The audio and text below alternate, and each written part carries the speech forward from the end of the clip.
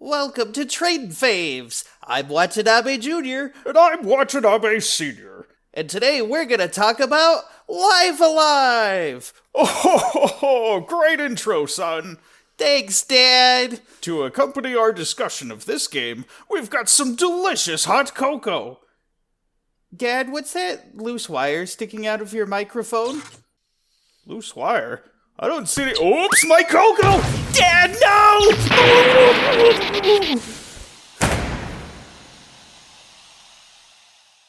Dad? Dad? Wake up, Dad! Dad!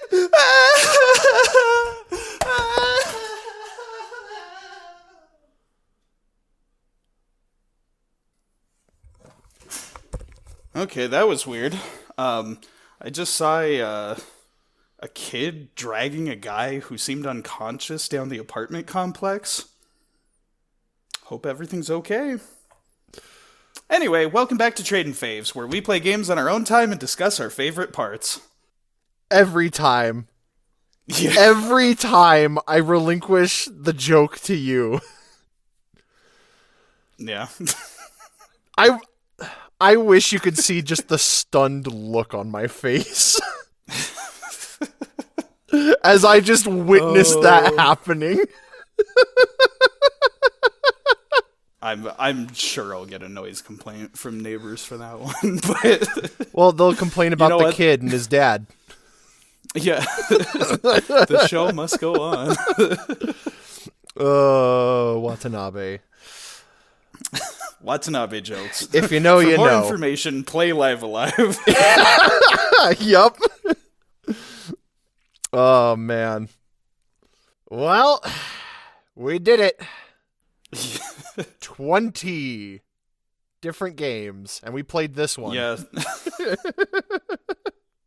So this is our 20th episode of Tradin Faves. Woohoo! And I think we picked a pretty fantastic game to kick all this off. Yeah, this game's pretty legendary. This game is wild. It is the previously unreleased outside of Japan RPG known as Live Alive. And before we actually get to talking about the game itself, we have we like to ask the audience a little question, get people discussing things that revolve around some of the themes we want to talk about. And our audience question today is, what is your favorite setting or like concept for a story or a fictional world? Ooh. So for me, and I'm sure you already know this. Yeah. I am the biggest fan of, like, classic cliche fantasy. I'm talking, like, elves, wizards, knights, and stuff. However, like, the reason I like that so much is it's the little bit that makes it unique. Like, the little spice you throw in there to make it stand out on its own. That is what, like, I thrive on, that kind of stuff. You know, and you can, I know you can tell based on, like, my taste in D&D and stuff. Yeah. Of, like, that little hint of weirdness. And there's a future title that I'm going to have you play that, like, I think really embodies this. It's kind of funny because, like, I'm almost the opposite. Where it's like, if a fantasy story, like medieval fantasy, leans too into the cliches, then I'm kind of just like, ugh. Into the Tolkien. It's I don't want to be rude, but yeah. We've seen it a lot. And then as soon as I start explaining what I like, people are going to be like, oh, but Lord of the Rings has that. So We've officially just made everyone upset. Oh, good. New record. Yeah. But okay, allow me to explain myself. So like in general, and I'm not saying I have like a huge problem with Tolkien and Lord of the Rings and all the fantasy stuff that everyone cares about, but like in general, I really like adventure stories, which like particularly stories that involve lots of travel. I like when stories involve like traveling through like nature, camping and braving the elements. Which is funny because like IRL, I don't like camping very much myself. But I mean, like, and not even just like camping stuff, but like modern stuff too, like taking boats and trains, planes, travel, or something in the future, like spaceships, travel. So what I'm getting is next D&D campaign, I need to put more travel challenges. Just lots of downtime where we have like the road trip style banter as a party. Neat. No, don't do that. Okay. There's a time and place for it. I like it in storytelling, not necessarily in D&D. Okay. But I mean, like, time period doesn't matter as much to me. Like, I am very choosy about specifically medieval fantasy. Mm-hmm. But otherwise, just like journeys that involve long travels. I really like it when the environment reflects like the emotional conflict of the story.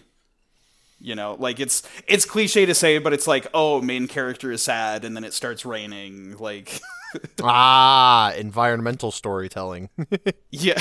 But like literally the environment. Right. That is a facet of it. Like that stuff is cool to me. I like when what's happening in a place reflects like what's happening in a character's head. So neat. Yeah, so tell us down below, especially for those that are interested in trying Live Alive but aren't going to listen to the whole podcast to avoid spoilers. Just let us know down in the comments what's your favorite setting for a fictional story or world. Yep. And now we are ready to dive into Live Alive. Nope.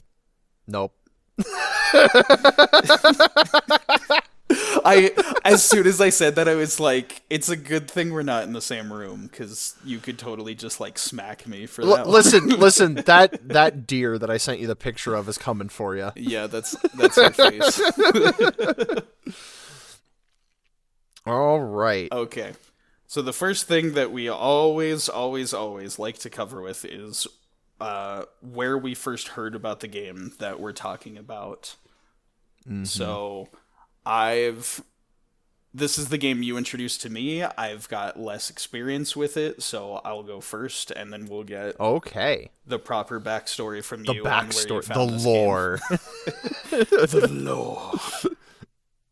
Okay, so I've been aware of this game's existence for years. Like, even before the remaster.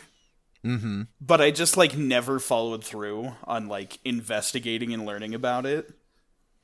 And, like, obviously the lack of Western localization for the Super Nintendo version of the game. The biggest reason. Was, like, it was a pretty good indicator. Do you remember where you first heard of it? So I'd heard some music from the original game.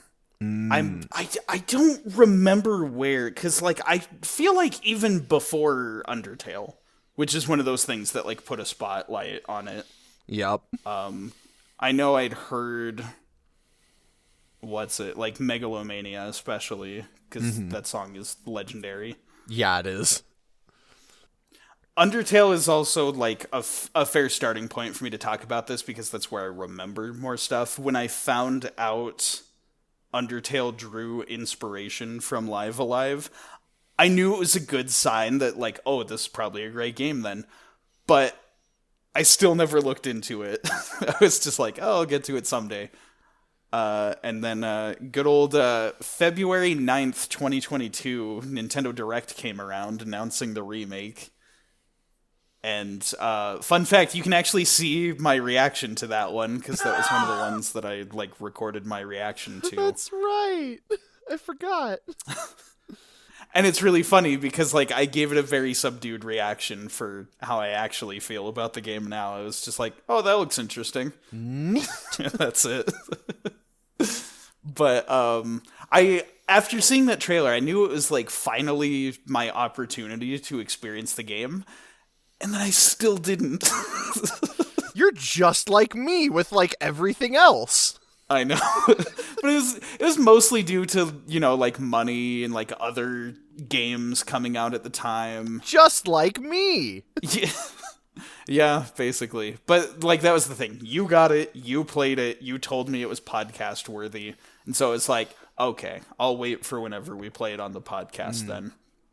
And so all I had to do left was get my new capture card so I could stream Switch games to you. So we could go through it together. Yeah, we finally just got to sit down and play this darn game that I've been like aware of, but never like close enough to actually learn a lot more about it. So that's my history. Yeah. It's interesting because you mentioned like being aware of tracks, and like I feel the same way that like I knew about certain songs from this game, because this game's soundtrack, spoilers, it's freaking good. Yeah. And like I feel like I had a friend growing up who talked about this game, but like he talked about a lot of stuff that I never got around to looking at. So like I almost, because I don't even remember when or where all that happened, so I kind of don't really count it. But like my real introduction to this game, like many, was because of Undertale. However, not in the traditional sense. Most people typo Megalovania and get Megalomania and then learn about it that way. Right. Or, you know, good old what's it, Siva Gunner? Oh, yeah. I'm pretty sure he's made a joke with that. Probably. But no, for me, so I was hot off the heels of playing Undertale for the first time. And, you know, I was obsessed. I was chasing that high of like, man, I need more Undertale content. This game changed my worldview. You know, and so, you know, I was going down the rabbit hole, deep into the underground, and I stumbled across a Tumblr blog called Dreamer Reborn. I'm pretty sure I showed you some of that. Yeah. Yeah, I remember that one. Really, really interesting.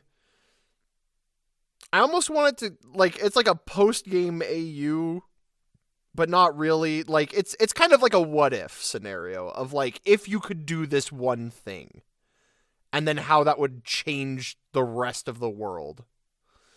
And it was really good. It was really well written. So I was like, heck yeah. In Undertale. Yeah, in Undertale. And so I was like, heck yeah, I'm going to follow this dude. I want updates on this. And it's sad because, like, I remember he was working on a game, and then he left Tumblr into the great Twitter exodus, which is hilarious in hindsight. And now there's a great Twitter exodus. Yes. From Twitter. It's so funny. Insert Thanos, it brings you back to me. Meme.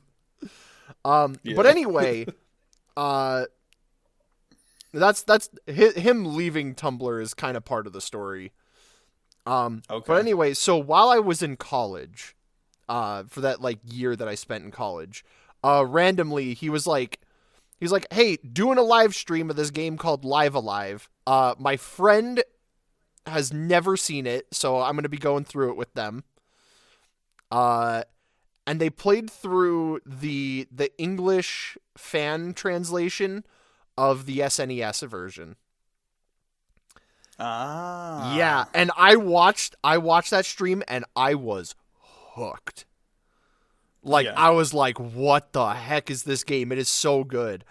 I'm trying to remember which chapters they did, because I know the Distant Future, that one, I remember watching that one. And the Wild West. I think they did Present Day, and like, I have the faintest, foggiest memory of like Prehistory. Like, I think he started it. And the sad thing is, I never saw the rest of the game. Like, oh man, it like, I can't remember if like, because I was in college, so I had classes, so I missed the streams. And I don't think he had like VODs archived. Or if he did, like, I didn't remember what his Twitch handle was. And so like, I couldn't go back and watch it. I missed the streams. And then, like I said, he left Tumblr to go to Twitter. And so I kind of like lost following from him. And I was like, oh man, like, I really wish I could remember what that game was called, because it was really cool. Yeah. I was like, it's that game with the cute little robot, and then like all the different time periods. There were the cowboys, and I don't remember anything about it. Like, I think the reason that I remember him doing Prehistory was like, I think I remember seeing the dinosaur skull, just like in the desert. But I could be misremembering it. I might have, I don't know what the word is for it, like tricked myself into thinking that I remembered something that I didn't actually. There's a word for that. Effect. Mandela effect. Thank you. I couldn't think of what that was called. Yeah. But anyway, so I never saw the rest of that game, but like, I remembered it, and I was like, oh, this is really cool. And then, much like you mentioned, February of 2022 comes around with a Nintendo Direct. And like, I can't remember. I think I saw the dinosaur skull, and I was like, wait, this looks familiar. And then I saw Cube, and I recognized him. And I was like, wait, that's the robot! Wait, they're remaking this game! Wait, it looks amazing! Ah! And like, I was like, this is a day one purchase for me. And mind you, that Nintendo Direct was stacked. Like, that year, that was a big one. There was so much stuff. If you remember our look back of 2022 at like the games we played in our top 5, so much stuff came out. Like, it was like a new game every month. And it was bananas. Like, because I'd finish one game and then the next one would come out, and I'd be like, okay, I gotta play this one. But so day one, purchased it, played the crap out of it, and I like immediately after finishing it, I was like, this is going on the podcast. We have to play this. This is so good. And here we are in present day. That is so interesting to me, your story of how you found this game, because I don't remember, even in the slightest bit, you ever talking about the original game before the remake. It's funny. And then I remember I went back and looked at your comment that you left on my reaction video to that Nintendo Direct, and you were like, oh, like, I popped off for Live Alive, and I was like, okay, so he knows what this is, but, like, we never talked about it until the remake. Well, it's funny, too, because, like, I know it happened while I was in college, and, like, a lot happened while I was there. And so I think, like... That is true. Because it kind of sat in the back of my memory. And, like, I couldn't even remember what it was called, and so I never brought it up. Until I saw the trailer, and it reminded me, like, oh, wait a minute. Yeah. This is the game! Now that I think about it, not remembering the name of the game probably would have a little to do with why we never talked about it. Yeah. Well, and then also, because, like, I know the fandom used to call it Live Alive. Before the remake, because, like, then all of the promotional material was spoken, and it was like, no, it's Live Alive. And so I'm like, oh, okay. But that's my history with this game. It's wild stuff. Yeah. Well, let's get into it. Let's talk about this game. Just our personal feelings on the game itself now that we've both played it, and also letting people who may be interested in trying this one know. We will give a proper spoiler warning for when we start to discuss actual story themes of the game, but if you want to just hear a little bit about what the game is like, we'll cover that first. Yep.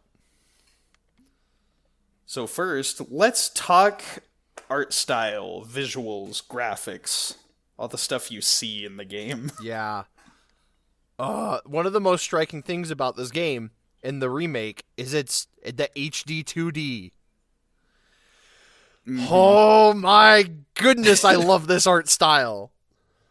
Can you tell, audience? He's a fan of HD 2D. I am such a fan of HD 2D.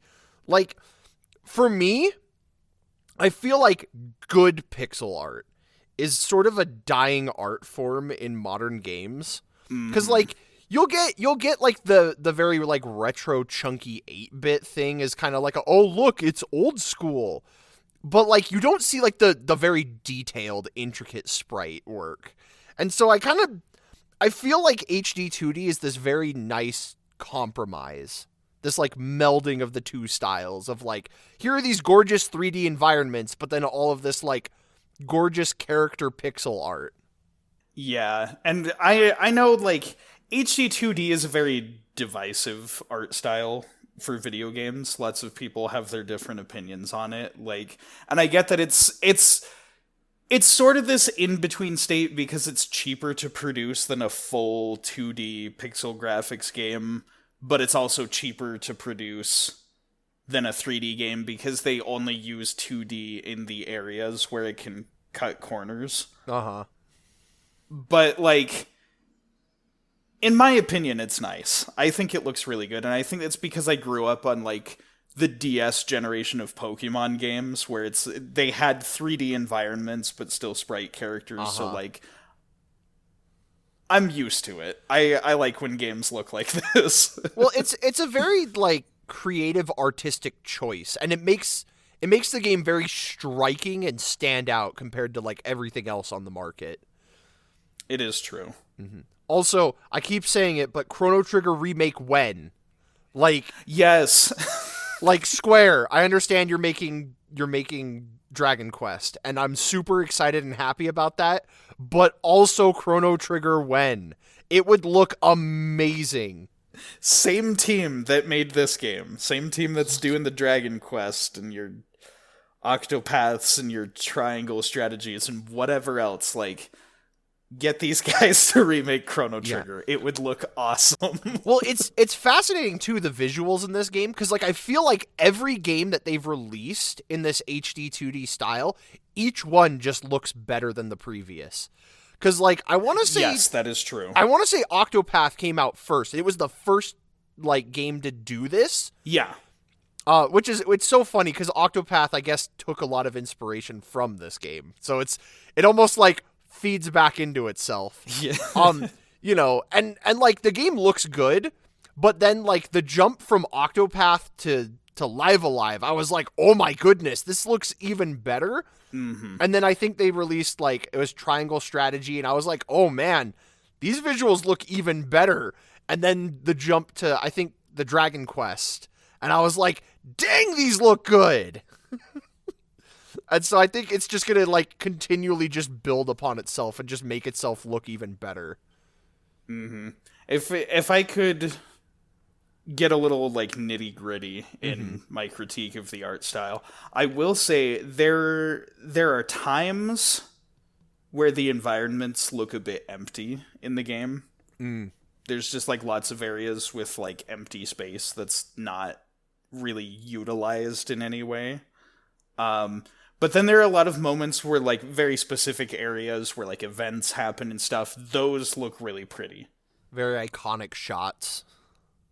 And it's like I get that like with this art style, it lets developers skip a lot of like the boring parts of game design so they can just get to like making the cool stuff. And that's fine with me. I know a lot of people get all haughty about like, oh, you can't reuse assets when making a game. That's lazy. And I'm like, just open up an asset pack, get the hard work done quickly, and then just move on to Make the good stuff. making what you actually want to make out of a game. And like the main thing I gotta give this game, it's the thing that Square Enix games always are perfect at, and that's like particle effects and attack animations. Yup. And those little like visual flourishes. Like Square Enix always nails those. There's something about that company that's just like, this matters to the art style. Yeah. And it's interesting how it just like they excel at that, and they know how to just like make it unique and special each time. Mm-hmm. But I think to move away from talking about like the 3D stuff and actually talk about the sprite work, the character sprites actually are very detailed and look really nice. I especially want to comment on the boss battle sprites. Oh yeah. Like all of the bosses are like they're sprites, they're pixel art, but they're huge and they're super detailed. And so it looks really good. Uh-huh. They just feel larger than life. Mm-hmm. So I think that's like, if you're the kind of person that already doesn't like HD 2D, then this game probably won't change your mind. It does look better than the past like HD 2D games, but like, I don't know. I think the game like does what it needs to do in service of giving you like a fun RPG experience, and so I think it's pretty good in that regard. You also got to consider how many different like time periods and locales there are that they've made assets for. It's true. There's a lot of variety in this game. Also, like it runs well on the Switch. Yeah. Which most video games do not do in this day and age. Like there's like basically no frame rate issues. And it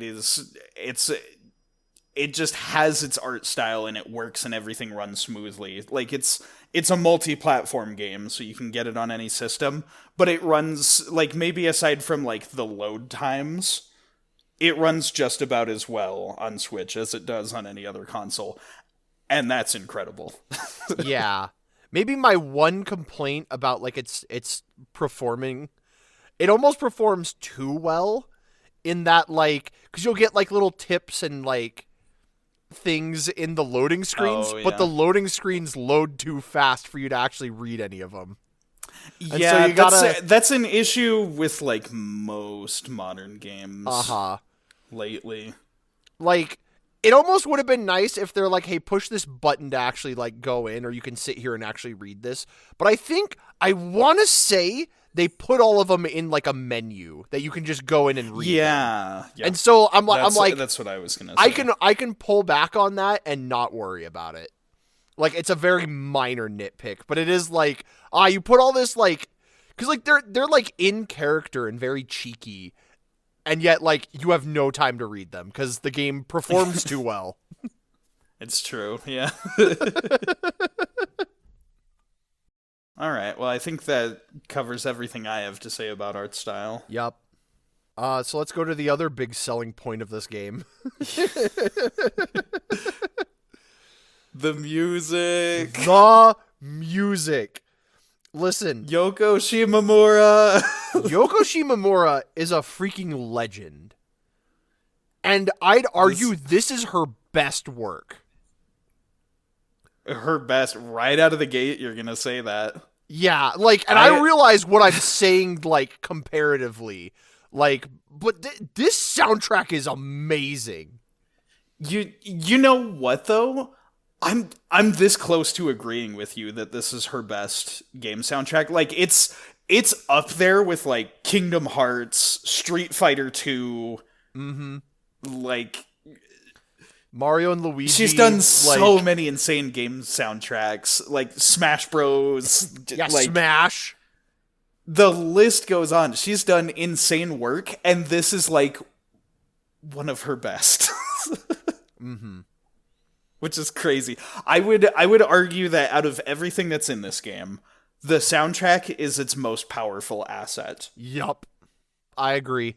And that is not to diminish anything else that's in the game, but like the soundtrack does so much heavy lifting for the storytelling, for setting the mood, for setting the right tone for gameplay and everything.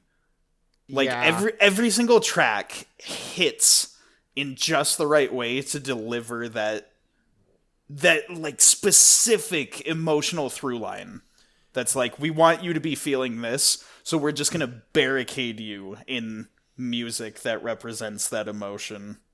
Yeah. If I have one, it is like the tiniest molecule of a complaint about the soundtrack. Mm-hmm.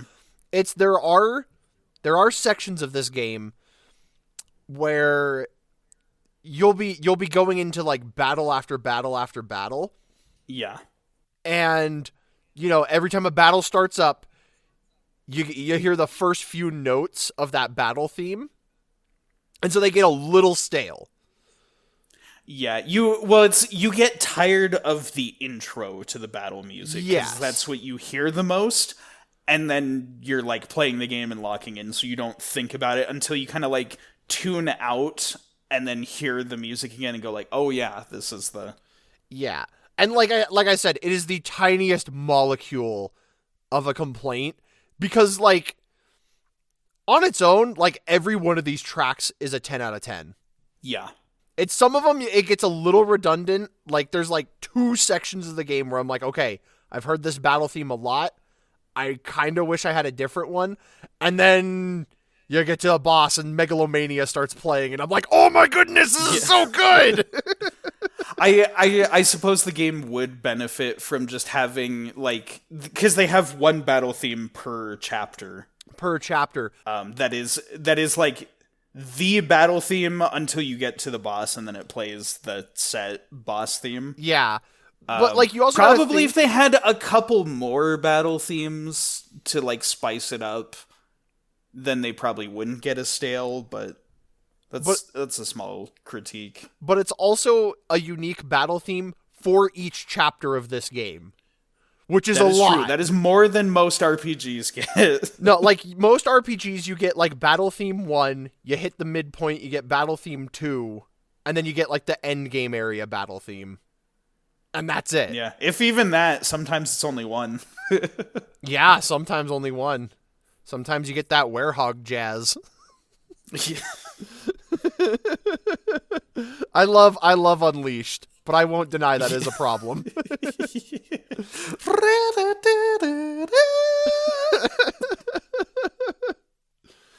One of the things I do want to talk about is the comparing this soundtrack to its original. Because I went and listened to the original Super Nintendo soundtrack to see, how they modified it, and the cool thing about it, so it's not just Yoko Shimomura like doing her own music. They actually got a pretty incredible like list of different arrangers, and she supervised all of their work in like redoing these songs. Mm-hmm. And that is kind of what resulted in it, because it's like multiple people like using their knowledge of music to try and modernize it, but still keep the spirit of the original track. And so, like, one of the things that I noticed that's immediately improved compared to the Super Nintendo, like almost day and night difference, the percussion. Yeah. It sounds kind of silly, but if you like listen between the two, like the drums add a whole lot more to these tracks. Like as we'll be talking about basically for the entire episode, the boss theme has these really intense, like banging cinematic sounding drums that add a lot to it. But even some of the other stuff, like I'm thinking of like the near future battle music has a bit more of like what am I thinking of? Like almost kind of like bordering like bossa nova salsa kind of sound on the drums that like adds a little bit more like liveliness to it. And so there's just lots of examples, or maybe I'm thinking of the Prehistory. The Prehistory, I was going to say bossa nova. The Prehistory, that's what came to mind. Yeah. What's the name? I think the track is called Kiss of Jealousy. Yeah, that's the one. That is a good track. Yeah, but like to me, I'm glad that you zeroed in on specifically what it was. You're like, no, the percussion is really good. Because for me, I was like, it's the original. Like the original had some very powerful, strong melodies, but now we get to hear them with like real instruments. Yeah, the instruments have this really like crisp, clean quality to them. And there actually are. I was going into this expecting like, oh, this will be like synthesized instruments because it's just an HD 2D game. It's not a quote unquote real game. But like, no, there's like real instruments being used in the soundtrack and everything. Some of it is synthesized. I'm so mad. I meant to look it up because I couldn't remember if it was her or not. But I believe Yoko Shimomura. Don't quote me on this. I believe she did the whistling for the Wild West chapter. Okay, yeah, I remember us like discussing that, but because I was like, I got distracted when we were watching the credits of the game, and I was like, wait, I forgot to look for this. No, we're already past that part in the credits. No, I wanted to see, but I'm pretty sure it's her. I'm pretty sure she's credited, right? Which I think is awesome. I'm just blown away by the fact that like the orchestrated pieces in the soundtrack have like a full string section on them. Yeah. I like this is totally the type of game where they could have skimped on the quality, but Yoko Shimomura just does not do that. No, she's that good. She's incredible. She's the queen of video game music. Yes. Like yes.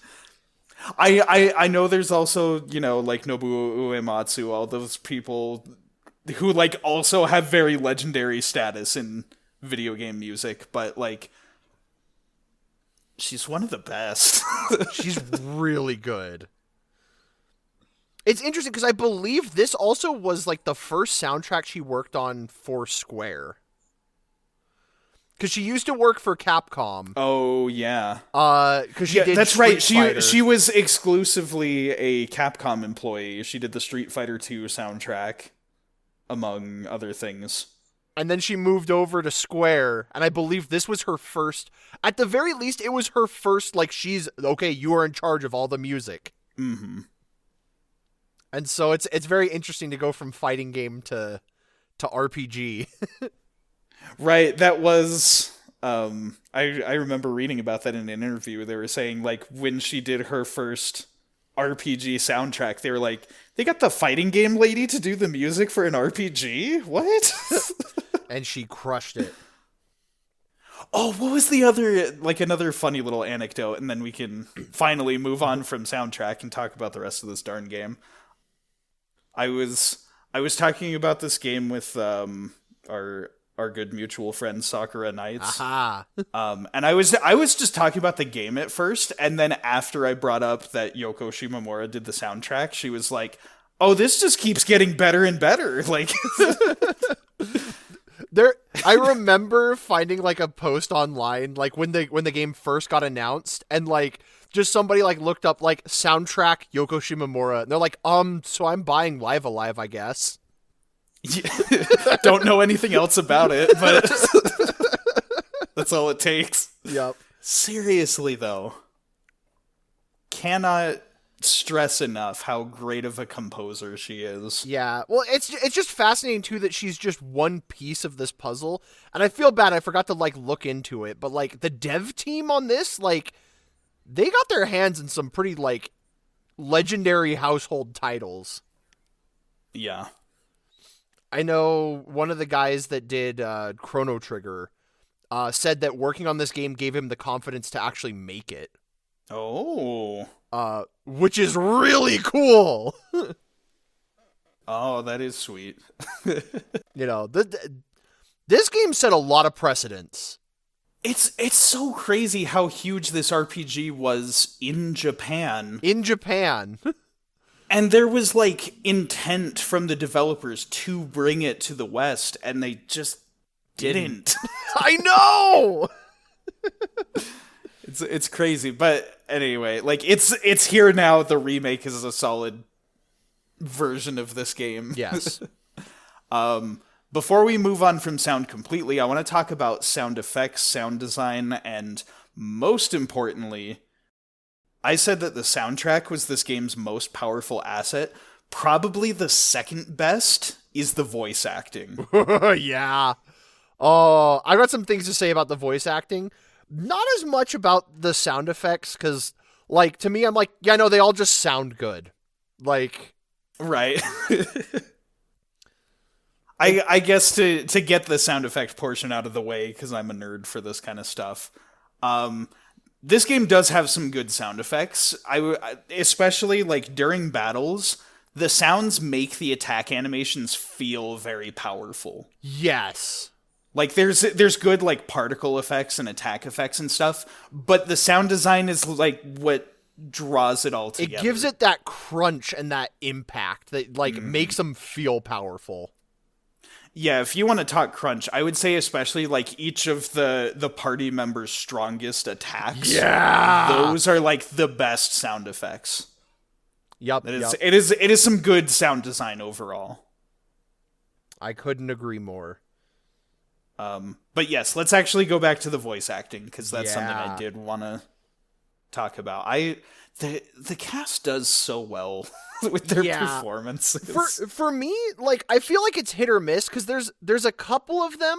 Because one of the things I love about this voice cast is there's a lot of, like, foreign accents in the cast. Yeah. Like, it's not just like a whole group of voice actors from one region. yeah, like, there's people from all over, and I think, like, in chapters like Imperial China or, like, Edo Japan, the accents really sell, like, the acting. Yeah. Because you're like, no, this is what people from this region would sound like. When you hear them in a setting that doesn't quite fit them, it's a little jarring. Yeah, that is true. And so that's why I say like it's a little hit or miss, but when it is a hit, it is a critical hit. Like, right. That's why I would say the voice acting doesn't trump the soundtrack. Yeah. But during the most important points of the stories, the voice acting is really good. And also, because I know some people care about this thing, you can also change the voice acting. That's right. You can set it to the Japanese voice cast and just play through the game like that. Which I love when games give me that option. I'm still going to appreciate the English cast because I'm an English speaker. But, like, I like having the option to hear different vocal performances and kind of compare the two. Yeah. This one actually, like, particularly with the English dub, since that's how we played it. Mm-hmm. The thing that I noticed is that the dialogue flows very naturally. Yes! There's so many of these RPGs, like, especially, like, to call out a franchise that I love, with love I say this, Fire Emblem has such, like, stilted dialogue, especially, like, the more modern ones where they're, like, fully voice acted, for the reason that, like, the characters, like, pause at the end of dialogue at these really awkward times, and so conversations sound really broken up. Whereas, like, this one, even if you don't have autoplay, like, you do need to, like, push A to advance through the text, the character's dialogue just has this natural flow to it that, like, they would pause at the moments that they do. And so it feels like real people talking, which is what I want out of voice acting. Uh-huh. I will definitely concede to you that there are those, like, hit or miss moments, especially, as you were saying, when people don't have the right accent for, like, the era that they're in. Mm-hmm. That kind of stuff does bother me, but otherwise, like, it's good, man. Yeah, all of the main cast are perfect. Like, I would not change any of them. Mm-hmm.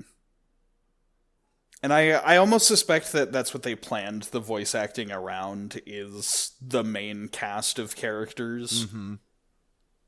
And then kind of had, like, their team of whoever else to voice the other characters. But it's good stuff, man. Yeah, like, no. It's everything sound-wise. and again, like, if you don't like it, you can change it. And I think that's such a unique feature that I'm like, this makes the game very special. It does. More video games need that. It takes the original and builds on it. And not only that, because like the original didn't have voice acting. And so they do like the very clever thing where like they're kind of like nicknames for characters so that you can still name your character, but they like call them by the nickname. Yeah. You know, and I'll talk about them like a couple a little more specifically in the actual when we talk about story and stuff, but like I like when games do that. Like I think it's kind of fun. It's so again, this is a remake of an RPG from the 90s that like didn't have the technology for voice acting at the time. They could have skipped out on voice acting and nobody would have taken issue with it. They would have just been like, "Oh yeah, that's how the original was." Mm-hmm. But like they put in that extra effort to voice act all of the scenes, and it's just like the attention to detail. Mm-hmm. All right. Let's move on to gameplay. The gameplay. This is so interesting because, like, I love how there's the core gameplay that's, like, shared across all of the chapters, but then each chapter puts its own, like, fun, unique spin on it. Yeah. For starters, like, the coolest thing, and it's our very introduction to the game, the fact that they let you choose any of the chapters with the different characters and their stories. Like, you select a story to start with out of anyone in the cast. You can do them in any order. Mm-hmm. That is great. It's really cool. It is, because some of these, like, it is meant to be played in a certain order, in that, like, the difficulty in this game does scale. Yes. And unfortunately, like, you know, it is an issue with the game that a lot of people ran into, is a lot of people start with Prehistory, and it's like, that's technically meant to be like a later one that people play, because it's a lot, you know, like you remember when you played it, like there's a lot more combat and grinding and fighting and stuff. Yes. You know, versus like the Distant Future or the Wild West, there's not a ton of combat, like, and they're very short. And I think like they're meant to be played first. However, I still like that the game doesn't be like, oh, you should play these. Like, it's like, no, do what you want, play it however you want, and like learn the game. Mm-hmm. And I appreciate when a game kind of gives you that freedom to be like, you can learn the game, but also you can just kind of have your own fun. Yeah, and it is pretty cool how, like, because there's so many differences between all the story campaigns, whichever one you start with first, you get the sense of like, oh, this is what the game is going to be. And then it's really not. You get something like totally different from playing another campaign. It's always so interesting, like seeing which chapter people pick first, and then watching them go into that second chapter and being like, wait a minute, this is wildly different. Yeah, because you get that taste of like, oh, these are the things that carry over that are going to be in every chapter, but then these are the things that make this chapter its own. Yup. It's cool. Specifically, the first thing that I want to talk about that is something that is consistent amongst all the chapters is the battle system. Yes. It's got that grid-based structure. You move on like a... What is it? Like a tile, like a 6x7 set of tiles or something like that. It's something like that, yeah. Like, it's pretty there's big like grid. there's this giant board, and you move your like party members across squares, and then you have like a little bar that fills up, so it's like it's this character's turn, and they get to move and input an attack and stuff. And while you're setting that up, the other people's bars are moving. But it's still, like, turn-based. Yeah, as long as you don't move, like, time stands still, and then once you input a move, then, like, the order of operations happens. Mm-hmm. It's not, like, a real-time thing like Final Fantasy, where there's, like, a limit meter filling or whatever. And I know people might disagree with me. I really like that because I enjoy my cozy RPGs. You take your time and you strategize. Yeah, I can take my time with them. That's actually, like, for as much as people say that, like, Pokemon is too easy, that's one of the things I love about Pokemon is that I can kind of, like, be, like, half tuned into the game, but I don't have to, like, put in effort to play the game. So when I want something that's got a more cozy pace, games like Live Alive, the mental warfare, like is half of the gameplay, because you plan and you strategize and stuff. Yeah. And what I really like too about this game, the remake, is that it's so much better communicated in the remake. Because in the original, there were no bars that told you, like, when moves were going. There was no grid to, like, show you where a move could reach or anything. Like, you just kind of had to learn and know that, like, oh, if I get close to this enemy, I'm in range of this. And, like, oh, I guess that enemy's move is ready, so I guess I'm just going to get hit by it. You know, versus, like, you can see it and you can kind of plan around it and play the game. Yeah, you can see when enemies are charging their moves and how they set up and how they're going to behave. As well as, like, be able to see, like, their strengths and weaknesses. Right. And, like, enemy health bars and stuff. So you can learn the game. The battle system is really simple, but for me it's really addictive. Yep. Like, just moving across the grid, knowing, like, where your attacks hit and just lining it up to hit the enemies in the most optimal way, that feels awesome. Yeah. Yeah, agreed. Oh, and another thing that adds to, again, the simplicity of the game. It is very simple in nature, but also, like, what makes it a little less stressful than other RPGs, there's no cost for your attacks. Yep. You can just freely use any of your moves as long as they're lined up properly with an enemy. Yeah. No, that's another thing too. I love that, like, oh, I don't have to balance my MP. And so, like, I could use the big move, but, you know, then I'll run out of MP faster versus if I use the little moves to whittle them down. Like, no, you can just use whatever move you want. The give and take of it is the charging time of, like, okay, you can use your big move that will deal big damage, but it's going to take you a minute to charge it, and you're going to leave yourself open during that minute. Mm-hmm. And so, like, the enemy can rush in and start pelting you, you know, or, heaven forbid, they can interrupt your attack. And so, you know, there's that risk reward to it, which is super fun, because then again, it becomes like, okay, how do I use this? And then the best part is that you automatically recover health at the end of a battle. Yeah, that too. Like you're back at full health. So, like, you don't have to necessarily, like, be as, like, I want to say as stingy with your healing items. Because you're like, oh, well, like, I might be hurt and then be in another battle and be in an even worse situation. Like, no, I'll always be at full health. So if I can knock this peon out super easy, then, you know, there's that. But if it's like, oh, this is kind of a tough battle, I kind of want to use a healing item, because that will ensure that I get through this fight.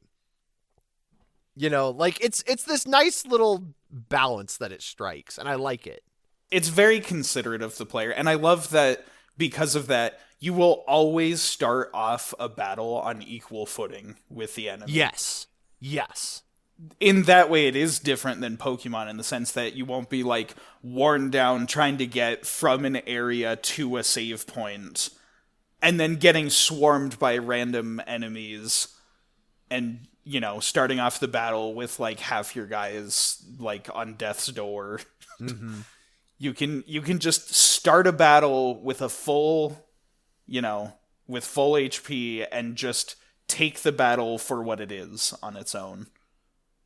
Yeah. Another thing, too, that was added in this game that, kind of in the gameplay, I guess, sphere, is the radar. Yeah, that's right, on the overworld. The radar, and again, The radar is optional. You can turn it off. But I think the radar is one of the best additions because the original did have a lot of things where, like, you know, the game would be like, oh, you got to go do this specific thing. Here's a vague hint to go do it. And if you don't know specifically where you need to stand in order to trigger it, you don't know what's going on. And, like, some of these, like, it's like, hey, leave the room and come back. You know, it's very, Right. like, it's very of its time that games were like that.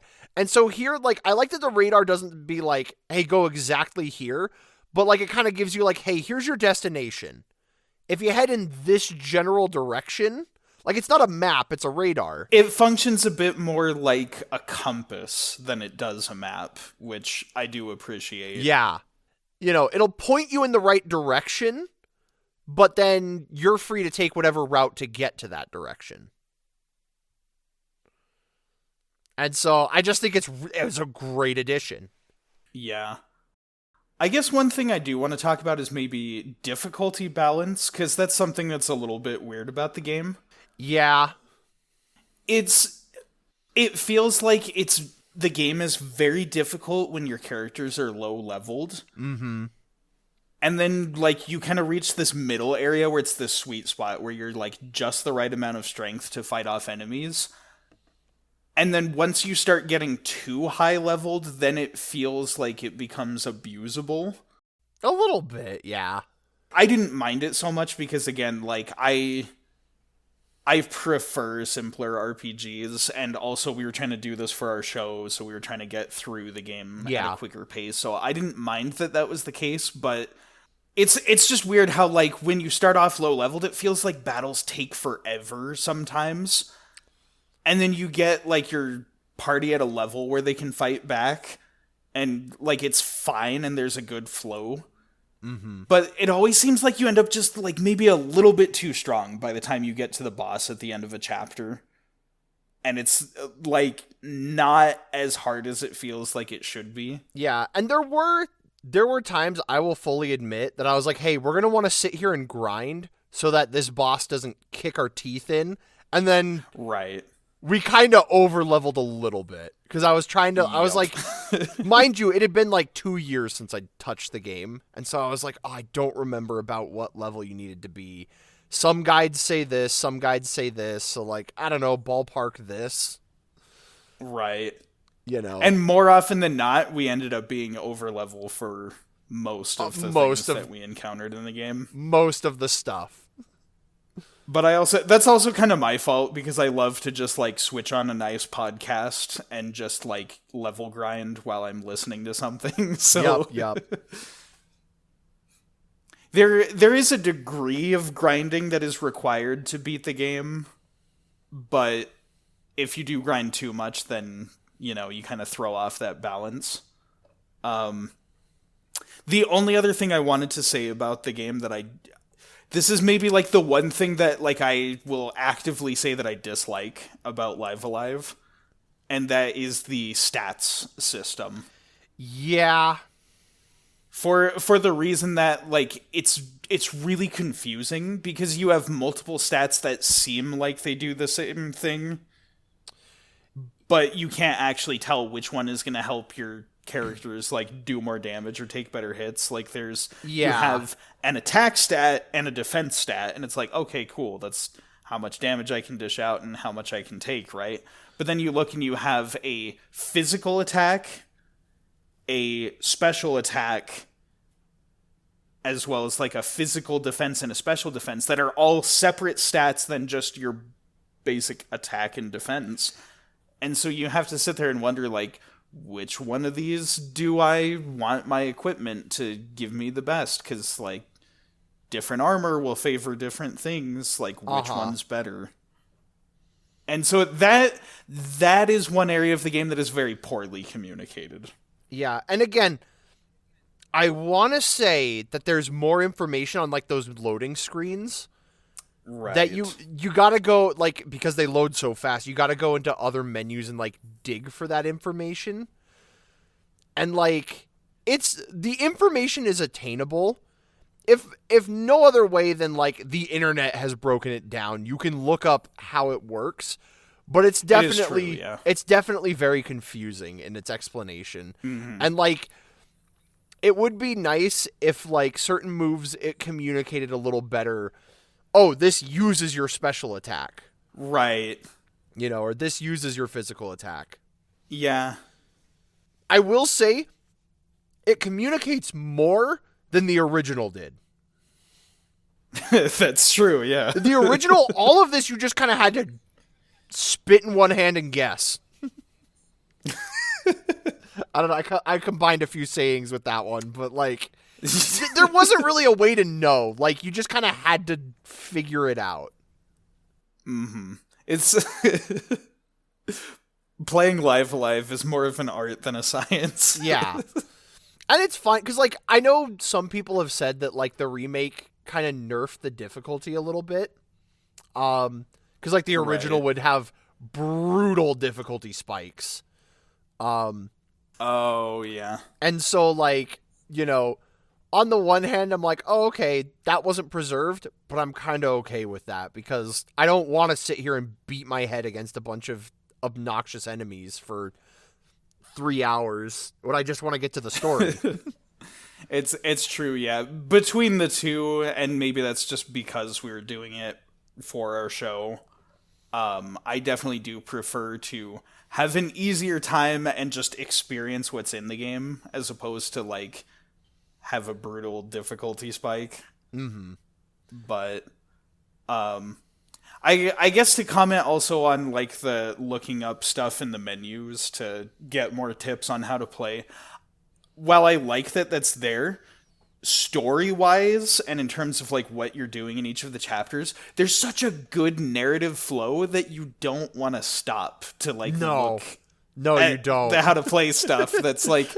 I can't say if that's a criticism or a pro or not, because it's like you want to just keep going and playing and experience the really awesome storylines.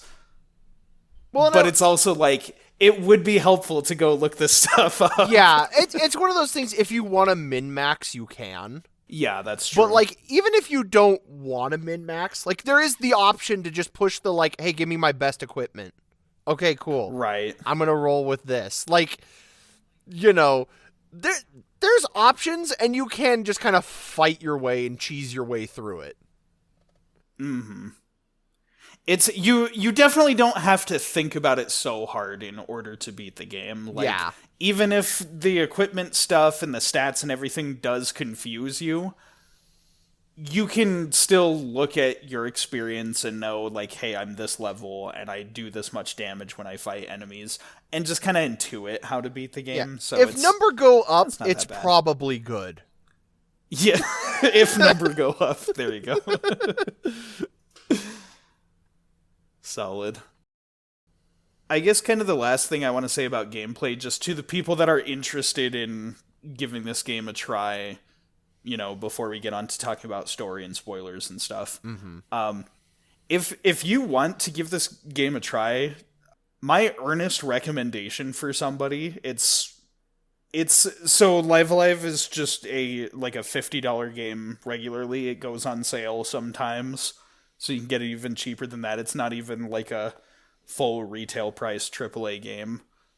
But I strongly recommend that, like, if you start with it and you like the first chapter that you do well enough, play every single chapter. Yes.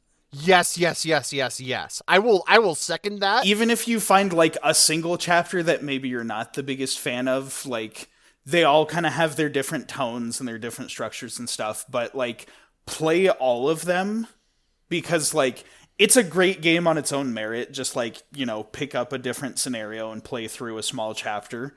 But once you've beaten them all, you get the real value out of this game. Yeah. I will say, I'll throw in my 2 cents on that as well. That, like, it's like a buffet table. There is a lot there, and there's plenty to pick and choose from. And, you know, like, there's pros and cons to everything. But afterwards, like, after you've done everything there, the dessert table is, like, the best dang dessert you will ever have in your life. That I don't. In your life is maybe too strong to say. I but mean, it's good. It's good. it's really good. This ending like slapped me in the face, and I was like, "What the heck? This is so good." Mm-hmm. It's where you like. It's where you really get to see what this game is about, and so it makes the experience of playing each story route worth it. The payoff for sticking with the whole thing is definitely worth the investment. Mm-hmm. I will also put a warning here in terms of like the story and everything. So like you've already heard us talk about this. Like we like the gameplay, we like the presentation. What we've alluded to, we like the story. There's a surprising amount of toilet humor in this game. Yup. Usually you expect a bit more class from an RPG, but like there are those little moments. There's you know what's funny? I saw a post online and it made a joke where it was like, "Hey, so I started with this chapter. It's been 10 minutes, there's been 2 fart jokes. Not sure if this game is peak or cringe." But like that's the thing too. In terms of tone, this game is all over the place. It is like silly, it is cool, it is intense, and there are times where it gets dark too. Like yes. Because it has such a fun presentation to it, I kept forgetting that it was a T-rated game. And there are just those moments where it flexes that and the story gets dark. Like it caught me off guard because it's not in your face about it. It's not just like, oh yeah, this is a shooter game where people have guns and there's blood and dying and stuff. Like it seems like a fun, inviting game, and then when it gets serious, it's like, whoa, I wasn't ready for that. Yeah. I know we're kind of leaning in towards talking to story. I did want to put one final thing before we put our spoiler warning up. Yeah, go for it. And that is about the translation and localization of the remake. Because I know that was a big reason that people were turned off by the remake. Because a lot of people complained about like, oh, this translation's garbage. Play the original instead. And like, here's the thing. On the one hand, I'll play devil's advocate for a second and say, I understand. If it's what you started with, like, yeah, there's some changes. Here's the thing, and like I saw this post and it was talking about this, and I've taken it to heart. A lot of people's complaints about the translation of this game assumes that the original fan translation is 100% correct just by virtue of it coming first. Yeah, true. And like the post was talking about how like they made changes to the script because they felt they were better. And so it's not exactly faithful. And so I'm like, hey, consider that when you play the remake. That like if you're comparing it to the Aeon Genesis translation. Yeah, because if you're going into this game like I did, not even experiencing the original game, then this is not going to be an issue for you. You can just take the game for what it is, like with this new translation. Mm-hmm. But listen, as a diehard fan of Pokemon Diamond and Pearl, who is very jaded by how the remakes turned out, like, I get it. Uh-huh. I understand if you would like something better. So if you played the original with, a fan translation, things will be different in that way. Mm-hmm. But yeah, I kind of wanted to put that there. And like, again, like I said, barring the translation. Oh, that's the other thing I wanted to say was the localization. Because a lot of people are like, oh, they censored a bunch of things. And oh, that's true, yeah. And this is a thing, because a lot of people were like, oh, America censoring our games. It was Japan that censored these. Yeah. Because I looked into this, and what I found was that when Japan initially released the game for the Super Nintendo, game rating standards were different. And so they could get away with other certain things. Right. And so then, years later when they did this remake, they realized that, hey, if we release the game as is, we're going to have to bump up the rating and we're going to miss the younger demographic. So we're going to censor some things and change some things. And so that, like, a lot of people blamed America for it. It was Japan, and it was kind of circumstance. Mm-hmm. So I'm like, be educated when you make those kinds of claims, because there was some censorship, there was some stuff removed. But even then, like, you know, comparing it to the original, you know, first and foremost, that fan translation is still there. Go play that then. Yeah. It's true. But, like, once you step outside of, like, the translation and the localization, everything about this remake is an improvement. Yes. And so, you know, I just wanted to kind of throw that in before we started talking story and put up our spoiler warning. Mm-hmm. That is a good disclaimer. I will add, this will be my last comment too, and then we'll move on to story discussion, but I will say it is worth experiencing this game completely blind. This is one of those ones that's... Yeah. There's a lot of, like, great plot twists, great surprises, a lot of, like, surprising, heartfelt moments and everything, so, like... Our recommendation, if you want to give this game a try, is to... skip ahead. We'll put a timestamp for you so you can skip our story discussion and everything else and just hear, like, what we're gonna play next time on the show and everything. Mm-hmm. But for those that, like, do stick around, maybe listen to, like, a chapter and then decide, okay, I'll stop here and give the game a try if it sounds like something you want to do. But our sincere recommendation is play this game knowing as little as possible. Because... The twists and turns are worth it. If the advertisement of nice sprite work, you know, charming, like, voice acting and sound design, and especially a Yoko Shimomura soundtrack is enough to get your attention, trust us, it's a good game. It's good. It's good. Just trust me, bro. Skip here to avoid spoilers. All right. And with our spoiler warning out of the way, we're going to cover the storyline. And what I have specifically decided for us to do is we will cover them chapter by chapter based on the route that I took playing through the game, the order that I chose the chapters in. And I will say, like, I don't even necessarily recommend that everybody do the order that I did. I just went, like, pure gut instinct, like... This seems like a good one to start with. I'll start with this. And then I was like, I feel like doing this next. I feel like doing this next. And it created sort of the path that we got to. It was, honestly, I don't think you could have picked a better path. This was really good.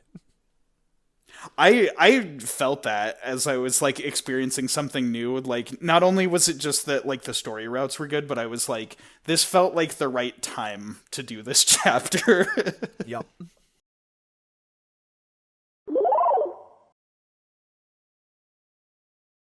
All right, then. So the first one that we're going to cover, hilariously enough, the one that I started with, is the distant future. The one farthest away in time. Yep. There's something about it that felt thematically right to start there. Yeah. To start off, I'm just going to say Cube. Cube is so adorable. I love him. He's so good. He's a good little boy. He's a precious little egg. Oh man. I was so excited when you told me that this is the one that you wanted to do first. I kind of let you know that, like, cuz I think I was like, "Hey, I want to warn you that, like, the difficulty, you know, is set by chapter, but do whatever your heart tells you." And then you picked this one and I was like, "Perfect." I think maybe I swear I had heard from somewhere, because, like I said, there were little bits of, like, things that I had heard about these games. Like, I think I heard that this was a good one to start with. But it, like, and so it just, like, felt right to me. Like, it seemed like it was going to be one of the easier chapters, and then that turned out to be true. Yeah, as well as just, like, it was a great introduction for what this game is supposed to be. Yeah, I think so too, because this chapter in specific, it's very gameplay light, but dang is the story good. Mm-hmm.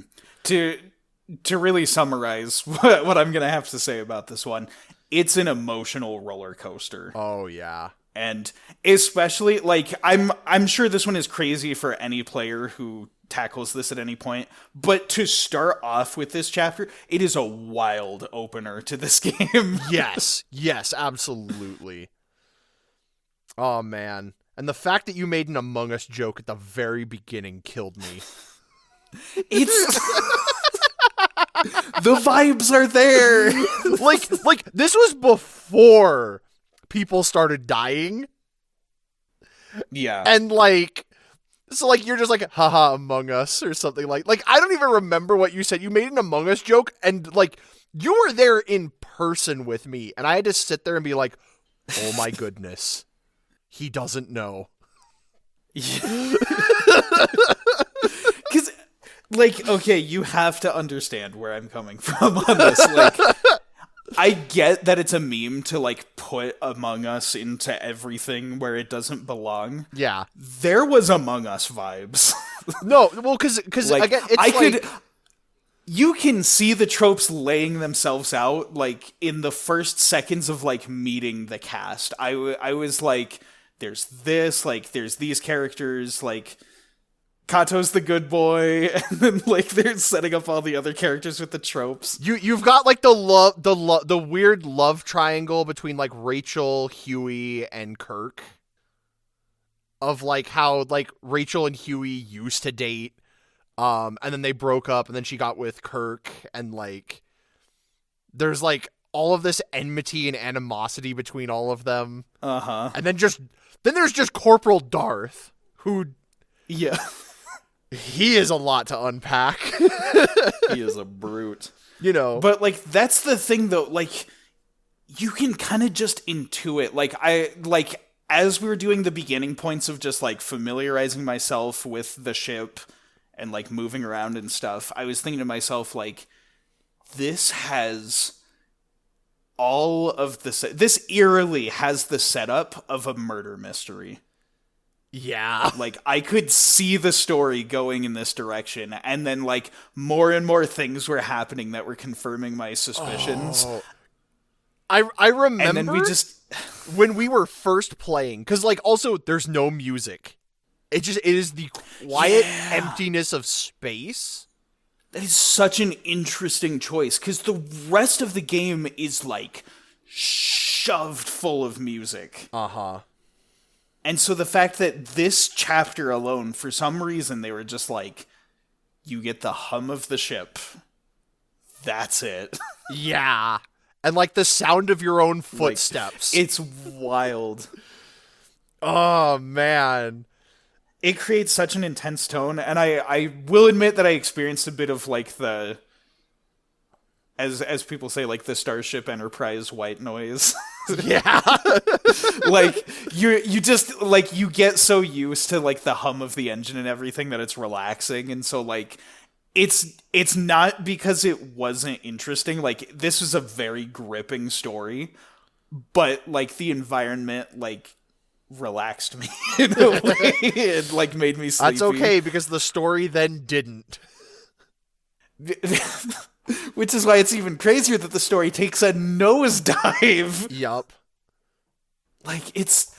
I was ready for, like, action in this game, because I was like, oh, it's an RPG with, like, adventurous whatever. This chapter has terror, intrigue, Kato being wholesome. Yes! Like... Kato, that's one of the ones in the voice acting that they added, because it's like, okay, you name your character so he can't call you Cube, because we can't predict every name they'll type in. So he calls Cube Little One, and I freaking adore that. It is the so best thing precious. about this remake. It's so wholesome. Also, I know we've been talking about how, like, intense this story is, but, like, also the fact that you can play Captain Square at any point. The little arcade cabinet. Like, so you remember my history? I mentioned that I saw that, that part of the story. The guy that was streaming it, every time something like serious would happen and Cube's just kind of left by himself or given control, he's like, "Oh man, hey, how about we go play some more Captain Square?" It's so true because it's such a tone breaker to the point that it works, because you almost get that sense of like escapism from like the horrors that are you're dealing with. And like, I love how you go into like the break room and everyone's kind of sitting there like dealing with everything, and then you just hear do do do do do do do do do, like just in the background of like the game, and I'm like, oh, I love this. That's so, like, if you've ever experienced like an awkward or like upsetting like confrontational moment with a game console on and just the music looping, Yep. it's so uncomfortable, but it's like, it's perfect. It's so funny. And I love that you can kind of like, you go around and you get to know like the crew members. And this chapter is so interesting because it's such a like in-depth look at humanity through the eyes of a robot. Essentially what you're doing is trying to learn what humanity is in this chapter. That is like your objective, essentially. And then of course, that's another thing this game inspired. The creature, like the specimen on the ship. That's right. This inspired Mother 3 and the Ultimate Chimera. Yep. The fact that they've got this, like, captured creature on board their ship, and it's this, like, like, Final Fantasy, like, magical behemoth creature. Yeah, the behemoth. I love that, too, because that's the thing, like, they just play it, like, straight sci-fi. There's, like, nothing fantasy about it. And then there's this creature, and it's the most JRPG-looking creature you've ever seen. Yup. And so it feels like because of that helps it tie it back to the other campaigns in a way that still like makes it feel like it fits in the universe. Uh-huh. It's so... But it's that room, too, where we're containing it, and the fact that, like, the room is dark, and you have the option to either listen for it or turn on the light. Yeah. And those are, like, you can't do them simultaneously. Oh! I will try to, mostly talk about this game and keep the Undertale references to to a minimum so this game can get its due justice, but like you can see like this game is where Toby Fox got his playbook. Like yeah. It's everything like cuz Toby Fox is so good at setting up like tension and anticipation and fear, like instilling that fear into a player, and you can immediately see like this is where he learned how to do this. Yup. The more I look at the sources of his inspiration, the more I understand how he made Undertale. Yeah. Like, that again, going back to that room, like, because you turn on the light and it's sitting there in its cage, and there, like, sometimes you'll turn on the light and it's there looking directly at you. Mm-hmm. And you're like, how intelligent is this thing? I kind of want to know for my own safety. Also, the fact that you can accidentally eject yourself out of the airlock. Oh my god, that is so funny. You get your little game over where you accidentally throw yourself out into space. You literally have an Among Us moment. But it's a self-report.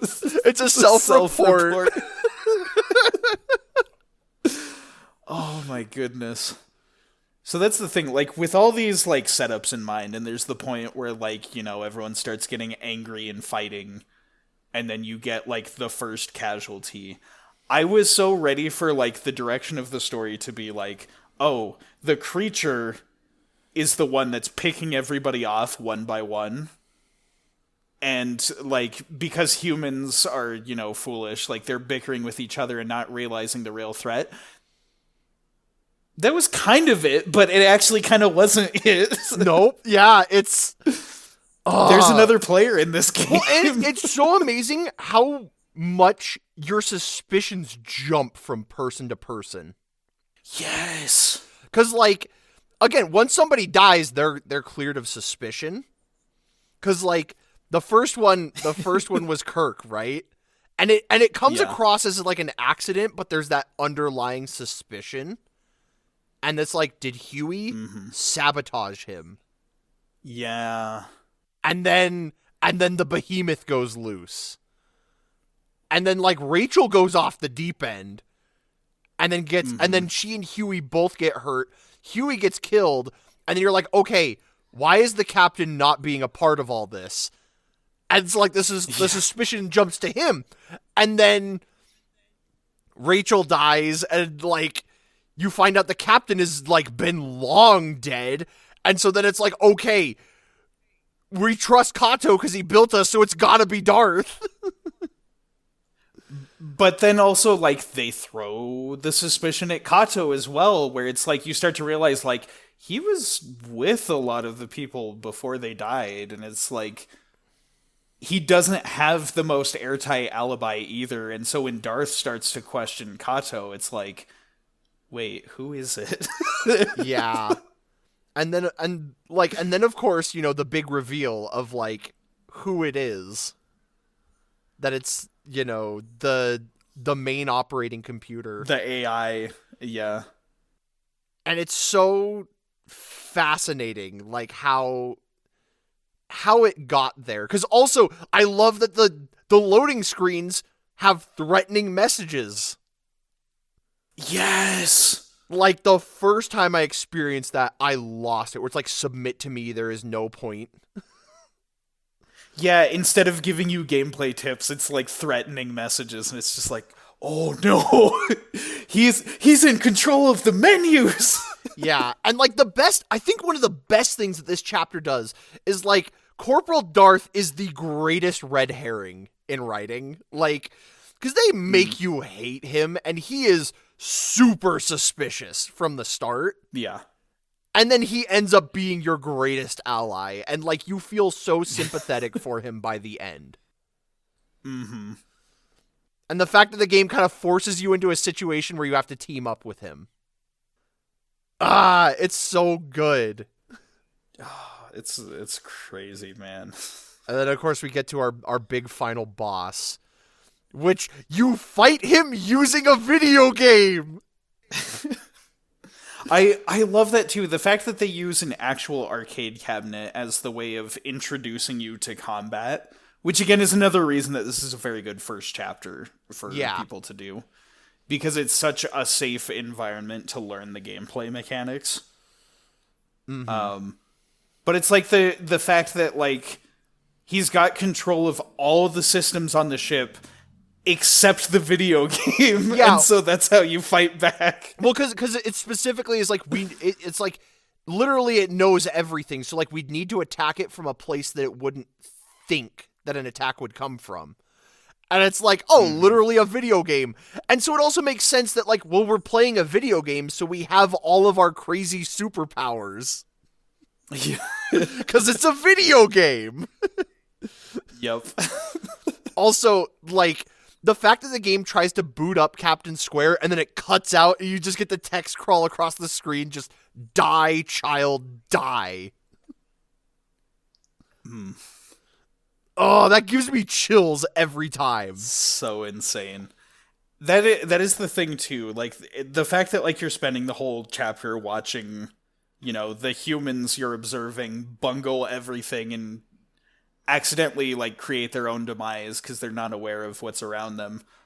It's like this interesting little case study to see, like, how a robot reacts to all that. But then the fact that at the end it's you versus an artificial intelligence makes it feel more personal, because it's like, okay, I know what you are. I know how you work. Well, and it's so interesting too, OD10. Mm-hmm. How I kind of understand how it came to the conclusion it did. And Right. it's such an interesting study because, like, again, it refers to Cube as child. Because it's like, you haven't seen what I've seen. You know? But also Cube has. Like, they're not as naive and innocent as you would think. And, like, the fact that, like, OD10 reached this conclusion literally by watching the crew fight and bicker with themselves and realized, I need to remove them. They are an obstruction to the peace of this ship. Like, they will destroy each other if I don't just step in and just do it for them. It is like machines don't hate or love the same way that humans do, but it's the fact that like an artificial intelligence had grown so advanced and observed so much of humanity that it figured out hatred. Yeah, it literally, I had to keep my mouth shut at the time because I know you didn't realize this at the time that was a theme. But it's specifically when he's listing like all of their flaws. He's like, their arguing, their contention, their hatred. And I was It like, zeroes in on that one. like he literally pauses and then says hatred. I mean, I don't think I acknowledged that out loud, but I did catch that. Yeah. That was the thing. This was the only chapter that I'd played, so I didn't know it was going to be a central theme until we experienced more. Uh-huh. But, like, there was some stuff I picked up on pretty quick. Like, Yes, there were. for starters, like, it's supposed to... What the tease is supposed to be is expecting that you don't know any Latin. But I know Spanish, which is very heavily rooted in Latin. And so I did catch the wordplay on the name, 0D10 looks like the word odio, which, means hatred. Uh-huh. So that was definitely something that I don't feel like I was supposed to catch, but like just my knowledge of Spanish helped me catch that theme a little bit earlier. And I'm like, I wonder if that's intentional. Yeah. Well, and And for the whole while that we just did this one chapter, I only had my suspicions to go on, but I was like, that's really impressive if that was intentional. yeah, Because that's cool. it's so cool. Well, and like, speaking of Latin, the name of the ship is the Cogito Ergo Sum, which is Yeah. Latin for I think, therefore I am. It's genius. It's so cool. And that right there is almost like the test. It's like, hey, do you know Latin? If you do, you'll notice a recurring trend between all the villains in this game. But if not, then, it sounds mysterious. And then you'll pick up on it later after you played through everything. Yeah, and then just the ending to this chapter was one of the most, like, quiet and beautiful moments. Darth? It's amazing how quickly I 180'd on him. Because, like, the whole time, he hates your guts because you're a robot. And, like, for whatever reason, the robophobia is strong in him. Like, Yeah. and you do nothing but try and be nice to him, like, because you can give coffee to your crewmates, Yeah. and you try and offer it, and he, like, kicks you out of the way. He's just like, I don't want your dang coffee. And then, this moment, because first and foremost, like, you hear him, like, fighting the creature. Like, I think it cuts, you see the creature come in, and, like, he takes out his gun, and you're like, oh, no. No, he's gonna get got by the creature. And first and foremost, the fact that he kills it is amazing. Because it tells you how much he cares about the safety of him and Kato, and even you, over his mission. Yeah. Because he had specific instructions like, do not kill it. Loss of crew members is an acceptable loss. And he still killed it. And you get that initial impression that he is okay with things playing out that way. Uh-huh. You just assume, like, oh, this guy's self-centered and he's, he doesn't care about any of us. And then you see that one heroic act and it's like, okay, he's a good guy deep down. And, like, the way he comes in and kind of, like, he talks to Cube like an equal. And he kind of explains, this is why I hated robots. I literally watched them tear my friends to pieces. And yet, like, here you are, this young child, and it's like, I want you to learn to be good. And then again, that you give him a cup of coffee! And the fact that he's like, It's oh, too sweet. wow, this is really bitter, but honestly, like, it kind of fits the vibe. Oh, it's so good. It's so, like, beautifully written. What an opener. I know. And I was like, hey, that's chapter 1 of, like, 7 more. I felt like I aged 7 years by the end of that, and then I was like, that's the first chapter. Yup. We have, like, an entire video game ahead of us still. I know. I was like, yup, you picked one heck of a first chapter to do. Mm-hmm. And it made the total whiplash when we went to our next one.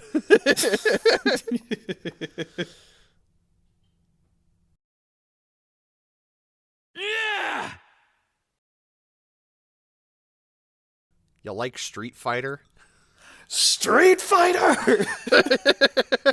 It's perfect. It's right down to the Yoko Shimomura soundtrack. I It's know! literal Street Fighter. It's so good. I love... So, you said this, and I was like, what a perfect encapsulation of this chapter. Because you were like, what doesn't kill you makes you stronger. And I was like, there it is! That's Masaru Takahara! That is his whole character. Oh my goodness. This chapter is so, like, coming off the heels of the emotional gut punch that was the distant future, and then coming to this. That's the thing, though. I love the way the tone changed between the two, because the distant future feels like starting at the end. Uh-huh. And then going back to present day and being like, okay, how did this happen? And still, like, not getting the answers right away. Like, Yeah. but This one's so, like, it's so short and just straightforward. mm-hmm. Masaru is every shonen protagonist ever. Like genuinely, I want to be the strongest there is. I'm going to train hard and be the best. And, like... But then, like, he has this really unique ability that I'm like, no, I genuinely believe that you could, actually. And it kind of, like, puts this spin of you're like, no, wait, I actually do kind of want to root for you, because that does make sense. How you are, like, you're not just, like, blindly being like, oh, I'm going to be the strongest. Like, you have a plan of how to be the strongest. Mm-hmm. And it's by watching other people and learning. And in that way, Masaru is actually very similar to Cube as a protagonist, in that the way that he grows is by observing the world around him. Uh-huh. And, you know, taking the best elements of that and applying it to himself. Yeah. Because, like, learning moves from your enemies as they use them on you, that is an awesome mechanic. Well, and I love how, like, his kit is so perfect for that. Because, like, you know, his moveset is like, okay, I've got, like, basic punch and kick. And then I have a self-healing move that buffs my defense. So I can take another hit, like, that's even harder. Right, and then copy that move, and then dish it out even stronger. Yup. And it's, like, it's so cool. It feels great every time you learn a new move. It feels fantastic. I will say the cast of characters, like the other people we're fighting in this tournament, they do a great job of feeling like Diet Street Fighter characters. Yup. Like, it is excellent parody, but because it's excellent parody and not just original characters, I don't feel as attached to most of these guys as I would. Like, they're a little less memorable because of that. Like, I can't put like a name to a face, but I remember things from them. Right. Like, I remember the Great Aja because, like, you fight him and he literally is, like, censored because he's cussing you out. Right. And also because he's where our Watanabe joke is.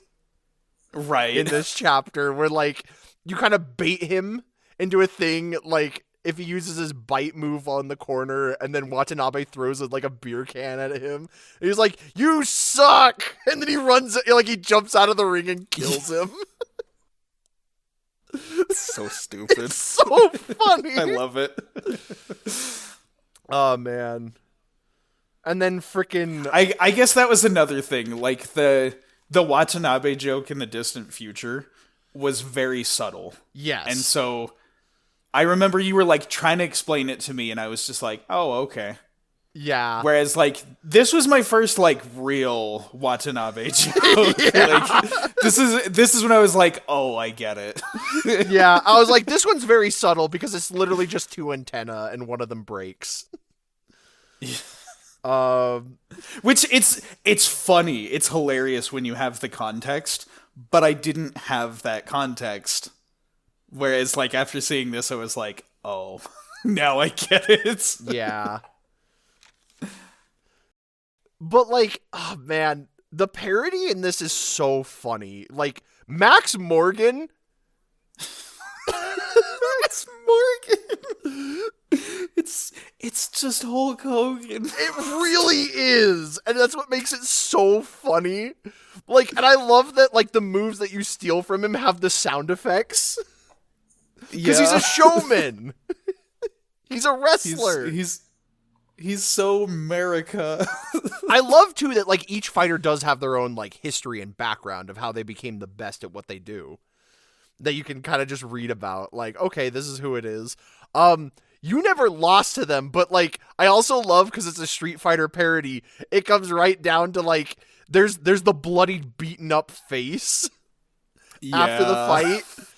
Because there's one for Masaru as well if you lose. Oh, that's right. Yeah, I didn't get to see that in my playthrough because I'm awesome at the game. You're kind of a beast. I was I'm kind of impressed. goated on the sticks, and also it's pretty easy. Yeah, it's not a tough chapter. It's surprisingly easy. This is another one that I think is like a really good one to start with. Yeah, For honestly, that reason. genuinely, probably one of the best second chapters you can do. That too, because it doesn't prime you for an experience with the rest of them quite like the Distant Future does, but it is a very good early chapter to do. Yeah, because like this is where I'm like, okay, you are gonna learn the combat system in this chapter, because this is how combat works. It is in that way, like I was telling you at the beginning. The Distant Future is like super story heavy and super, limited on gameplay. Yep. Whereas this one, it's kind of the opposite, where it's very light on story, but you really dig into the gameplay mechanics. Yeah. It's just so interesting because like I genuinely like Masaru as a character because like I said, he himself feels like a parody of like A little bit, yeah. every fighting game pro tag. But like I said, him having that plan makes him so special. There's a line at the beginning where he's like I will take the hits and I will be watching. I will bait them into using their best techniques so that I can learn it and take it for myself. And that's how I'm going to become the best. It is nice too how there's like these small bits of context that kind of clue you into like who Masaru is. Like the fact that he lives in this like very small apartment and he's basically just got like his training gear and a mat to sleep on. That's right. You made the joke about like men live like this. Yeah, men's living spaces. Yes. Hey, rate my setup. Yeah, he would do that. It's literally just like It's a present TV day. on the ground. Like men will be like, rate my setup, and it's literally just a TV on the ground, a plain mattress with no blankets, and then a plate with a slice of pizza on it, and that's the whole decor of the room. Oh man, it's so funny. But like, whoa, I heard that. I know, right? Ridiculous. What was I gonna say? To also make another reference to pseudo regalia, they took all my furniture. They took all my furniture. But it's, again, like, you see that and you're like, this is a very humble man with very little to his name. And, like, he wants that shot at glory to become the greatest so he can, like, make something of himself. But, like, he starts so modestly. Yeah. I think it's also funny. This is a thing, too, because I guess in Japan, they make fun of him for being dumb. Like, having the lowest IQ out of anyone in this game. And they make fun of him for it.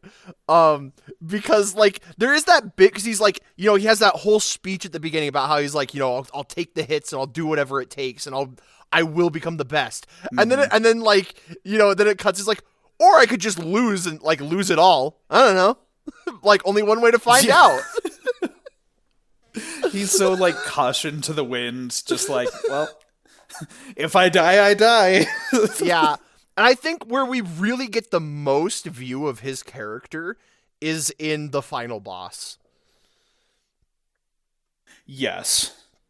Which I think is so good. I don't know if you had anything else to talk about or if we wanted to move into that. Not really. I don't have a lot to say about the individual other than Hulk Hogan's in the game, and that's really funny. I know. It's I'll bring it up when we talk about a later chapter, but like there's that joke. Yeah. Which is so funny. I know which one you're referring to. I know you know, yeah. I'm being vague right now because it's more relevant later. But Odio Bright. The name that strikes fear into the hearts of anyone that understands. That's right, because I remember, like, he just shows up. Like, you've beaten all the other guys in the tournament, and you're like, yes, I did it. And then he just shows up. It's the cops. They show up to arrest him. They should. There are murder charges. I was gonna cut that, but that works so well. The fact that this guy just walks up to you and he's like, "Oh yeah, all those people that you beat and you took their techniques, I killed them." Yeah, well, no. Like it's funny too because you don't even see like the fight. Like you just see the icons and then it's just like the dagger like slice as just each one is knocked out and he's like, "Here, yeah, I killed all of them." Like they're all idiots, and I did the same thing as you, but I went above and beyond. I actually killed them. It's crazy because like I remember being like so taken aback by this moment that like I didn't like really pay attention to the dialogue, and so like looking back, I caught that he was saying like you had your plan to become the greatest, and you missed one thing. You left them alive, and that means that other people can take the same path as you and then surpass you. So that makes you not the greatest. And he's like, whereas me, I left no stone unturned. I finished them off, and blah, blah, blah. And it's like, what an evil man. Yeah, like, it's the fact that his name is Odie. Yeah. Odie O'Brien. That was the other thing too. That confirmed my suspicions. Like having compared from the first chapter, I saw his name and I'm like, this is a recurring theme. The bosses are named this way on purpose. Yeah, because I know the next chapter because they name drop him very early, and that was where you're like, okay, this is a thing, right? Yeah. You didn't vocalize it here, but like, because I remember you're like, what a stupid name, and I'm like, if you know to fear the name, you know. Right, because I saw Odie and I was thinking Garfield. Yeah. I was like, what a loser. Yep. Well, but that was the thing too. I was like, I'm not afraid of you. And he's like, I killed everyone. I was like, I'm a little afraid of you now. Uh-huh. But also, this is where we get, like, Masaru's, like big speech, and we see, like, a real big part of his character, I feel, is because then he's, like, you know, he talks about how everything he took from his past opponents, but then he has, like, the line, he's like, and with my own righteous fury, I will end you. And I'm like, so this is where, like, Masaru adds his own unique spin onto it in that, like, hey, it's not just the people whose techniques I took, it's my own hard work. Mm-hmm. That's going to supersede you. And I think it's interesting that it's hard to say, like, what the implications here are. I think Masaru killed him.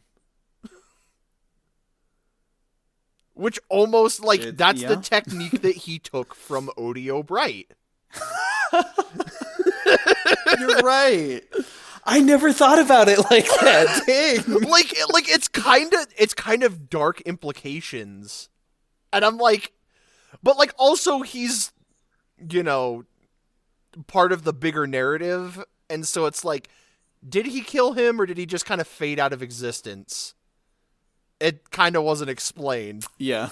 But, and the fact it wasn't explained. The fact that the chapter ends too with him being like, all right, you may have beaten me, but more will come. And then sure enough, the camera pans over to the next challenge. And he's like, oh, you're Masaru Takahara. You're like the best, which means if I beat you, I'm the best.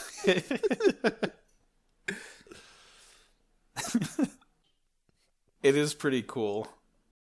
I think the thing that I'm thinking about thematically with, like, this chapter is that with any sort of skill or art or performance or ability that you as a person try to hone, Masaru is a good example of how best to do this, how to become the best at the thing that you love doing, in that, like, you look around you and you take inspiration from places and you learn things, and then after you've learned everything, put your spin on it.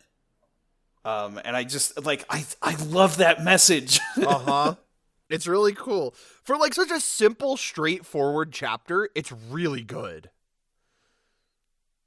It is, you have to dig a bit to get to the heart and the themes of this one, because it is very story light, but even this one has a cool takeaway. Yeah, well, and I think about, like, if this were your first one to play. Mm-hmm. You know, like, what you would think. And then again, that juxtaposition of going from here to the next one. Right, because that's the thing, like, I think about that so much, like, how which chapter you start with affects how you perceive the game. Mm-hmm. Because we'll get to it. Toby Fox started with Prehistory, and that made him want to make Undertale. So, like, which one you start with can definitely influence how you see the rest of the game. So I am very curious to see, like, a wide variety of, like, what people start with on this game. But yeah, our next one, the Wild West. The Wild West.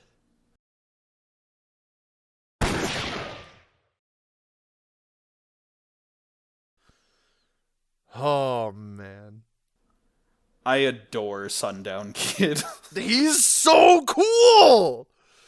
It is, like, I wouldn't even just say he's cool. He's effortlessly cool. Oh, yeah. He has all of the elements that just instantly make a character cool without, like, having to try it. Like, the moment you see him riding a horse, you're like, this guy's cool. The moment, too, like, his voice, like, all of the voice acting is, like, perfect in this game. I think he has the best voice out of anyone in this game. You might be right. Like, I thrive whenever he talks. I am also inclined to say that Akira has Akira a really also great is up voice there. actor. He's up there. But, like, I just love listening to Sundown's voice. He's got that deep husky Western accent. It's exactly what you want a cowboy to sound like. It is peak Clint Eastwood Peak energy. Clint Eastwood energy. Yes. Like, that's the thing too. This chapter is so short, but like, it is every Western movie ever. In such a short span of time. It's not a long chapter, but it is packed.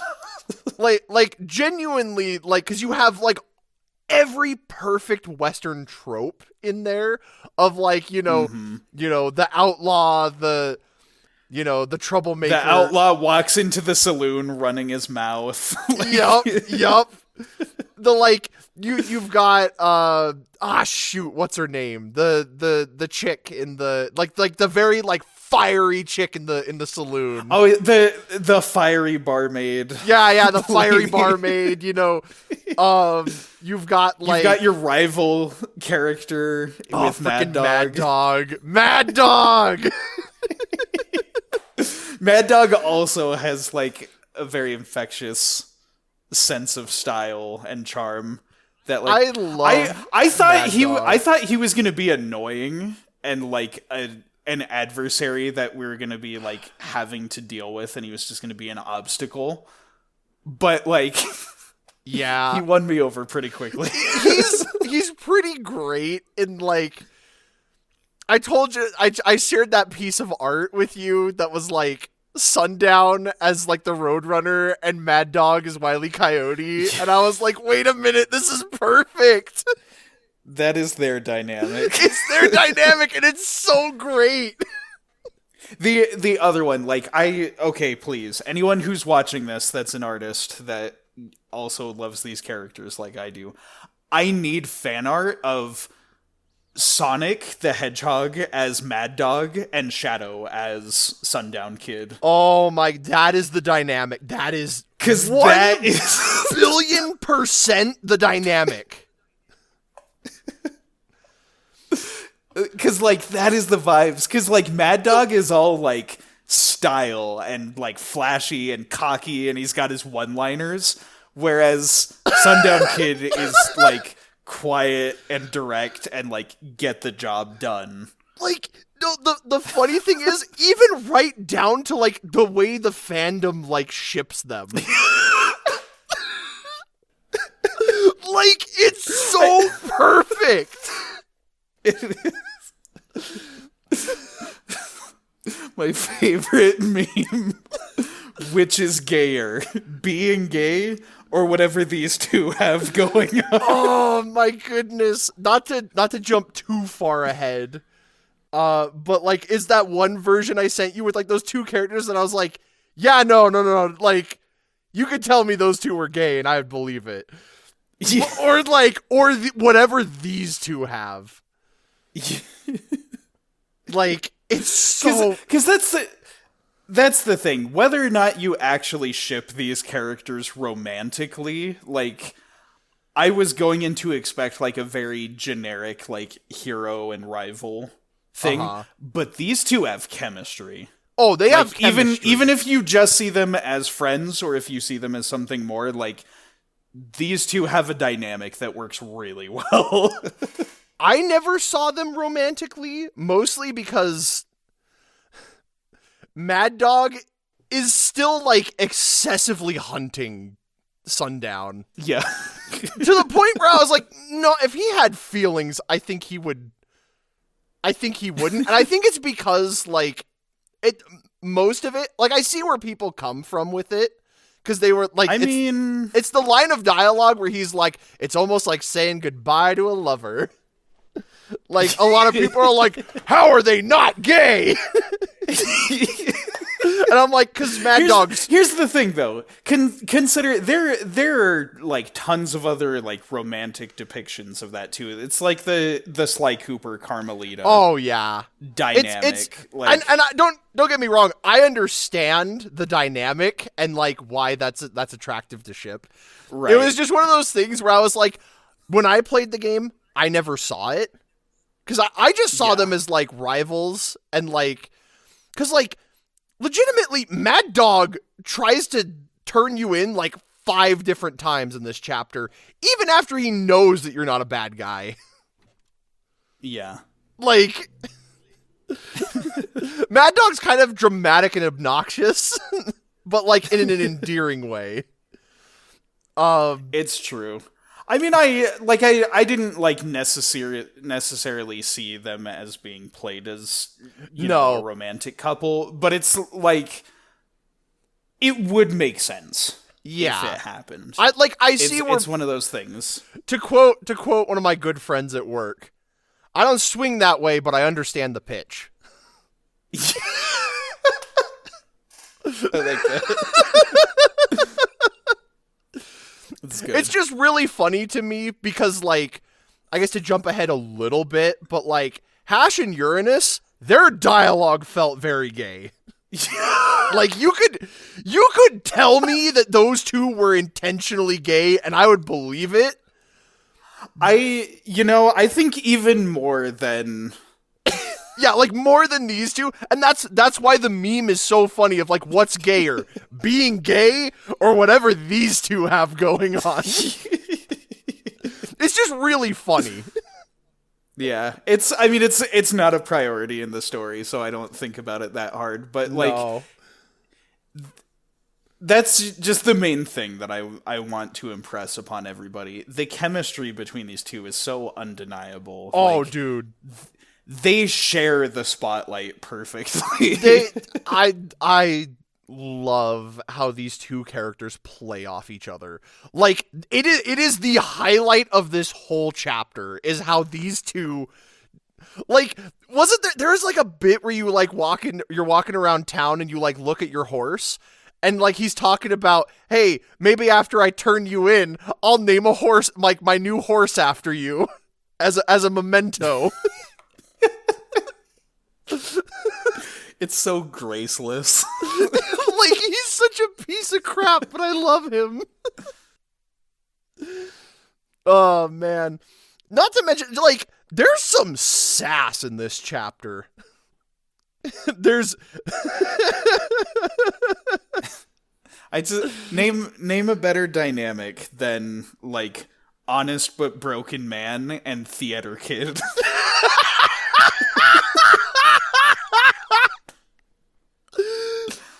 Oh man, I was trying to gear up to like because there's the milk scene. Yeah, we don't have to get into that, but like, man, I was like, oh shoot, he killed that man without even drawing his pistol. What's the subreddit called r/murdered with words? Murdered. That was one of them. That was also like you have your choice if you want to just keep quiet and play it cool, or if you want to throw it back at him. And I'm like, it's such a good burn. Yup. It's wildly inappropriate, and I wasn't ready for it, but it's such a good burn. That's why it was so funny. No, it's funny too because I think right before that we made the joke of like, I'll take a milk. In a dirty glass. In a dirty glass. Oh, I love Super Mario Bros. Super Show. It's so... But yeah, no, like, it feels like a Western. I also like the mechanic of this one, of like, hey, set the traps, and that will determine the big fight at the end. Which is so cool, because it also, it gives the town a lot of character and personality, and how like all of them are doing their part to help protect it. Right, yeah. Because that's I love the dynamic of like the people that live in that town. Just like, I love westerns like Rango. I adore Rango so much. Go figure your avatar, right? Like, yeah, that's. It's perfect. Oh, it's the fact that like you get to know so many of the people. There's like the You know, like all of the cowardly men in that town, and so like the women are fed up with them. And there's like the mariachi sheriff band. who's like very uncertain of himself. The mariachi band. There's so much charm, and it's like also like the most like spirited and passionate one is like the little kid, the sheriff's son. And, like, he wants to be the big hero, but he's too young. Yeah. And so he can't, like, do much. Like, It's all the good tropes. Yeah. Well, what's really cool for me, my first run through, I actually game overed in that fight. Because I goofed. You didn't do well some enough? traps. And so, like, there were a lot of them. And I actually got a different scene that played out. Because Mad Dog went out there with the sheriff, or not Mad Dog, Sundown, and Mad Dog wasn't there, and then Mad Dog, last minute, was like, man, fine, I'm gonna come and help you. This is stupid, but, like, I get to kill this man, he's my reward. Like... And I was good. Like, aw, you do care.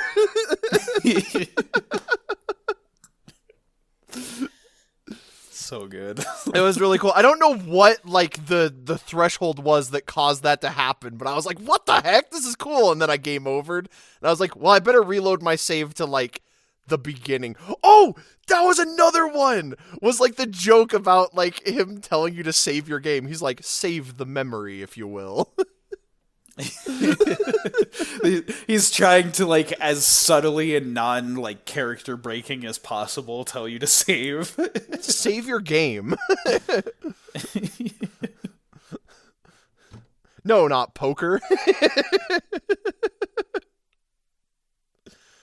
But then we have our big throwdown with Dio. Dio. Oh man. His monologue. His monologue. Look, the first thing we did when we started this Discord call was that I quoted that monologue. That's the thing too. It's so funny going back and watching the trailers for this game because they spoil so much, but like you don't know the context for any of it, and so it doesn't make sense out of context, so it's fine. But just that, like, I'll repay you in our common courtesy in blood and lead and death. Like, with it's great. That line with Megalomania playing is so good. Jeez, it's powerful. That one like hyped me right up. It's so great. Oh man. There was, before I showed you the game, there was like a day where Yumi and Sakura were in a call and we were listening to music and I played Megalomania and I was like trying really hard not to quote it. Because it's so good! It's great. It's really good. Such a killer boss theme. I love the way combat works with guns in this chapter. How you get like goodness. It's pretty much all ranged attacks. Like everyone is using guns, so everyone's got ranged attacks, and so it's all about just like lining up your shots. Yep. You've got like your like piercing rounds, so they like go through targets, and like your wildfire round. What's the one that Mad Dog has? The Texas Jitterbug. Oh, where like its accuracy is garbage, but he just throws shots everywhere, and if like they hit, they do a bunch. It's such a Mad Dog move. It's such a Mad Dog move. Also, like a bit tangential, but like, you know, I can't help but think of Mad Dog McCree when I see this this charming numbskull. Cheesy acting cowboy. If you know what Mad Dog McCree is, you're a real one. Yeah, sound you do. off in the comments, people that have heard of that. Oh man! But again, like so everything about the combat revolves around gunplay, and so the fact that our big boss is this giant man with a Gatling gun that is so perfect. That is like the culmination of like what is going on with the combat thematically. It's absolutely brilliant. I love it. It's also hilarious too because our villains are like all these like varied things, and some of them are like super powerful and mystical or like, you know, insane in all these different ways. And this one literally is just a big man with a big gun. Big man, big gun. I am heavy weapons man. This is my weapon. It costs $12,000 to fire one bullet. Yeah. Or however that quote goes. I'm not as versed with TF2 as I should be. But Who touched my gun? Who touched Sasha? someone touched Sasha. Who touched my gun? It's good. It's that kind of energy in this chapter. Yeah, well, and then this chapter, if you're ready to jump to it, the twist. The twist. Oh, Dio is a horse. Oh my goodness. Such a strange... It's so weird and out there, but also the fact that this is based on a very real thing is like the craziest part. Right. You were telling me about this at the Yeah, end. so how it was based this on like horse is a real mystery. Well, so what it is, it was the Battle of Little Bighorn. I did a little bit of research on this. And apparently, like, the entire army was massacred. And I wrote down the name. It's like Comanche or something like that.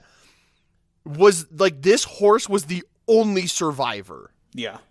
And so, like, it almost kind of, like, became a legend. Mm-hmm. You know, like, almost like a cryptid, which is, like, what this is based on. That, like, this horse literally watched this massacre and was the only survivor. Yeah, that is wild. It's the Wild West.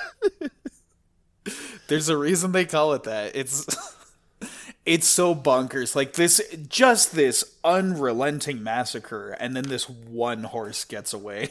Like, Yeah. Well, what's even better, depending on your decisions, is that becomes Mad Dog's new horse. right? Which is so great. I loved that too. How like you deal with the big villain, the plot villain, but it's like we're not going to end it there. We need a showdown.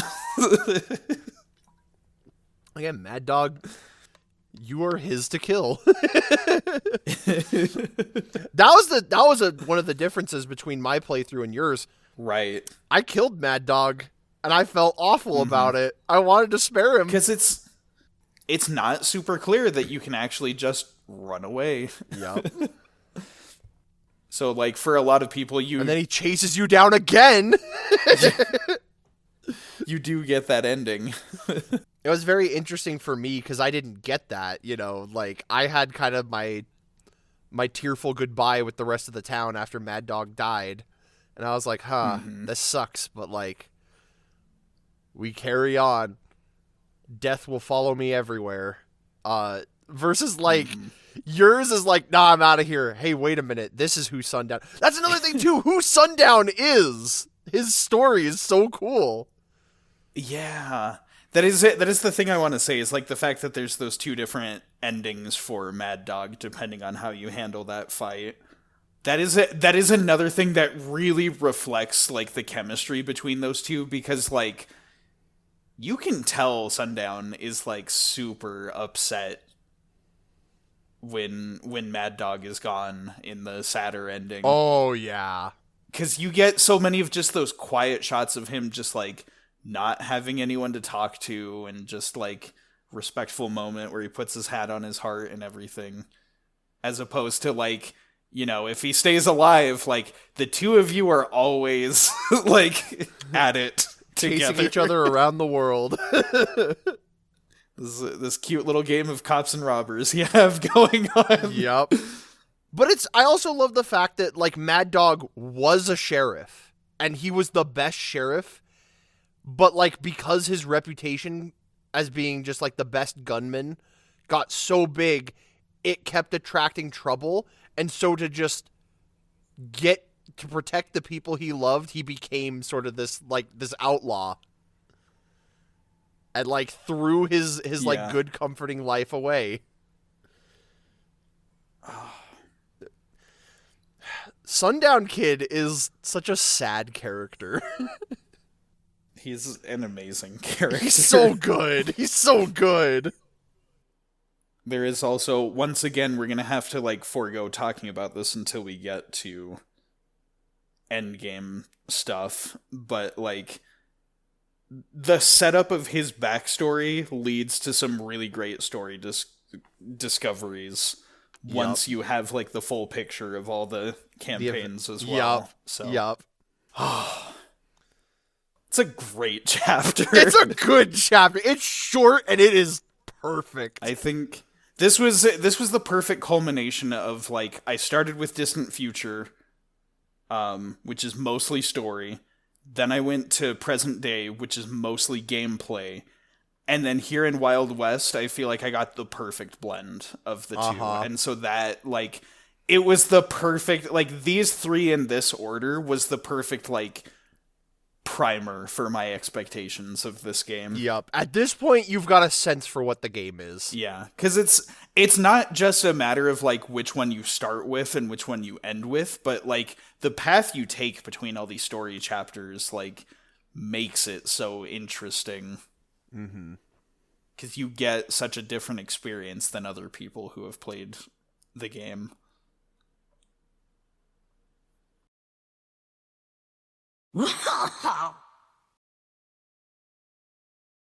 Next up, Prehistory. Okay, so because words weren't invented yet, we're going to do this next part of the podcast through grunts and fart jokes.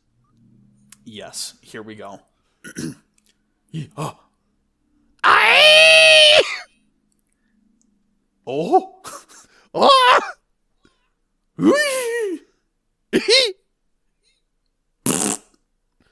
All right, so next chapter. Yeah, let's move on to... Good, yes, and. Okay. Joking aside. There are so many fart jokes in this chapter. Joking aside and fart jokes aside, this chapter is great. It is very silly. I love it. But, like, I need to stress, this is, like, there's, like, little elements of crude humor in the other chapters. This one, like, hits you in the back of the head like a baseball bat. It hits you in the back of the head with a bone club. Cartoony coconut bonk sound. Yeah, well, that's the thing about this chapter. There's so much slapstick in this chapter, and, like, visual gags that are just amazing. It really is, like, the beauty of the silent movie slapstick. It really is! Like, because, like, there's so many just dumb little things that you can just do in this chapter. Like, you can go up to the fire and just poke it. And it hurts. And then you can do it again. And you can do that for basically every open flame in the entire chapter. Which is so stupid and funny. But, like, also... It's the prehistory version of, like, there might be an item in a garbage can in an RPG, so you have to inspect every single garbage can and there's never anything in there. Yeah. Like... You're like, but the option's there. I'm like, the game lets me poke every single one of these flames, so, like, I have to know if something happens when I touch them all. I gotta know. Well, and, like, even just, like, there's so many just dumb, silly little visual gags in here. Yes. Like, there's that one where there's, like, the pit, right? And, like, you go up to it and you interact with it and you jump over it. And then Gory just, like, walks off screen, and then he, like, all of a sudden, like, loops around the other side and, like, comes and joins you. Like, it makes no sense, but that's why it's funny. Or, like, there's that room with, like, all the cavemen, and then you just, like, talk to the one, and then he just, like, phases out of existence. I forgot about that. Oh, it's so silly. Or there's the the classic, the peak of immature comedy. There's the one cave guy that like farts and it like floods the room with like the stench, and it's just the fart joke that quite literally almost killed us was the one where you're at the campfire and you literally like watch it waft into the fire and explode. Yeah. Like, listen, I am immature and I will laugh at fart jokes because they're silly. But like, I think there's a bit of an art to them, and the fact that it's just like goofy Unga Bunga cave people laughing at it, like, it works here. it does. You know, but like also this chapter, that was the other thing too, was that like I think it led to some of our biggest laughing fits too. This is true. Do you remember we made the joke, we're like, does this violate the Geneva Conventions? Nah, it hasn't been invented yet. Right? like we made so many dumb jokes. Geneva Convention, more like Geneva Suggestion. But like, you know, humor aside, because like I feel like humor is like the thing that this game leans into the most, but then also like it still has like unique mechanics and ideas. Right. I was amazed that like in the midst of just all this silliness, like there actually are some really heartfelt moments in this chapter too, with no dialogue, which is like the craziest thing. With no dialogue. Well, because like one of the things I like how Pogo, like for one, the big mechanic of this is that Pogo can hunt with like his great sense of smell. Yeah. You know, and like that's just like oh, that's the unique mechanic. But then also, this is cool that it would later inspire Chrono Trigger. The trading mechanic of like, yeah, you put item and item together, you get new item for cavemen, and like that would later go on to be part of Prehistory and Chrono Trigger, which is so cool. It is. And also the fact that the way it works is like you sniff out scents, and then there's like the clouds where you find things which can be items or enemies or whatever. So you're not doing like random encounters like an RPG. You seek out the combat. Yeah, you go hunting. You hunt for your enemies. It's like, yes, that's awesome. I think one of the things too, and like again, it's not as gracefully communicated. Because there's no dialogue. Because like I feel like the theme of this chapter is, you know, that transition from like boy to man. Yeah. Like becoming an adult, becoming, you know, a provider and a protector. And so like I think in that sense it's part of why the humor is so juvenile. Is because like, you know, when you are a kid, that stuff is hilarious. And like, you know, it kind of has that little kid sort of vibe and feel to it. But then also, you know, Pogo kind of growing up and taking responsibility. Mm-hmm.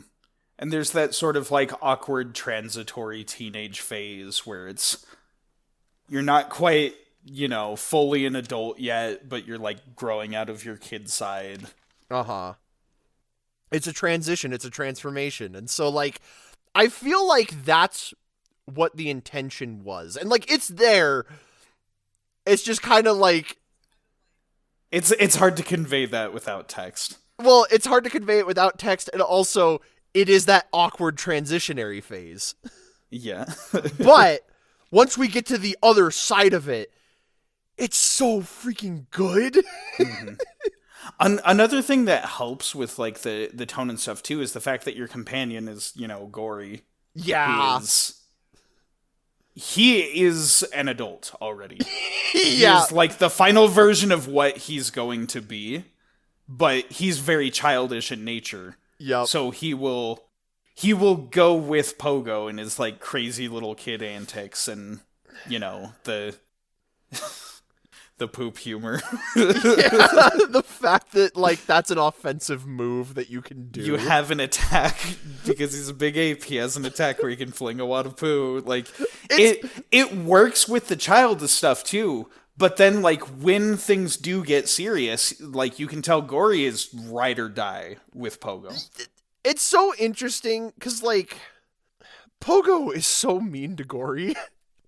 It is true. Like, he beats the crap out of him so much. And, like, not that Gory doesn't deserve it, kind of, because he's kind of sometimes he brings it on himself and sometimes he doesn't, but he's kind of a piece of crap. Like, he's kind of a dingus that does stupid things and he laughs at Pogo. piece of crap was a great choice of words. There were better phrases that I don't use that are more accurate descriptions of him. You could fill it in with more colorful language, but craphead is kind of This is a family show. Yeah, you can cut that out. No, it's fine. It's funny, but like you get what I mean, though. I do. I get what you mean. For want of a better word that I don't use in my vocabulary. That's kind of what Gory is, but also he is his friend, and like Pogo and him, they get into shenanigans. He's literally like that idiot best friend trope. Mm-hmm. You like everybody needs a person in their life that they can, you know, get into cahoots with. Yup. Shenanigans. The person that you can be in cahoots with is like a very important staple of a healthy lifestyle, I feel. Yeah. I don't know, kind of circling a little bit back to like that transition into like, you know, boy becoming man. Yeah. And maybe this is jumping ahead a little bit, but the bit where Pogo marches up to the altar is one of the coolest moments. Like where like the guys like all jump on him and he just like smacks them out of his way and he's like, no. Mm-hmm. I am the protector. That's the thing, right? Like, I didn't like, you know, caveman stories very much growing up. Uh-huh. And apparently all it took was just that, like, I was seeing the wrong ones. Because, like, Chrono Trigger and the prehistory, like, thing there, like, that was great. We got characters like Isla and everything who I adore. And then, like, this one here, just, like, in rapid succession, an RPG with a great caveman scenario. Yep. Like, I was just looking in the wrong places for a good caveman story. Because, like, it's so great.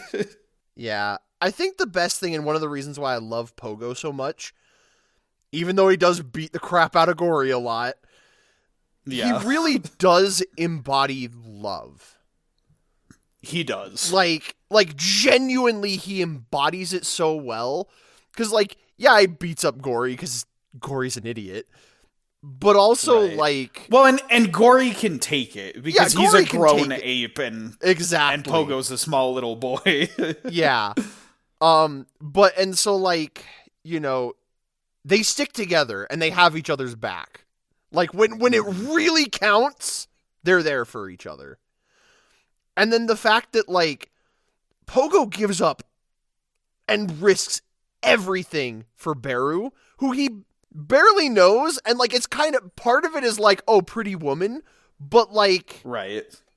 He's still, like, he takes it upon himself to take care of her. He's, you know, he takes that responsibility of, like, no, like, they, you know, first he begs the chief, like, no, let her stay. And then he's like, nope, we're kicking you all out. And so then he's like, all right, I'm going to do what I need to take care of you. You know, Gory's sleeping in your bed. I'm kicking him out. You need the bed. You know, like, and again, like, it's the fact that she's all tied up and stuff, like, going to be offered as a sacrifice. And Pogo's like, no, I'm going to stand up and I'm going to protect you because this is what a man does. Mm-hmm. You know, because I love her. It's not like chivalry for show, but like genuine chivalry of just like, I want to do what's right. And again, And I love that. without getting into, the end game of stuff, like, it's not just her, but Pogo does love people. Like Yeah, he expresses love to others.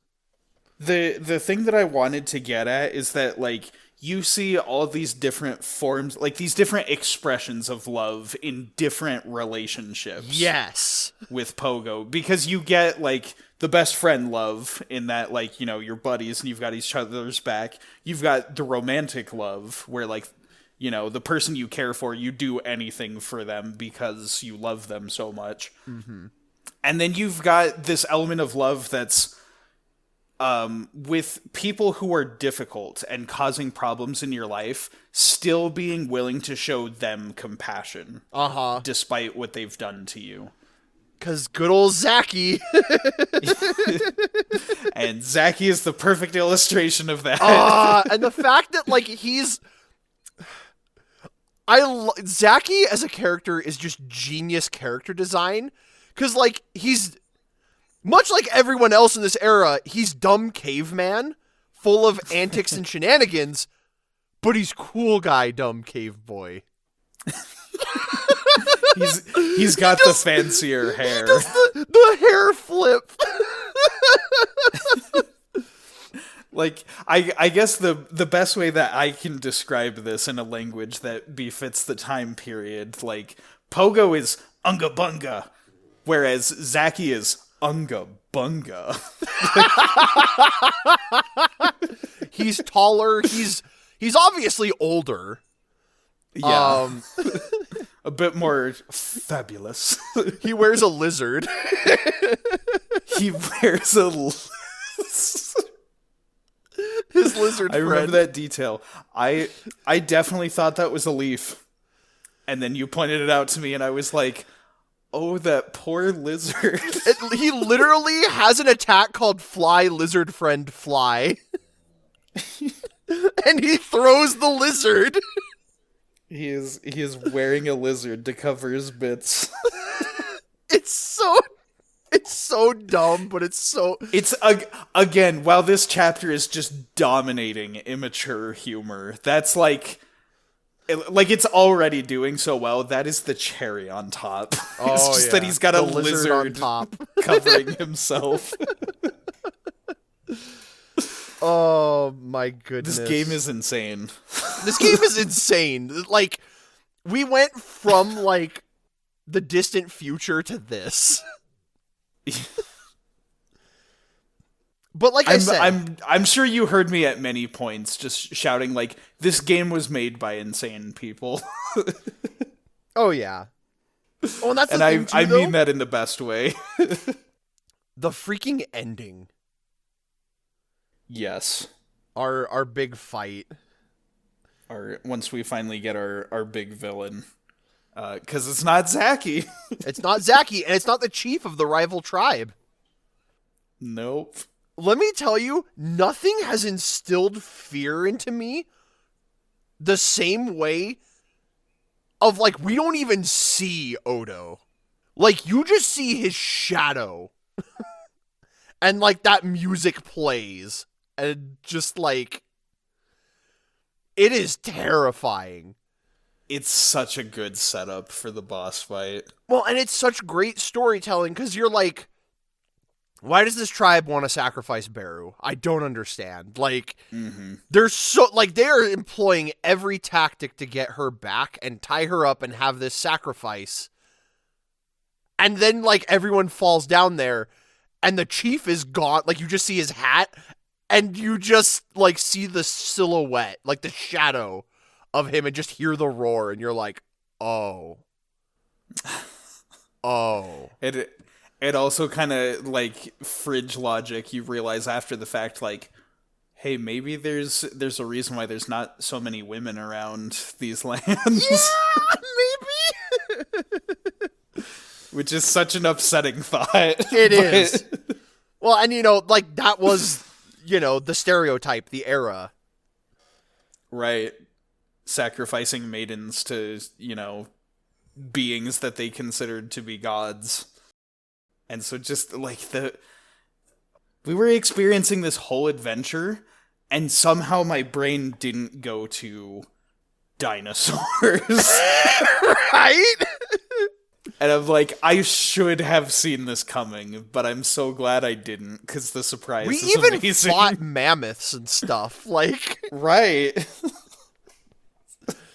well, and that's the thing too, though, is that moment where, like, you know, everyone is back in the corner. You see that giant pile of bones, and you're like, Yeah. we are essentially looking at death. Like, we are staring death in the face, and then Pogo is just like, all right, guys, we're gonna work together. We're gonna get through this. Yup. And like all like it's not just like Pogo.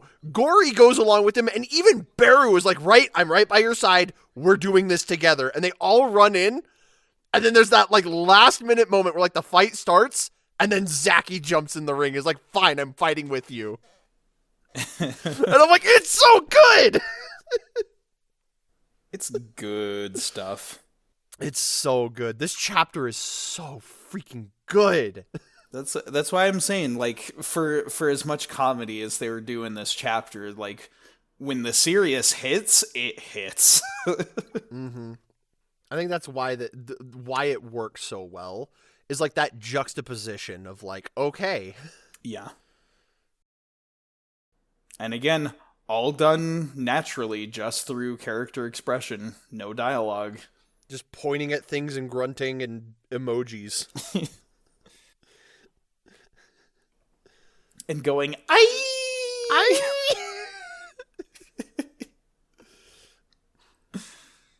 love you, Pogo. We love you, Pogo. I will say, I understand why you did it in hindsight. I was a little bothered by the fact that we had to grind so much. this Yeah. chapter. I just knew that I'm like, this is your only healer, and you're not going to get a chance to level her up again. Let's get her just a Right. little bit stronger. I did avoid making you do one of the most obnoxious things in that chapter, which is finding the rock and you have to hit it 100 times. Right. I was like, hey, I'm just going to tell you, this is a thing. We're not going to do it. Right. You get a big rock as like a good weapon, but we do not want it. I think if we weren't gonna do all that grinding, then maybe that would have been a viable option. But Uh-huh. I'm totally cool with the fact that, like, it's just look it up later, keep the playthrough going. Yeah, genuinely. Because there are a lot of secrets in this game, and only certain ones are worth getting. Yeah. They're all cool to see, but some of them aren't as valuable as others. Uh-huh. Well, that's about what I've got to say about Prehistory. Yep. Should we move on? The next chapter that I chose to go with, in fact, like, these last three that I had to choose from, I was really torn on which one I wanted to save for the ending. Yeah. Because these were the ones that, like, all seemed like they were going to be, like, real, like, solid storytelling, just from, like, the little blurb. But the one I ended up going with next was Imperial China.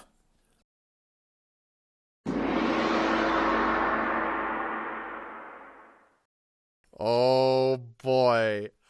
I love this chapter. This is a beautiful arc of this game. So I need to be better versed in kung fu movies Yeah. for how much I profess to like them. But like, I love that genre and style of movie. I know it's not necessarily kung fu, but like The Karate Kid is one of my favorite movies ever. Yeah. And just like, once again, like, they captured everything that this genre needs into like this chapter. Yeah. And that's the thing. Even if you don't know a lot of, like, kung fu movies, like, the tropes are so prevalent in media. Oh yeah. Oh yeah. That, like, you can just kind of intuit when a story has that vibe. Mm-hmm. I mean, for what it's worth, I've some of my favorite ones. I really do like the Kung Fu Panda series. Listen, peak. It's good. I really do feel like those are legit, like, great animated films. Also, I have seen what's the one? Crouching Tiger, Hidden Dragon, which is like one of the OGs. That one was a pretty good movie. It surprised I've been me. meaning to sit down and watch it. Like, you know what it is? You know what I could tie it back to? This is so silly. The Jackie Chan Adventures. Yeah, Jackie Chan Adventures. Genuinely was good as a kid, like growing up with that. I'm like, yo, I want to learn kung fu. That was a great show. But yeah, this chapter has so much heart to it. It does. Well, go figure, because it's the Earthen Heart Shifu.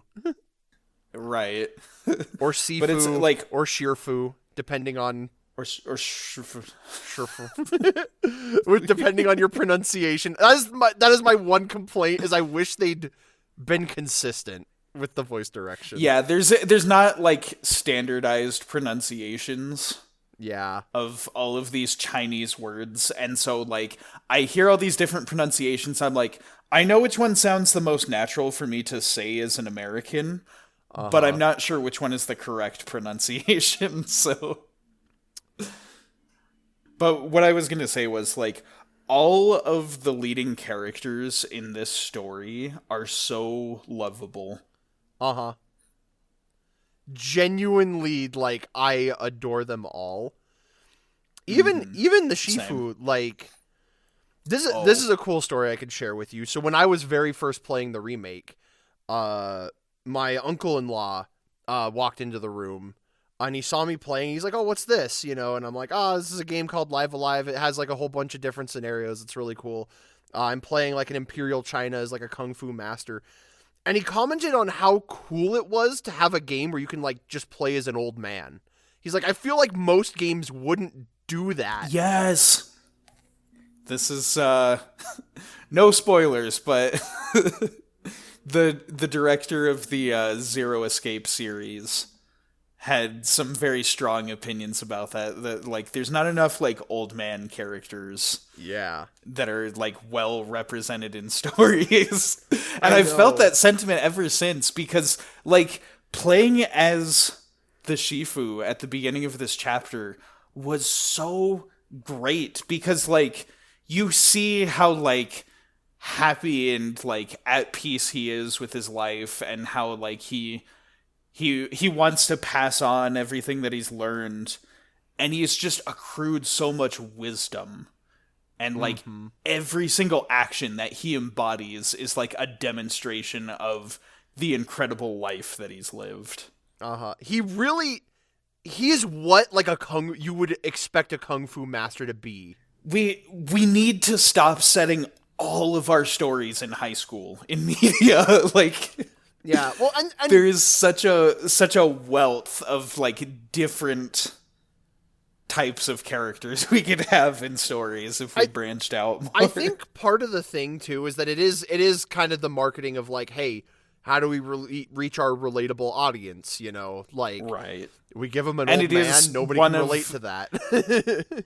It's one of like the most like pivotal and like formative years of people's life, and so I get that, but I'm just saying, like, there is something so charming about the Shifu, and like just his quiet, peaceful life up in the hills.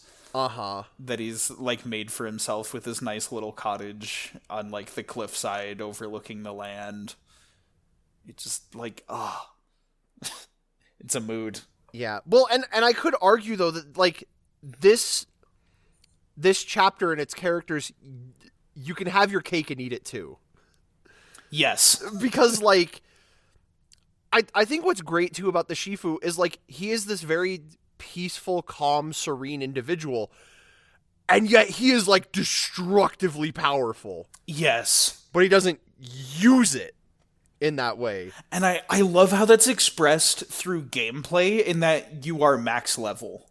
Yup. You don't gain any levels. Like, you already know all of your techniques.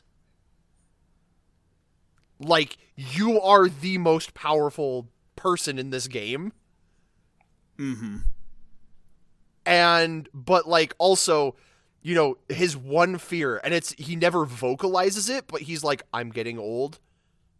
I can tell I'm going to die soon. Yeah. I have nobody to inherit this. Like, all of my life's work has been in this style of kung fu and martial art. I need a successor. And that's the whole premise of this chapter is like, all right, Yep. I need a successor. And the fact that he sees the potential in all three of his disciples. Mm-hmm. And I love all three of the disciples. Like, can we talk about the setup of, like, finding each of, you know, these, like, this ragtag group of brats? Yup. And just being like, I'm gonna help you, like, achieve the style of life that you want. Like, I'm gonna help you get what you're missing in life by showing you, like, what I've done to get to this point. Mm-hmm. And, like, just the setup is flawless. Like, each one of them with, like, their different troubles. Yeah, it's so great because all three of them are flawed in different ways, and it's what makes them special. Yeah. Because, like, he can see that flaw, but he sees their potential for good and for change. And so he's like, okay, I'm going to teach you. Like, you know, like the Shifu gives off this vibe of, like, regardless of if he were going to teach you kung fu or not, like, he would impart whatever wisdom he has. Mm-hmm. And it's why everyone in all of the towns look up to him. You know, literally, it's a side thing. You go and you grab medicine in the bamboo forest, and you bring it to all of the ailing elderly people in the village. And, you know, you stop the bandits and the thieves.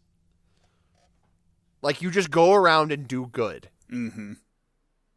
And all three of the disciples, you know, like you said, they're ragtag and they have these flaws. And, like, all of them have amazing character arcs. And I love how each one is about, like, you know, the theme focuses on their character arc. For Yoon, you know, it's about becoming strong and brave and, like, being confident in yourself. You know, for Lei, you know, it's that there is strength and kindness and drawing strength from the heart, as well as, like, from your actual muscles. You know, and then Hong, it's about not being ashamed of who you are and believing in yourself. Right. And I love how, like, they're all distinct. All three of them have very different arcs, but all of them tie into the central themes in their own way. Uh-huh. It makes, like, going back and replaying this chapter, like, so interesting, because you get, like, the same story beats, but also, like, a different perspective on it and a different takeaway. Right. Because of the way that it's set up, that only one of the three gets to be your true successor. The story can go in such a different direction for that reason. Mm-hmm. And, like, again, like, it just blows my mind that, like, they all feel distinct, but you arrive at the same point. Yep. Like, the message remains the same, like, no matter which person it goes through, but it's the flavor, it's the spice, the seasoning. Yeah. Well, and this was so interesting because we ended up with different successors. You know, I ended up with Lei, but you ended up with Ewan. And so I kind of like that too, because you get your own unique experience. Right. In addition to, like, the rest of the chapters in this game, like, you get to choose your own path that you take between them all. There's also this part of the story, which, like, this single story route can go so many different ways. Mm-hmm. Which is really cool. It's also very sad. Yeah. How the story branches. Oh my goodness. This is a thing too, I almost regret telling you, but I don't, about like I tried to be very vague about it, that I was like, hey, like, and I kind of wish I said it in a different way, where I was like, hey, the student that you end up spending the most time with, essentially will become your successor. Right. Like they will, like, it is still a competition between them. Like, almost phrased it that way, because it's not a competition, but that, like, I wanted to phrase it in a way that the twist you wouldn't catch on to it. But, come it did. Yeah. It's so sad. Party member death sucks. And, like, that's the thing. I will agree that, like, the way that you explain the mechanics to me and everything, like, it didn't make for, like, the perfect, like, just experiencing the game, but it worked for the playthrough, and I am able to see this chapter with a very open mind because of the way that we approached the training and everything. Because what we did for my playthrough was we locked in on training Yoon specifically. Mm-hmm.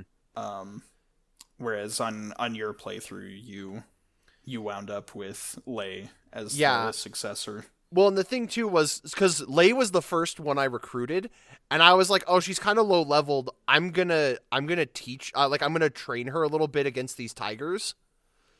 Just to kind of like catch her up a little bit, and make sure she's good. And then I tried to train each student like equally. And that little bit of an extra push that I gave Lei by herself was what ultimately had her win out in my playthrough. Okay. And so it was like, it was devastating to me because, like, on the one hand, like, I was kind of mad because, it happens regardless in the story, but I was like, oh, I missed out on all those great buffs on her, but also I enjoyed it because I really got to know and love all of the disciples in my playthrough. And so it was like, it was kind of give and take because the game is set up in a way that, like, if you try and do that, it usually ends up being, I think it's Hong, just because, like, stat wise and level wise, he kind of is like already has a head start. Yeah. But obviously you can put more work, into catching the other two up to him, and so it could be anything. Yeah, and it can adjust some factors. It's so interesting because that's the thing. If I had more time to think about it and just play the game on my own, I don't know if I would have chosen Yoon as the successor. But it's because of the circumstances that we did that I ended up going with him, and it created the experience of me playing through the game, and so now I love him as a character. Yeah. Because it was part of that experience. Well, and it's really cool too because, like, Yoon especially, when you get him, he is the lowest leveled of the three. Yep. And his whole thing is that he learns techniques faster than everyone else because he has more ground to cover, and so he pushes himself harder. But also, like, whereas, like, everyone else dies, like, kind of protecting the other, like, Yoon survives because he hides. And then he feels the shame of it, and, like, that pushes him to better himself. Yeah. And so, like, it's so interesting. Like all of them, they deal with the grief. Like, it's not just the Shifu, but, like, the successor that you're left with. Yeah. Like, deals with the grief differently of, like, what happened. There's actually a missable bit of dialogue in Lei's playthrough. That goes into, like, how she feels guilty because she survived because Hong and Yoon protected her. Mm. And that is why she survived. And she she runs off and is, like, passed out in the grass, like, before you get to the house. And so it's like it is their kindness and sacrifice that is ultimately the reason she's still alive. Yeah. Which again ties into her character arc of like there is strength in kindness. Right. It's so good. It's such a heavy blow. Oh yeah. Well, and then you found the thing I'd never found, where you can go and visit the graves of your fallen disciples, and I was like, oh, that hurts. It's one of those things where, like, in a sense, I hate that it happens because I'm so attached to these characters that it hurts. Mm-hmm. And it's, you know, the game really puts you in the position of the Shifu, where you're like, you know, I loved these students like they were my own children, and to see them die is so horrible and so heartbreaking. And so it's and like, of course, like, as you know, a min-maxer goes, like, I hate it for that reason too, that I can't use all these party members. But at the same time, it's like, I love this twist because it forces you to make such hard decisions, and you see, like, there is so much character growth because of this. Mm-hmm. Like, for in the both case of the Shifu, who... Yeah. Yeah! Because the Shifu, it feels like he's at the end of his journey, and he's just waiting to pass on his knowledge and then die. And then seeing that, like, he has to keep living now, because he has to help his remaining pupil, and he's got to deal with that grief of these people that, like, in such a short amount of time he grew close to.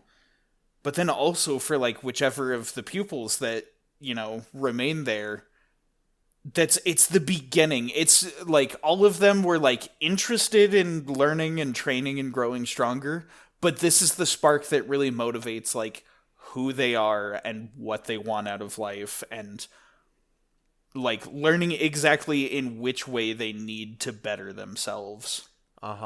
As well as, once again, it's that blending of, like, gameplay and storytelling. You know, technically, the student you favor and you train, that little stat buff is what kept them alive. Yeah. Like, mechanically speaking. And, you know, it's like, and that's why they're there, is because you trained them. And so it pushes them to go even further and do more. And it's brilliant. And then from there... there will be a reckoning. There will be a reckoning. Oh my goodness. You go back and you storm the bandits' hideout. The Odi-Wan Lee. His fortress. Odi-Wan Lee. Oh man. I will say, this section of the game thematically is, like, so awesome in terms of the story, what's happening and everything. Like, you know, just, like, putting a stop to these horrible people that have, like, not only wronged you, but are clearly going to wrong the rest of the world unless you put a stop to them. I love this part from a story. From a gameplay perspective, this part kind of sucks. It's because it's just, like, a relentless battle after battle after battle. Like, it is just an insane gauntlet. It literally ends with, like, when you get to the big bad, he's like, I have 20 fighters in front of me. Go face them all. yeah, And then it's fight just them like all. fighting, like, enemy types that for the most part you've already seen until you get to the later half. And they're tanky, chunky fighters that, like, take Yeah. a ton of hits. But that is also because that's his strategy, right? It's like he wants to wear them down, which, like, from the villain's perspective, is a brilliant play. Mm-hmm.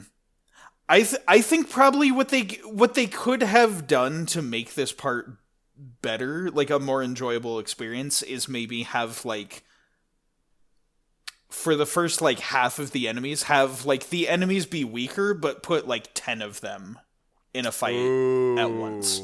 Just, like, a huge flood of them, because then you get the Jackie Chan experience. Yeah. Of, like, no, that's true. Fighting, like, a huge horde of guys, just you and your pupil at the same time. Like, I feel like that would have been more satisfying and also less of a chore to get through than just, you beat the one tanky guy, and then the next guy comes out. And then you beat the one tanky guy, and then the next guy comes out. Like, this, like, gameplay-wise, this did feel a little monotonous to me.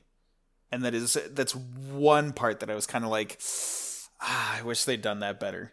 But, like, storyline-wise, it works. It's perfect. Well, and I think also narratively, that is what it's trying to do, is that it's supposed to feel Right, monotonous. it is trying to wear you down and make you tired and being like, oh, come on already. I just want to fight the guy.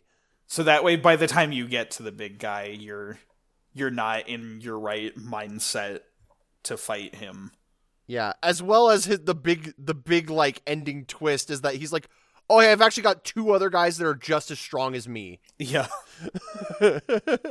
And now you're tired from this long march towards me.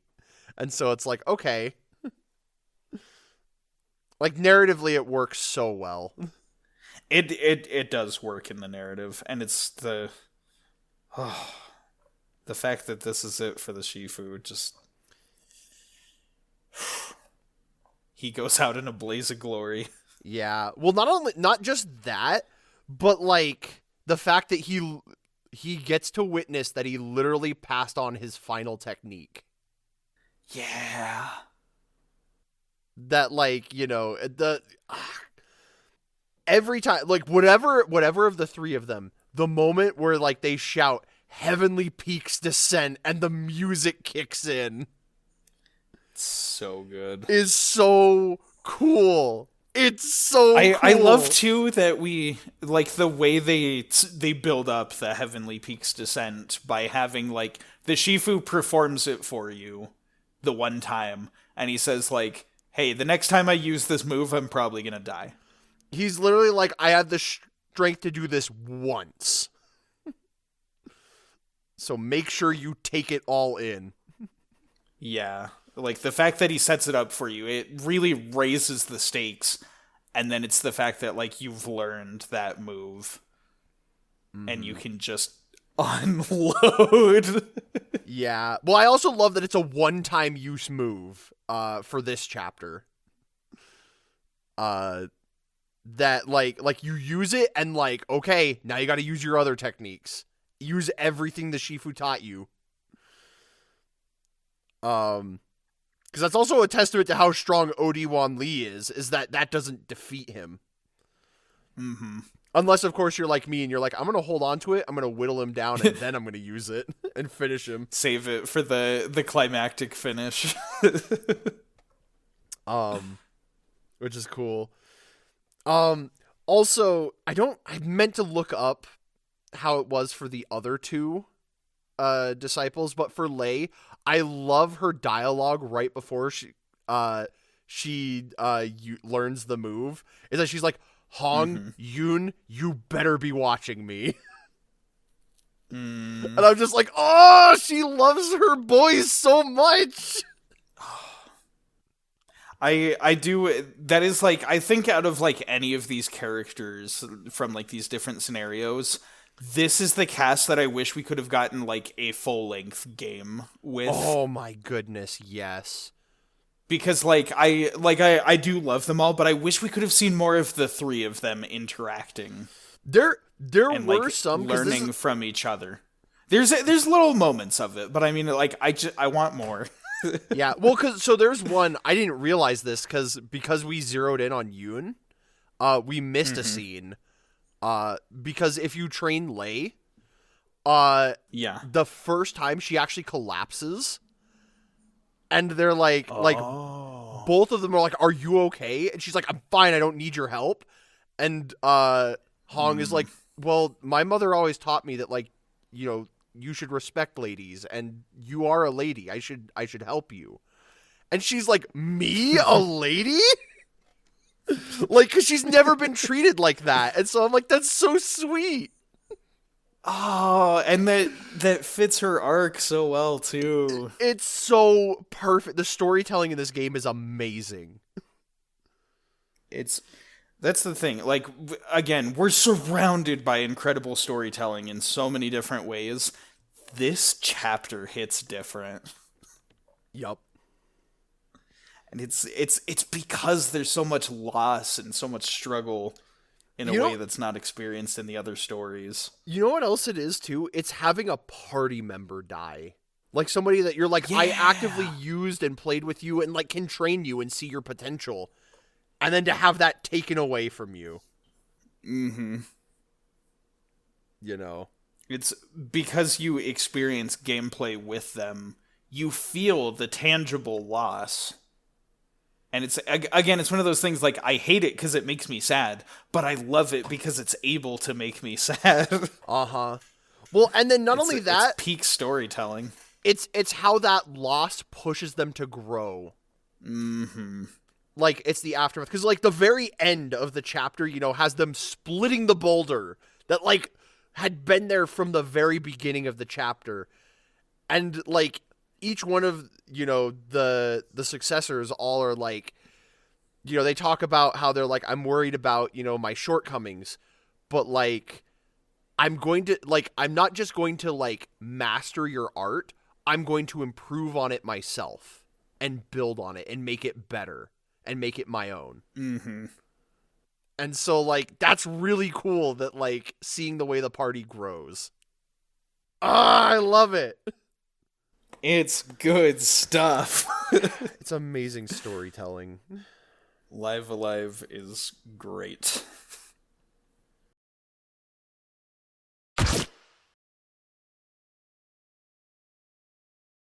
Our next chapter of discussion is one that is really hype. And I don't want to say it's just because it's ninjas, but like... It's ninjas! Twilight of Edo Japan is insanely good. Oh my goodness, this chapter. This chapter is Oboromaru is so cool! The first thing I want to point out, because I absolutely agree with that, and I want to argue that the reason why he's so cool is because he was designed by Gosho Aoyama, the creator of the Detective Conan series. A personal bias. An extremely personal bias. But that's the thing, okay, cool factoid about that. The Detective Conan series got its debut in 1994, the same year as Live Alive. So that is like two bombshells. From Gosho Aoyama. I lost my mind when I read that. I was just like, oh, he designed the characters. That's really cool. And it's like, those came out the same year? Just cooking. One ninja prevails. No, but like, this is an interesting chapter. It is. One of the funniest things was just right from the start, the fact that you found out you could just give up and abandon the mission. That's right. Like, you're just like, nah, I ain't about this. See ya. That's just like, well, he's a traitor. Hunt him down and kill him. There are some very unique, like, self-induced game overs in this game. But the fact that this one, you can immediately just be like, should I give up? Should I just, like, throw everything I've been working towards away?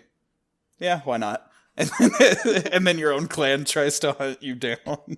Well, and what's funny though is they let you do the fight. Yeah! Even though you have no, like, you are level 1 nothing. Yeah. It's so funny. That was a really goofy first aspect of that. It's just funny, because, like, I expected you to just go running in, guns blazing, and be like, let's do ninjas! And then you're like, wait, can I? Can I just not be a ninja? Listen, man, the Stanley Parable changed me. I'm always on the hunt for Easter eggs. Like, just the second you start the game, just lock yourself in the office.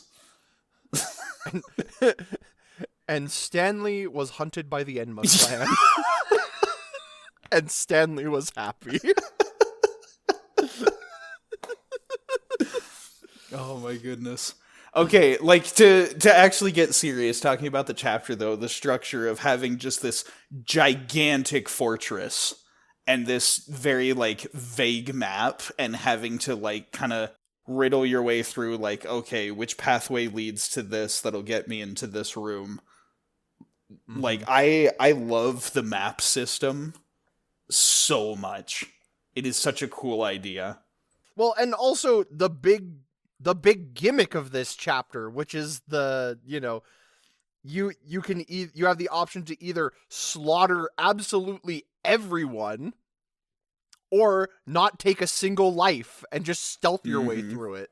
The majority of players most likely are going to, you know, just take a middle path of, like, you know, killing only as much as they need to get through and then getting to the end. But the fact that you can make it a complete massacre or total pacifism, extremely cool. Yeah, I would say for people playing it, it's probably better that you don't, because there's a lot of cool stuff you miss out on. It's true. Like, there's a whole boss that you just don't get to see because he's down just in the dungeon, not the dungeon, like basically just in this area that, like, if you are going full pacifist, you will never encounter him. The steps to completing a full pacifist run also are very, you need a walkthrough. I was gonna say, what did I say? It was guide, dang it. Yeah, that's like, the term we love so much. Because you need to, as well as there's, I feel like there's not a good guide out there. Yeah, that's true too. It like it will say something and I'm like, elaborate. I don't understand. Maybe I should be the first to make one. Maybe. I don't know. It's like that's the thing. So for our playthrough, the way that I did this was I had David, like, without trying to spoil what happens during the chapter, point me in the right direction so I could do a pacifist run. For the reason, like, again, this is just kind of one of the pitfalls of playing video games for our show. If I were doing this on my own time, I would just go through it straight and then look stuff up later on the internet and be like, oh, that's what I should have done. But, like, the fact that, like, we're only going through the game the one time and then we record our show, I figured, like, this is how I want to see this play out. Yeah. Because it's an option that's in the game, and so we chose to do it that way. I also, it's a cool option because it ties so well into, like, the theme of this chapter. Mm-hmm. And it's neat that it is an option. But it definitely, your first time through probably shouldn't if you're playing it. But, like, I don't know. At the same time, I'm always like, do what you want. The option's there. It's a pain, but you can do it. Mm-hmm. It's, to comment also on another feature that I really love that helps to, like, sell the theme of, you know, invading, an evil fortress, is the fact that, the guards every so many minutes will, like, rotate passwords. Yup. So you can't just say, like, okay, this is the password, and then speak to the guy and they let you in. It's like, oh, every so often you'll hear, like, a gong, and then Oboromaru will be like, oh, the password's changed. I gotta remember, it's There's this the now. bell. Yeah, there's the bell. What was it? I love... Origin and River. Uh-huh. I love the bit, though, where, like, they introduce it to you, because there's, like, the guys, like, they're like, mountain, and then all of those, it's like, river, and then the one guy's like, potato, and they're like, traitor, kill him. It's just really funny. There's some surprisingly good slapstick as well in this one. There really is. It's like, it still mostly maintains that cool energy that, you know, like a big climactic ninja showdown would. But, like, there are those little moments, like the this chapter's like Watanabe joke. Oh no, that's right. It's so dark, but it's so funny. Literally watching his dad get impaled. Well, it's the fact like the guy's trying to like stab the dad through Into the the floor, ceiling. like through the ceiling. He's got the long spear, and he's like dodging, and he's like, "Ha!" And he stops to like brag about like I'm the best there is, and the guy like underground is finally like, "I finally got you," and he just stabs clean through. The kid just drags his dad off crying. I'm like, wow. Yup. This was like the far and away the most like shameless and in your face Watanabe joke. Yeah, the Wild West one is also there too. I mean, 'cause yeah, it's that not one hidden. that one's pretty direct too, but it's like you literally see the guy like stab him. Whereas Yep. like in the Wild West one you just hear like the gunshot and the guy like flops to the ground. Yep. This one is just ooh. That's okay. There's a worse one coming up. There sure we'll is. talk about that. I did say joke this time around. Yes. But Watanabe is a joke. I don't know how it became a joke, but apparently it is. it's a very amusing running gag. Yeah. Let's see. Yeah, overall like the chapter, because it's got a bit more length to it, this is a pretty long chapter, and especially like if you want to do like one of the two alternate endings, the massacre or pacifism, it is very grindy. And there's a lot of steps to getting the outcome that you want for the story. Yeah, because there's a lot of things that it's like, well, you have to do this convoluted specific thing to get this, so that you avoid like getting in a fight that, or like baiting out an enemy, depending on what you're trying to do. And it's just like, okay. It takes a lot of work. Well, and it's especially funny in the pacifist ending. The fact that ghosts, demons, and monsters aren't people, so they don't count. They don't count towards your kill count. Right. It's like, no, I only kill people. Which is why it's funny that like each one of like the big like bosses, like the big underlings, under our final boss, and even our final boss, they're all people, but they've all like given themselves over to like ancient evil dark arts and stuff that like you're like, no, you don't count. You are a monster now, and therefore you should die. Well, I mean, because there's stuff like ghosts that's like they're already dead. So like what's a little more fuel to the fire? Yeah. Or like the one guy that's like the construct, and he makes a bunch of like puppet constructs. Mm-hmm. He was really cool. That was just another like bit of fuel to the fire that like makes me glad that I finally watched Naruto. Mm-hmm.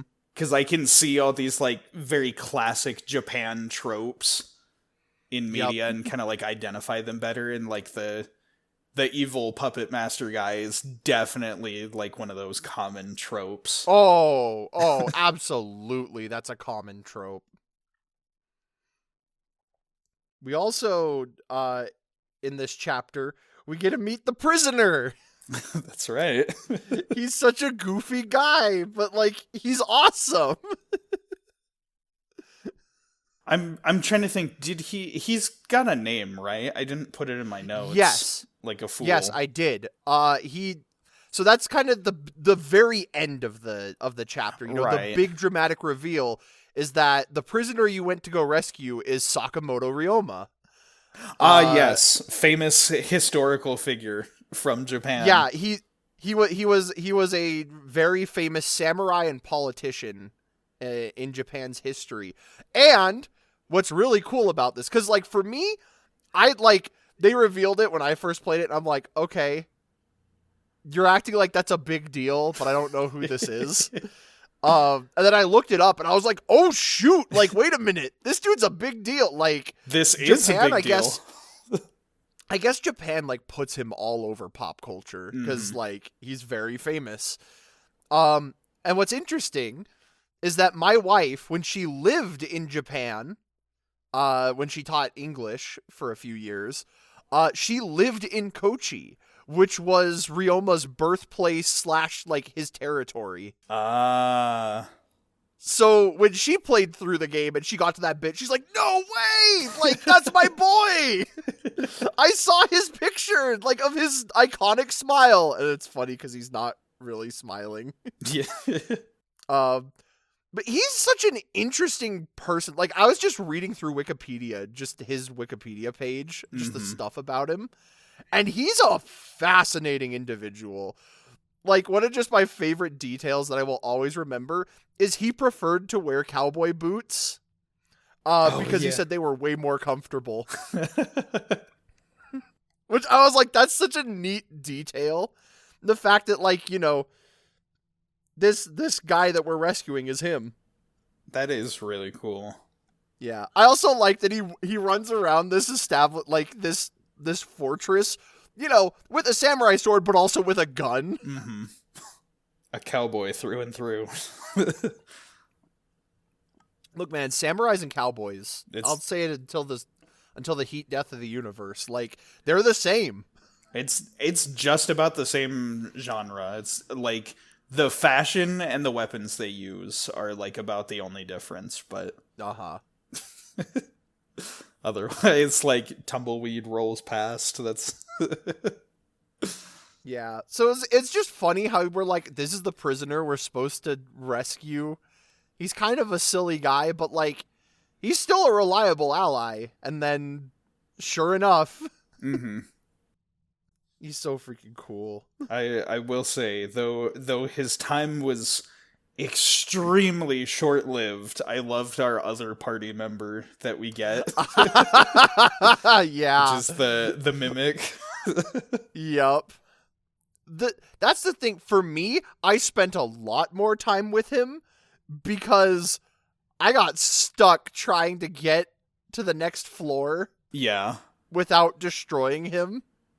And, like, I had to reload a lot of saves, and, like, I backtracked a bunch. Mm-hmm. And so I spent a lot of time with him. And I was like, and then I realized, oh, this is all. And so that's why, like, it almost shocked me. Like, when I was following the guide, and he just kind of walked in, and the thing happened, and I was like, oh, well, okay, he's gone now.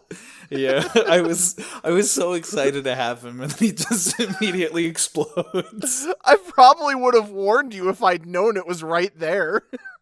But, like, I mean, we didn't really need to. And again, like, I can still just appreciate that it's there.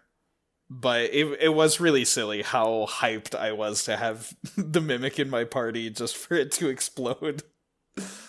I also like that the secret super boss that will absolutely kick your teeth in is a giant goldfish. Yes, that was so funny. Oh, that was great. Yeah, I spent a long time killing ghosts just to get strong enough to stand a chance against that guy, because he is not easy. Mm-hmm. There's so many, like, secrets and hidden little things about this chapter, and it's just so, like, packed. It is. There's so much jam-packed into this chapter. I would say probably gameplay-wise, this is, like, the chapter with the most, like, variety and content. Uh-huh. Well, it's also, because I think I said it as much, that, like, these were intended to be played in a specific order, because there's, like, a scaling difficulty. This is, like, the hardest chapter. Yeah. In that, like, there's the most to it, it's the longest, and, like, there's a lot to do in this chapter. Absolutely. At this point, it kind of expects you to be like, all right, you should know how to play the game by now. Which is, it's so funny, because when we first started this game, I was like, oh my goodness, what if Joseph picks this as his first chapter? Just because ninja. I like ninjas, I think they're cool. And I'll just be like, okay, we're doing this first. That is one of, like, the small details of, like, things I was familiar with about this game before going into it, was that the ninja chapter was, like, supposedly very difficult. Mm-hmm. And so, like, there's a part of me that was wondering, like, should I save this one for last? Like, since I know it's got a reputation for being difficult. But I definitely was, like, looking at it and I was like, I don't want to do this one first. Yeah. But I think, like, as we were going through our playthrough and I was just looking at the options that were left, I still was like, because I was also looking forward to Near Future, which we'll get to after this, but Yep. I was like, I want one that's going to satisfy as, like, my final chapter that I do. But I was just, like, really in the mood for some ninjas. So I was just like, all right, let's do this now. Ninja time. It's pizza time. No, it's a good chapter. Peppino. Sorry, you're over here talking about how good the chapter is, and I'm talking about Peppino. But yeah, no, this chapter's sick. And you can also, once again, the more I played this game, the more I realized how Toby Fox came to want to make Undertale. Yeah, I think this is one of the chapters where it, like, really shows its influence on what we know as the Toby Fox style. Yeah. Everything from, like, how it presents villains and tension, how it presents gameplay mechanics, how it presents humor. Yep. This one definitely shows. As well as the final boss of this one really is like I don't know, something about it is like, oh, this kind of messed up. Like, cause there is you see it with all of the other, like, underlings, how, like, they give themselves in to, like, whatever powers to try and kill Oboromaru. Yeah. But, like, also that bit where you face off against Odeio, Yeah. you're, like, on top of his palace, like, on the rooftop with the full moon, and then he's like, what does he say? He's like, gaze upon the visage of he who will rule all of Japan, and then he, like, turns into a monster. Mm-hmm. And it's just like, oh, you can't undo that. That's terrifying. Yep. Just big, slimy frog monster. Well, but, like, his tongue is, like, also his arm, which is also a snake. Yeah, that's right. Oh, it's, like, it's hideous and terrifying, but, like, it's really cool, too. It makes for an extremely memorable enemy. And the fact that, like, his first thing that he does is, like, nukes the terrain with, like, poison tiles. Yeah. And so it immediately creates the sense of, like, oh, I gotta get out of here. Like, doesn't he also have, like, a move where, like, he has, like, a giant naginata or something like that? And he, like, spins it around and slams it on the ground. oh, yeah. It's, the animations are sick in this fight. I like this fight a lot. This one, I believe this was, like, the strongest that I'd gotten because I did, some grinding. This is, like, the strongest that I had gotten in one of the chapters, and so, like, I don't remember struggling on this fight very much for that reason. And so it was kind of over quickly.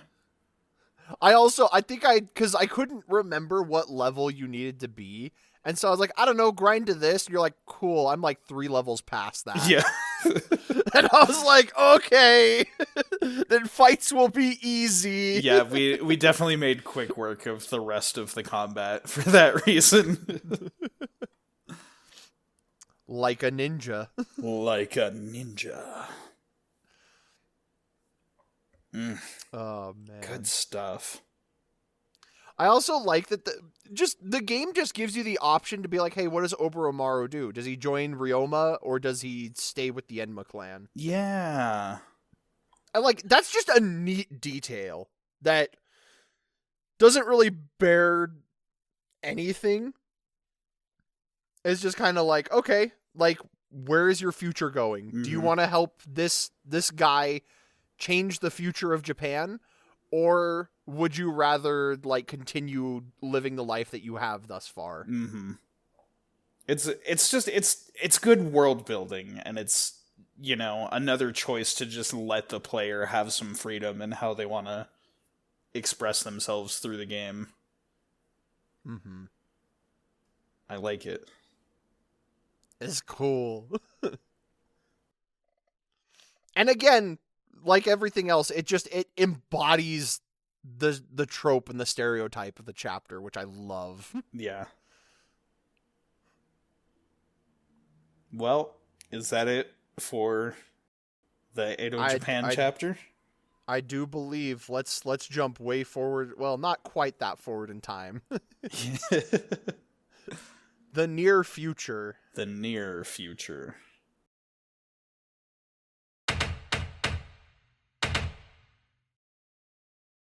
Great Scott, this chapter.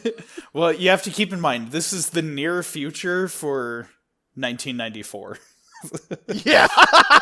Yup. They were like, oh, I know what our future's gonna be like. It's gonna be biker gangs and giant robots and psychic powers. Yup. That's exactly what I had written in my notes. So I'm like, this is our future. It's coming. 2030. I was just like, as opposed to like what the future actually turned out to be, which is just capitalism. I know. So, I don't know about you, but for me, when I first played this game, this was my least favorite chapter. Not because it was bad. I feel like this chapter has a really strong opening and a really strong ending, and then it kind of meanders a little bit in the middle. That's interesting because I don't feel that way. Interesting. Because I feel like... Definitely, yeah. I will say, I've grown to appreciate it more playing through it with you. Yeah. Like I've gained a newfound appreciation for it. I think the other reason why this one wasn't as high up for me is that I think this one suffered the most from localization and translation. And I don't know how this was for you because you had me to kind of explain things, but there was a lot that didn't make sense my first playthrough. Okay. Yeah, that's fair. So I'm curious what your thoughts are regarding it. Yeah, that's interesting because like I don't remember anything in my experience that didn't make sense to me, and it's probably because you explained it all pretty well. Yeah, well, because like Matsu. Oh yeah, the thing about him having a bunch of different names, like some people call him Lawless. he goes by Lawless. He's Matsui Kenichi. Right. And like cuz again, it's the whole Japanese culture thing, how like you refer to somebody by their first name to show like a closeness with them. And so like what's her name? Is it Teiko? Yeah. I think. Like she calls him Kenichi because she's on a first name basis. She's very close with this guy. But then like Akira calls him, Matsu, like out of respect. Right. And then also he's known as Lawless in like all of the to like all of the Crusaders and stuff. Oh, yeah. And then, also his introduction is like, he's like, I'm a local businessman. Oh, yeah. Because he runs the taiyaki shop, which is something you can completely miss. Mm-hmm. And so you're just like, what was that about? Right. And like, also before he even is given a name, like, he shows up and it just is like cool biker or something like that, like before it actually gives him a name. And like, so there's stuff like that. There was like a whole side quest that got censored, and in the original it was optional, but now it's like mandatory.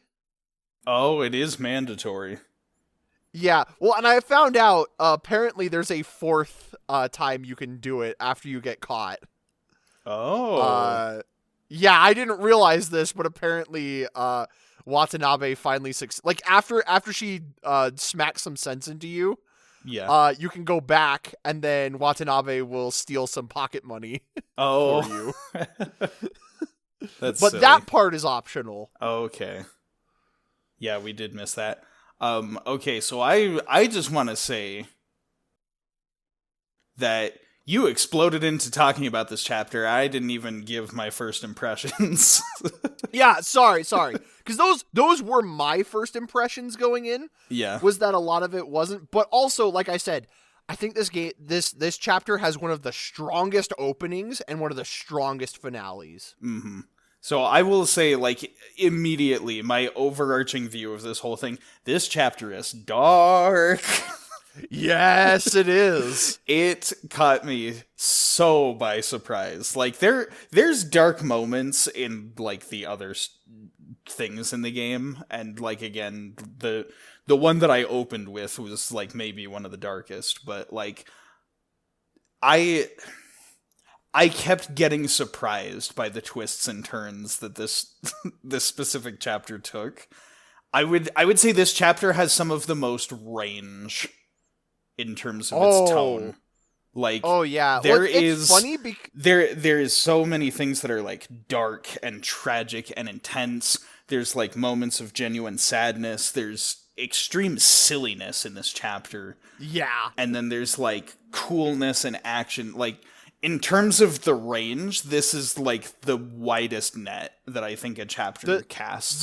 The tone goes all over the place in this chapter. Mm-hmm. This chapter starts off with Akira talking directly to the player. Yes, it does. Like, which it's so sick. Like, that is such a cool way to start it. And then again, like I love that Akira is my father is dead. My name is Akira. My father is dead. It's a meme, but also we're like, okay, but it also tells you a lot about who he is. Like, Akira has one of the most standout personalities of the cast. Yeah. Like, because he's a punk. He was raised by a thug. Yeah, literally. And his like, even like all of his dialogue when he does like his attacks, he's like, "Screw you, suck it." his trash talk was like the best for combat. It's so good. He's always got so many funny things to say. Yeah, but that's the thing. I think maybe like where I'm approaching this, and you can tell me if you don't feel the same way, but I feel like in terms of plot, this one goes like very strong the whole way through. In terms of gameplay, there are moments where it gets dull. A little bit, because this is one of the... that's how I feel about this chapter. Yeah, this is one of those chapters too where like it's one of the ones you're meant to do later. Mm-hmm. And so, like, there's a lot of mechanics of, like, you gotta level up now and grind, as well as, like, there's the item crafting thing with Doc Tobey, which will... Doc Tobey! He's a fun character. I love... I love characters that are just, like, perpetually shouting and cannot lower their volume. He can. I mean, he can, like, there's that bit where he's like, I elected for a more less scientific method of getting here. I walked. No, it's the fact that like his catchphrase is "Great Scott," and I'm just like, Back to the Future, I love you. It's every single time with Japanese games I see that, and I have to wonder, like, in Japan, is his catchphrase something from a popular movie or something in pop culture? I wonder. That lines up with that, because I could see it both ways, because like Japan loves their Western media just as well, but it makes me curious. Yeah, like, this one has some of, like, the wildest decisions. Because, like, even your party, good old Toraimo. Toroyama. Just I like, love, though, how, like, you know, this is just, like, a little side quest at the beginning. You do it, and then it's like, Toraimo is now your best friend. And he just follows you. that's what I love, too. It doesn't say that he joins your party. It says he is now your best friend. But the thing is, he is your best friend. Kinda, Because, like, yeah.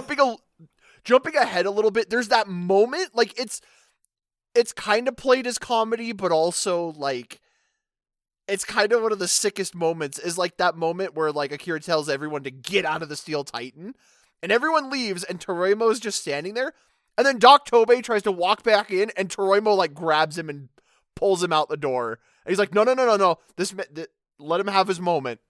You know, I got your back. I am the wingman. It's pretty good. Also, his voice lines are adorable. Big punch! Big laser!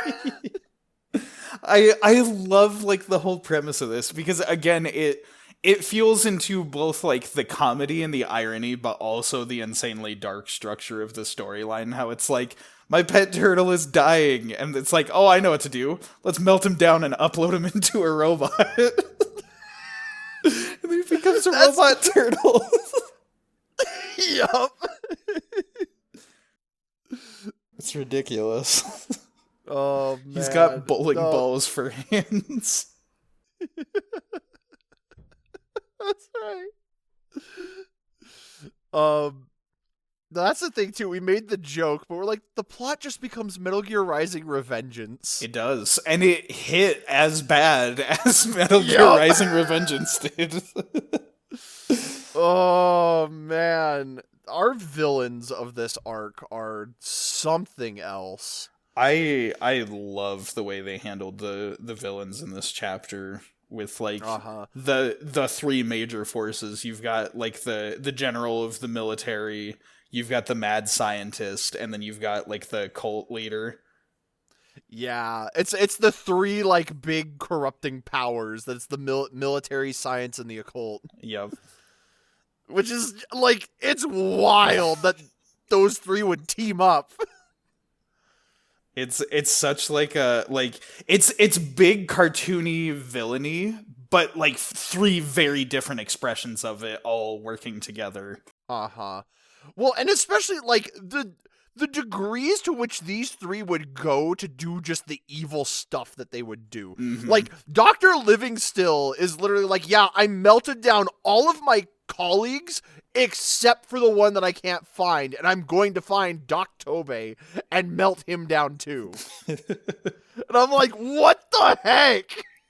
I, like, side note, like, I was thinking for a really long while that Doc Tobey was somehow going to be a party member that would, like, fight alongside us, and that ended up not happening. I would have loved that. I don't think he would be very useful, great, but I would love that. No, because I was assuming, like, oh, maybe he'll use some, like, mecha stuff, and it's like, oh, he just doesn't join the party. Okay. He's your crafting mechanic, that's it. I suppose so. But it's the fact that they're kidnapping orphans and liquefying them and putting them, like, using them as a power source for robots. It's just like, Yeah, well, it's not just orphans, it's anyone that the Crusaders can get their hands on. Right. It's just like, oh, hey, an orphan. This is perfect. I could use this. They specifically mention how the orphans are easy pickings. And it's just like, jeez. Yep. Because again, offering up 2,000 souls to Inko, which... And once again, this might be home to the worst Watanabe death. Yes, because as I had mentioned in previous ones, there's, like, jokes, and some of them land and some of them don't. But, like, this one's not even a joke. No, this one's a boss fight. They literally just, like, took Watanabe's dad and put him in a robot, and you have to kill that robot. Mm-hmm. And the fact, like, one, this fight is brutal unless you do the secret. Oh, Which is the exposed wires in the back. hit him in the back. And it causes him to self-destruct. Yeah. Oh, There man. is I'm not sure if I should talk about it yet or if I should save it till endgame, but I caught something like reviewing the game before like before we started recording. And it's specifically like what the robot the Watanabe robot says as it's dying, like when you win the fight. Oh? It's specifically dialogue that comes up later, but basically, like, it's trying to say something, but it's like you know, can shutting say down. it. I mean, I'll I'll say this, but I won't talk about the connection until we get to the end game stuff. But like, as it's dying, it's trying to say like it's like I am, I was, I am, and then it shuts down before it can finish its thought. And that specific line of dialogue comes up at a later point that we'll get to, and like when I pieced together that like it was the same line, I was like, no way. This game is cracked. Holy crap. There's so much in this game and in this chapter. It's crazy. Cause like another thing that I learned in the near future chapters, you know the bit where like you storm the scuba laboratory, Right? You like how you meet up with Lawless and he joins your party. There are 2 different locations you can find him. Oh, because one of them is in that room where there's all of those the Crusaders, and they jump you, and then Lawless shows up to save you. But there's another one if you walk into one of the restrooms and sit on the toilet. yeah. And then a guy comes running in. He's like, "What the heck?" Like, there's no time for relaxing here. And then Lawless comes in and beats the crap out of him and joins you. That's great.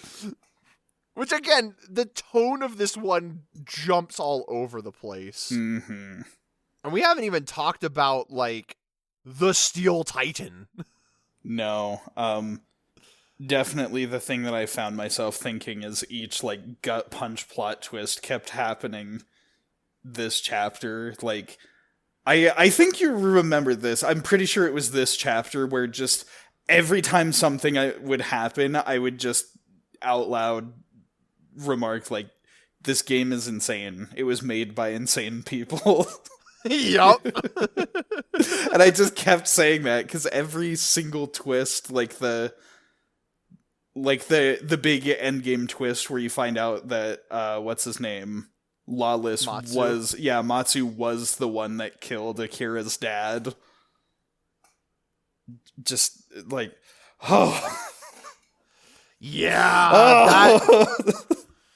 And then Akira goes full Super Saiyan. Well, the fact that like Matsu first like gets insanely drunk. Yeah. So I looked into what the heck, because I was like, I gotta know, is Matengo like a reference to something? Yeah. And I was like looking into it, and apparently it is just a thing that they came up with for this game. However, the name Matengo apparently also refers to this like Japanese film. Oh. That like called Matengo, and I guess it's about like these mushrooms that mind control people. Which I guess is why like eating that much Matengo let him get psychic powers. I mean, it doesn't make sense, but it's so funny.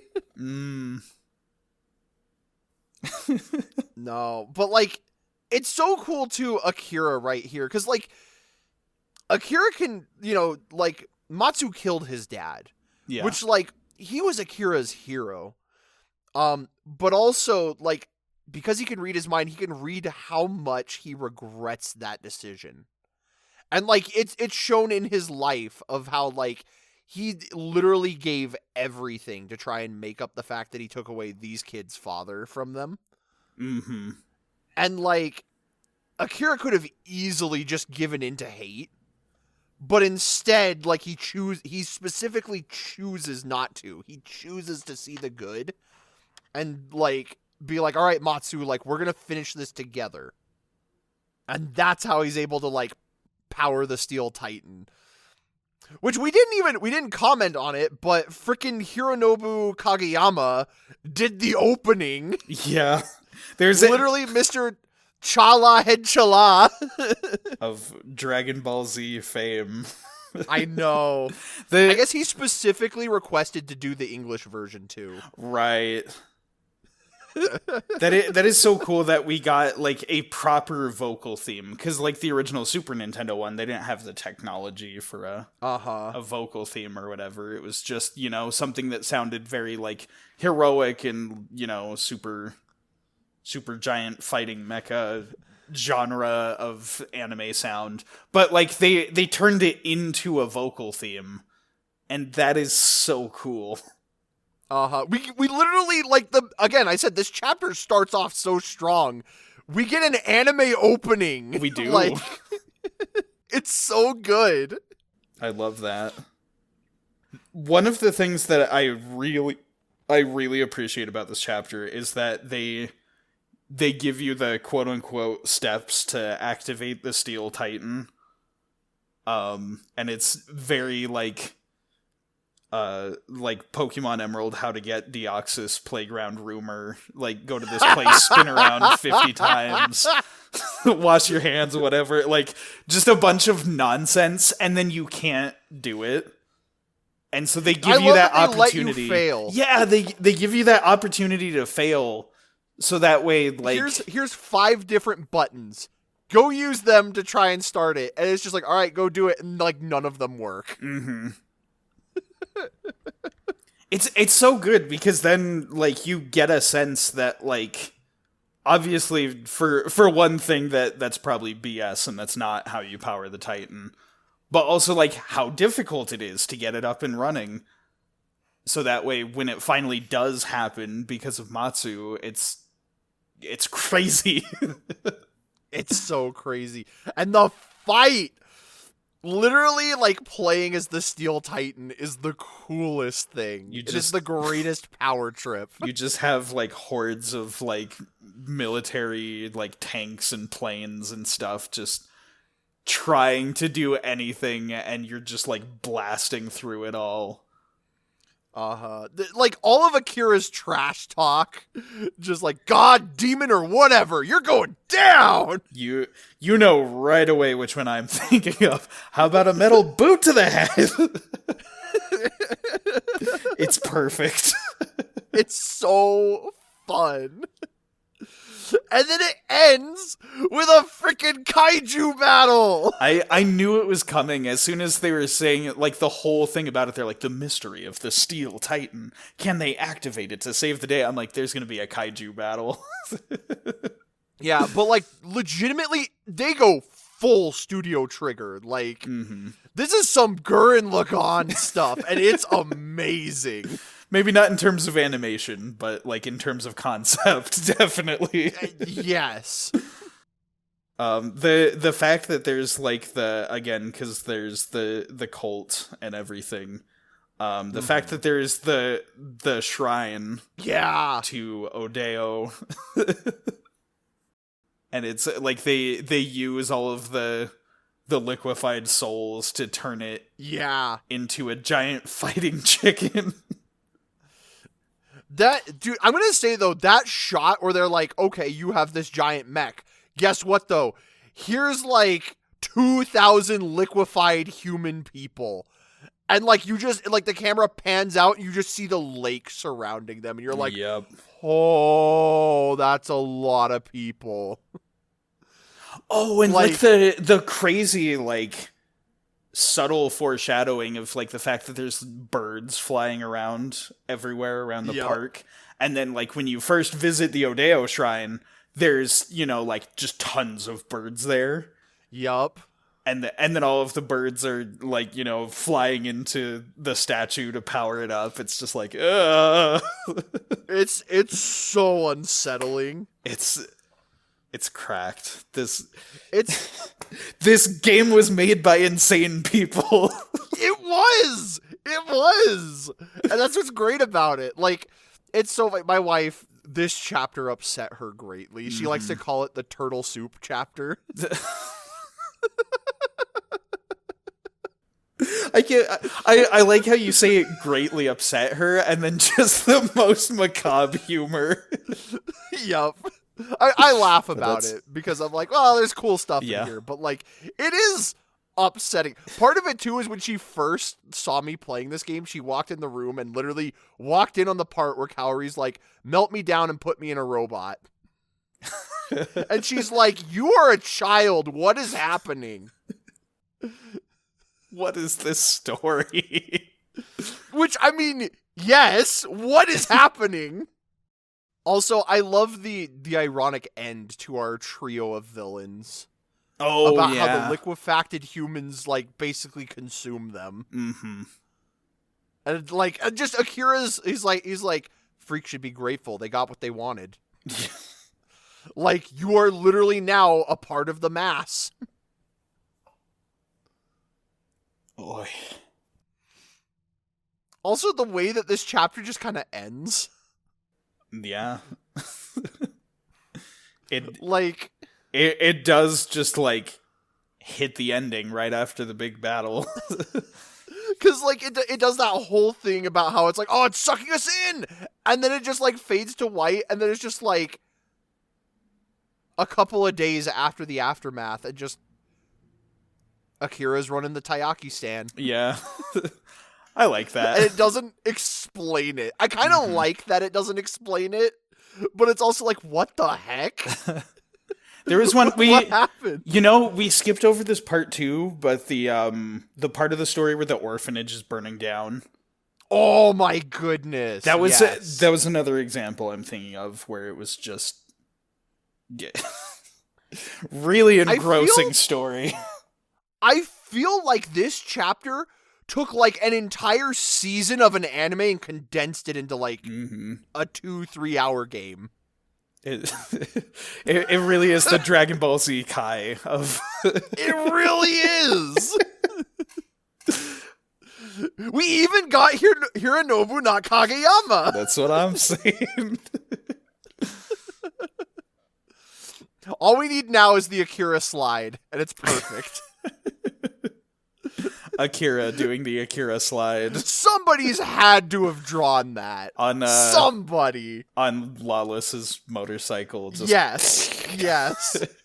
Somebody's had to have done that. Absolutely.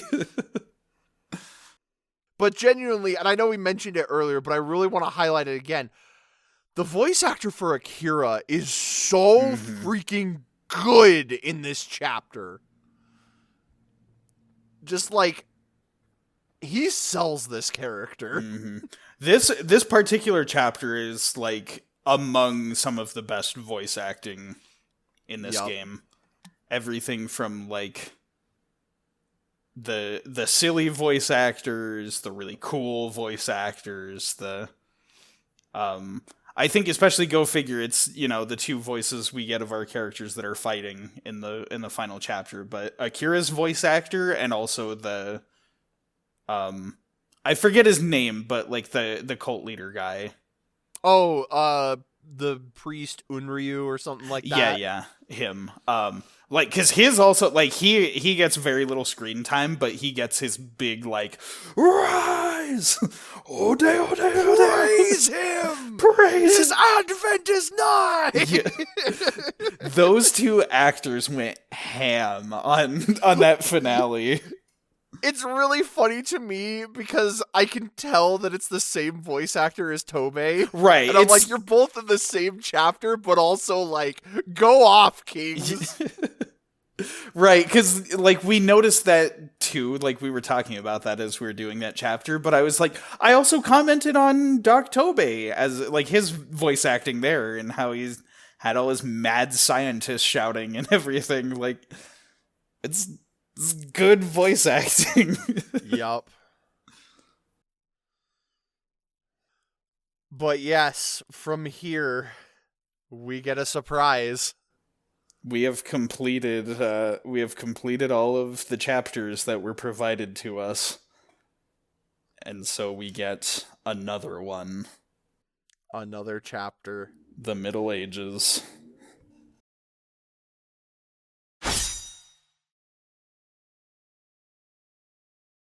Oh my goodness, this chapter.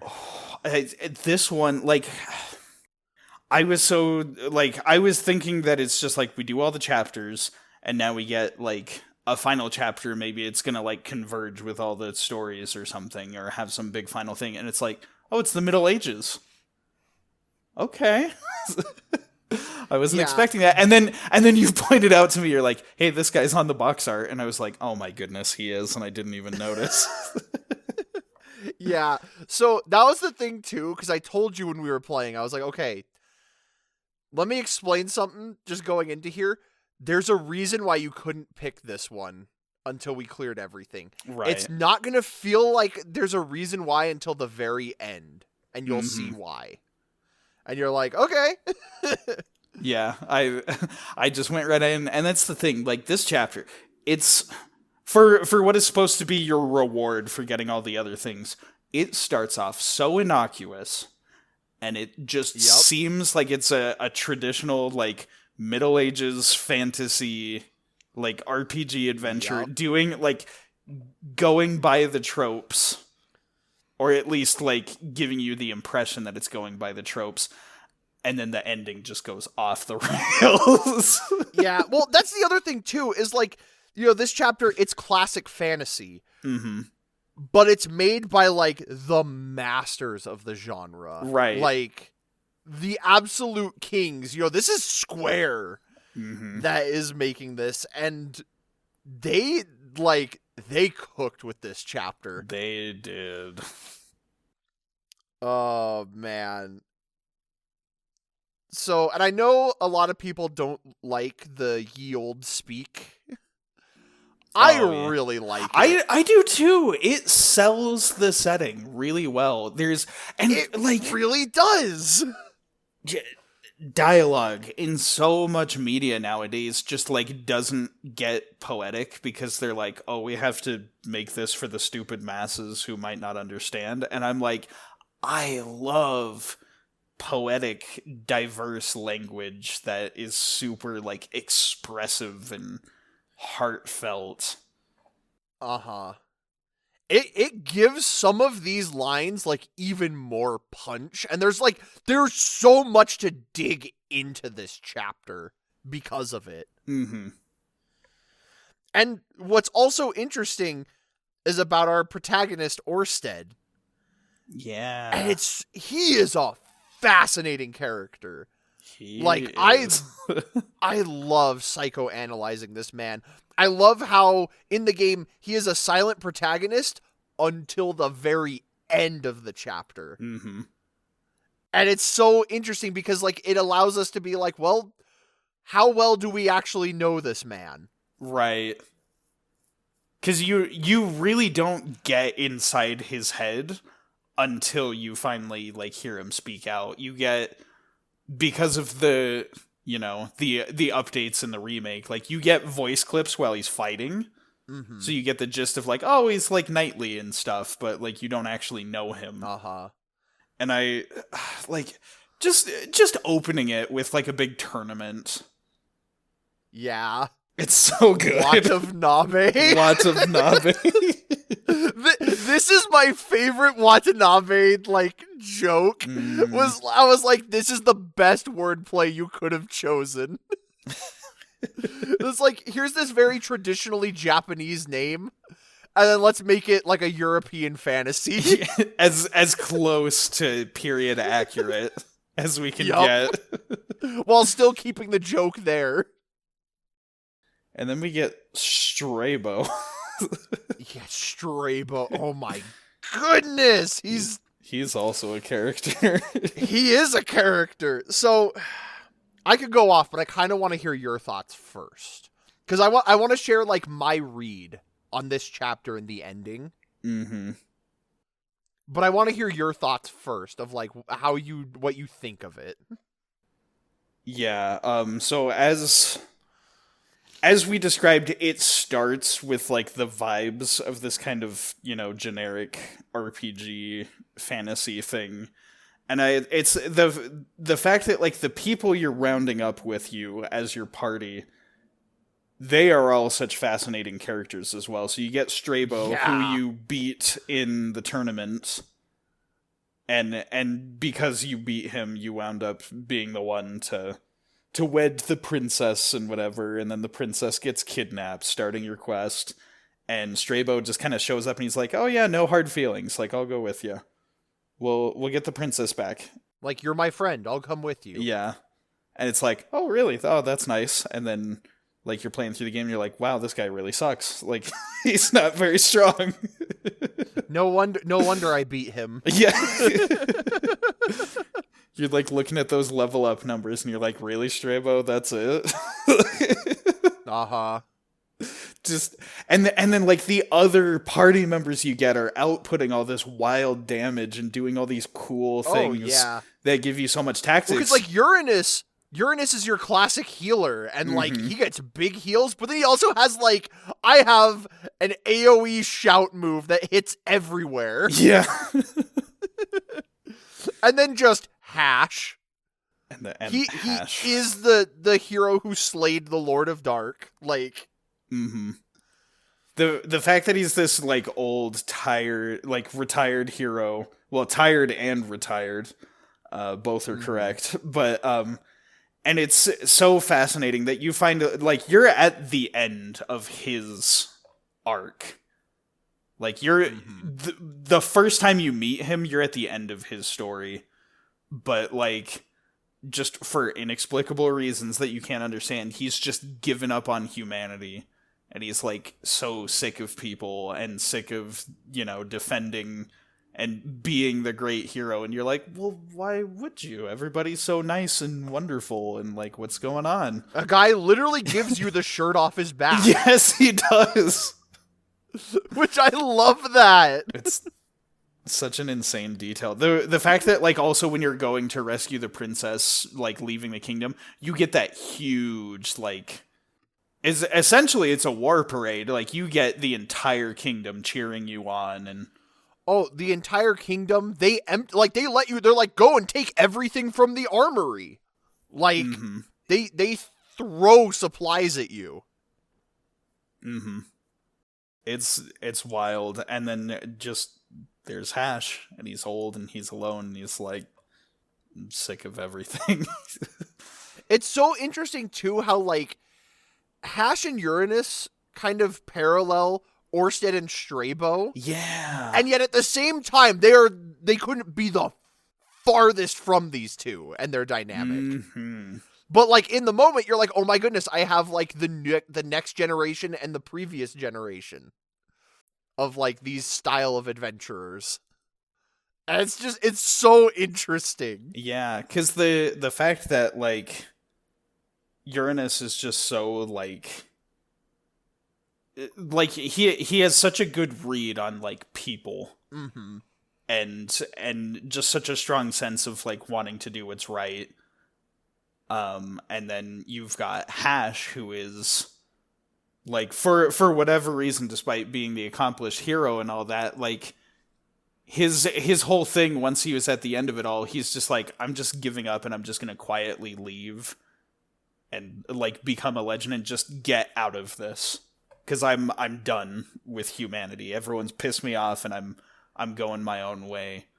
And we'll get to this as we talk about like the ending of the arcs and all that, but the fact that like his story ends there as opposed to where Oersted's story ends is such an insane contrast. But it's the like you're like, oh, it must be the Dark Lord is back, and it's building up all this gravitas, and you're rounding up the troops to the strongest men you can think of. Storm the castle and save the princess. Yeah, to get your traditional finale. And then instead of that, there's the Dark Lord shows up and he's all like, whoa, I'm the Dark Lord and I'm definitely scary. It even plays Megalomania. It does. in this, so you're like, this is the end of the chapter. this is the boss fight at the end. And it like, I thought the design was extremely cool, and I was super into it, and I bought the lies that the game was peddling me. I was so ready for this to just be like, okay, and then we save the princess and we learn something about how this all comes together. But it's not the case, and you end up losing Hash and presumably Strabo. Mm-hmm. It was all a ruse. It was all one big freaking ruse. And the fact that the game makes you return to the castle empty-handed, and just like you disappoint everyone. Because like the game really could have just like done all its plot twists there while you were still at the castle to save time. But because they don't, they let you sit with that sadness for a bit. Yep. And then you find out you're getting played.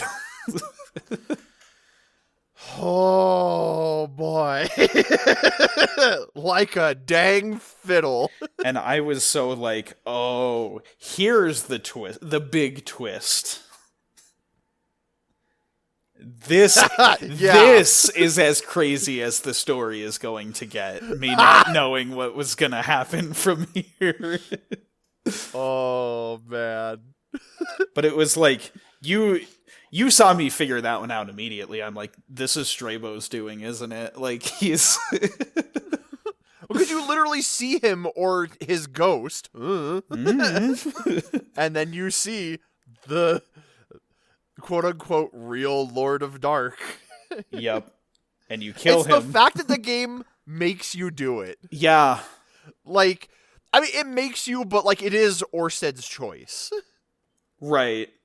Because as far as he is aware, it is the Lord of Dark. He sees it and he's like, all right, time to do what I need to do. And then, like, once you cut him down, the illusion wears off and it was actually the king. And it set up this whole, like... Again, I was thinking, like, this was the big twist of the story. And then we're gonna have to work hard to achieve our happy ending or whatever. But they give you that space of time where you get to just be a fugitive. They lock up Uranus. And yeah, Uranus sacrifices himself so that you can escape. Mm-hmm. And the fact that you, like, go back and speak to him while he's in the prison... And just, like, his big speech. Like, oh. Him and Hash, they both get their, like, dying speech that's... Uh-huh. Like, jeez. It's so good. And again, it's another moment where, like, the ye old English speech, like, really makes their speeches powerful. It does. Like, it feels like something out of Shakespeare. It's beautiful. Mm-hmm. And it's so, like, again, the fact that, like, as all this goes on, you don't get to know what Oersted is thinking about all this, and so you just assume, as the player in charge of a silent protagonist, that, like, the messages are resonating with him, and he's like, yeah, let's do this right. That's what matters. Mm-hmm. And so you just, you know, make that sad, slow return to the castle. Well, and also, like, the fact that, like, when you go to, like, the other village that's, like, outside, like, kind of out of the way, like, everyone there, like... is terrified of you. Yeah, they're all terrified of you. There's, like, the one kid that still believes in you because he's, you know, too young to understand what's happening. And his parents are like, oh, no, get away from him. Yep. And, like, it's tragic because, like, you feel for Oersted because he's like, I'm the victim here. Why is everyone afraid of me? Mm-hmm. I'm the one who's, you know, I'm trying to do everything right, but, like... You know, just the rumors and the misinformation and stuff just spreads like wildfire. Yeah. It's such an interesting situation to be in. And it's like, as I was seeing that, I was quickly beginning to understand Hash as a character. Yup. Because I was like, this is, like, not this exact scenario, because they still thought of him as the amazing hero, but, like, this is what he had to work with. Like, he saved the day and he became this big hero and everything. And then, like, the people's inability to, like, reason. Mm-hmm. And to, like, figure things out and think more deeply about things just made them so frustrating for him to have to deal with, and that's why he gave up on humanity. Yeah. It really shows, like, this is why Hash became what he was. And it's great that Hash, in his final moments, was able to break free from that. But, like, Oersted's story continues. Mm-hmm. Oh, man. And it's the fact that, like, you know, all of the people that still believe in you are quickly dying off one by one. Yep. And so it becomes like the last person that could acquit you is the princess. Because she's the one that's supposedly captured by the Dark Lord. Mm-hmm. If you can save her, she'll clear your name. Yep. And oh boy.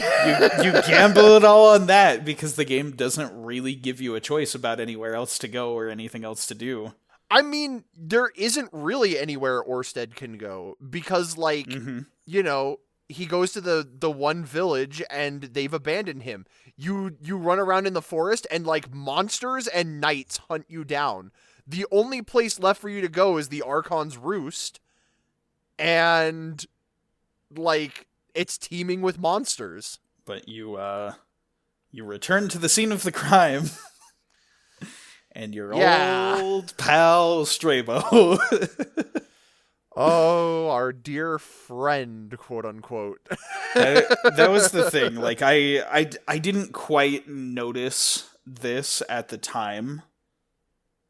But, like, the fact that the game was playing you with the fact that, like, it's not just your imagination. Strabo does suck stats-wise. Mm-hmm. And like, it is designed in a way that you will still make it through, but you will get that impression, man, this guy's not as good as the rest of the party. It's on purpose. Mm-hmm. to toy with your expectations. And it could be like one of two ways, in that it's like, oh, he actually is powerful and he's, you know, holding back.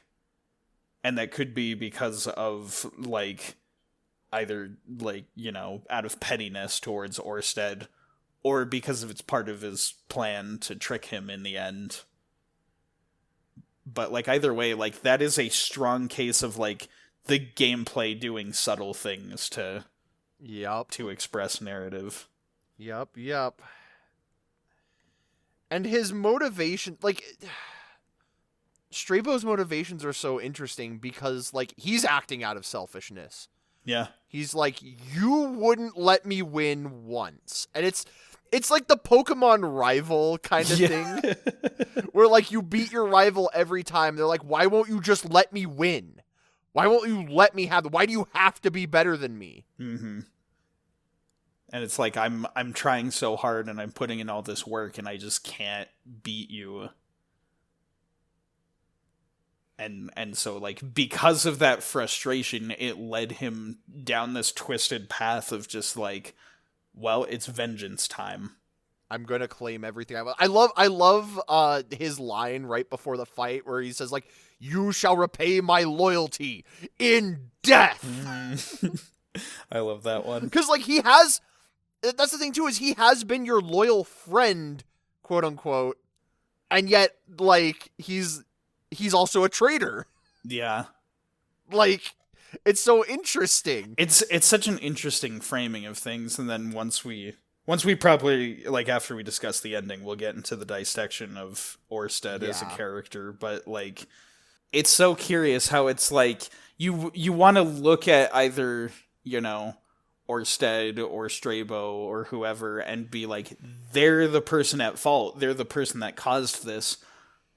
but it's like not any one person. No. It's this really like complicated interconnecting of, you know, people imposing their wills on others and then that like backfiring on them. Yep. Because I do have another thought about Strabo, but I'll save that for when we get to discussing what comes later. But you have your big showdown with him, and it's suitably extremely intense. Well, and much like every time, you beat Strabo. Yep. Some things because never your other option is to die and get a game over. Yeah. And so it literally is the only thing left for you to do, is to go beat Strabo, who at this point I was still like, okay, Strabo is the Lord of Dark. Then, like, he was pulling the strings the whole time. This is the big plot twist of the game. This is as big of a plot twist as it's going to get, right? I need to save the princess from him. And then you beat him. And that is very clearly not the case. He was not the Lord of Dark. He was just Strabo. And then you see the princess. Good old Alethea. Alethea. Oh, she is a character. Like, it's amazing because they play it back for you each time when you look at her dialogue, and you, like, each time you have a new perspective on it. Mm-hmm. Oh my god. Because, like, you hear it the first time, and you're not even thinking that there's going to be a plot twist, so you don't try to read between the lines on what she's saying. And then the next time when they replay her dialogue in the flashback... It's when Uranus is speaking to you about how she is the only one who can help you. Right. And so you're so caught up in the emotions of it that, again, if you're like me, you still don't read between the lines and what she's saying. And then the final time you finally get to understand her motives, she was in love with Strabo. Yep. And because of the whole tournament structure, she was forced to marry you, even though she wanted to marry Strabo. Mm-hmm. And there you can finally go back to her words and see how forced it is. And how upset she is with the situation. It's just like... Yeah. Well, oof. And the fact that she did everything to make her father happy. Right. But, like, not her... Like literally, you go back and you watch her and be like, I've never seen my father so happy. And then she's like, and, I mean, me as well. But, like, you know... Mm-hmm. like... At first, it kind of seems like this cute, adorable little thing, and then you realize, like, oh no, she genuinely... I don't know if she loved you or not. I'll talk about it in a second. Right. Once we talk about everything and my feelings about it. But, like, it's hard to tell if she ever actually did love Oersted or not. He definitely didn't true. by the end. Right. But... There may have been something there, but like that's a good point too, because like this game has so many themes about like hatred and how damaging it is to give in to hatred. And that is such a clear case of this, because you think like, oh, she's doing a selfless thing for her father, right? Like this is what her father wants, and so she gives up her own wishes for it. But she's holding on to that seed of resentment in herself. And so being a people pleaser is not the answer. It's not the cure to hatred either. It's just another way of messing things up. The seed of hatred is still there. It was so, and so we get to this point where she finally just lays it all bare and is like, you ruined everything. You ruined my life, and I hate you, and Strabo was the man that I loved, and he's gone now because of you. And so she lays all that bare, and I was thinking, okay, that's the big twist, and it's not going to get any crazier. This is the big twist. and it was so interesting, because I was seeing this play out before me, and I'm like, this is like disappointing. Like, how can this be the ending? Like, is there anything we can do at this point to make this right? Because this, like, this sucks as an ending to a video game. Yeah. And then not seconds later, Oersted finally speaks up and is expressing exactly what I was feeling. There's one thing right before that. Don't Right. forget, not only does she express her hatred for Oersted, Right. like, because literally, like, she comes out and she's like, don't you touch him. Like, she takes her own life. Yep. Literally, the one person that could have cleared Oersted's name is now gone.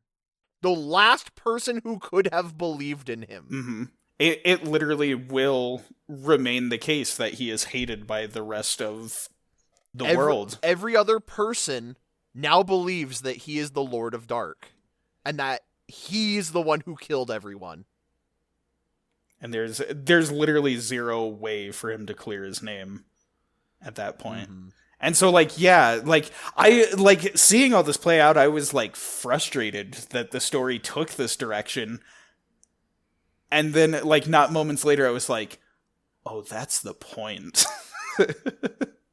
Yep. Because, again, I was thinking, I played through all the other routes, and this was the last one we unlocked, so this was the end of the game. And it very much is not the end of the game.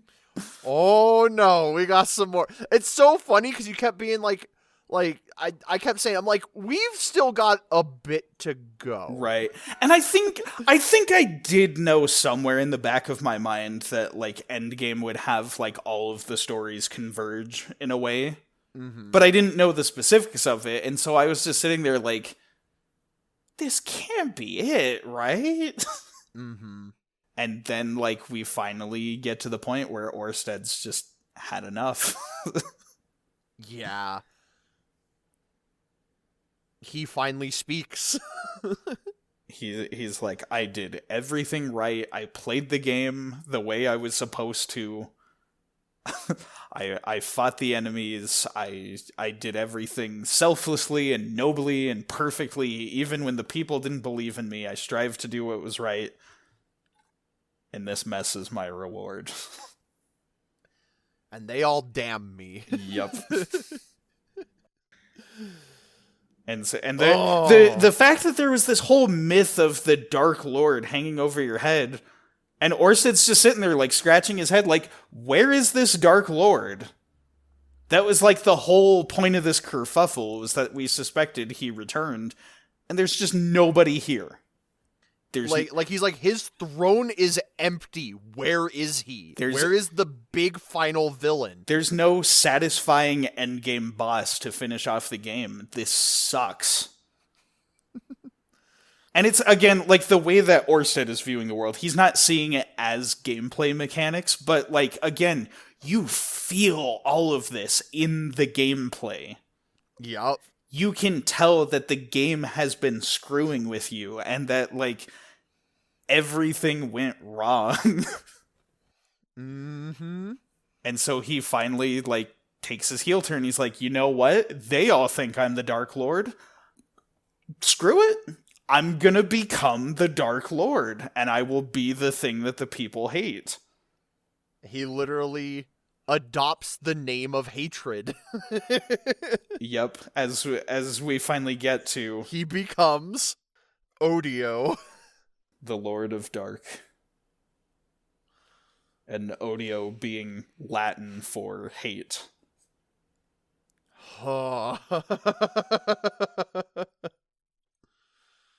And it's the parallels, like I said, with Hash, the fact that, like, when he grew too frustrated with the world to even want to bother with it, he quietly slipped out of everyone's lives and just was on his own.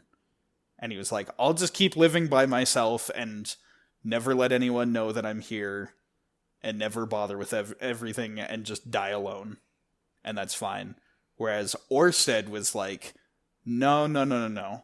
The world wronged me, so I'm making it the world's problem now.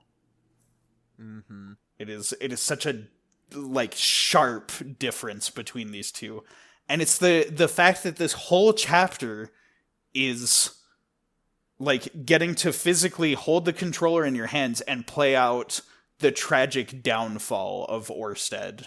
Yep. And how he became Odio. It's like, it's incredible. It's even down to like the design of the logo of the game. How like, the game is called Live Alive, but if you notice, the second live is spelled backwards. Mm-hmm. Which evokes Live evil. Yep. It gives you that impression of like seeing it live a evil. An evil life. Oh my goodness. Oh. It's brilliant. This absolute tragedy. It's like, here's the thing, because technically, like, it's not an insane story. It's like, as an origin story for a villain, it's like, oh, the world wronged him, and he gave into hatred, and he turned on the world. Like, that is a very, like, by the number simple story. But, like, what makes this way more compelling than any other, like, villain origin story that's out there is the fact that, like, you get to play as Oersted, and you get to experience the world turning on you, and you get to feel dissatisfied by the end of the adventure. And so you get it. You get to understand his perspective on it. Like, the whole while that you're experiencing this, you know that it's not the right decision, but you get to see it. You get to walk a mile in his shoes. Mm-hmm. And that's what makes this way more powerful. And it, again, is one of the reasons that video game storytelling is such a unique method of storytelling. Because you cannot do this in a movie. You have to be, like, strapped in for the 2 to 3 hours, however long the movie is, and watch the protagonists go through their story. Or maybe it's like a movie about the villain story and see them go through things, but you don't go through it with them like you do with Oersted. Literally, you input the commands that kill the king. Yes. You are essentially an accomplice in his rise to power. To his rise to villainy. Mm-hmm. Yeah. And, like, I love that. It's, again, like, no matter how simple the storytelling is, this is one of the coolest villains in video games. Mm-hmm. Because it sets him up this way. And because you get to play all these other stories with these really heroic and lovable characters. Mm-hmm. And you think you're in for another one of those with Oersted, and then it just all goes so wrong. Like, that's so cool. Yep. I literally said to you, I was like, okay, so we have all of our protagonists now. Now we have an antagonist. Mm-hmm.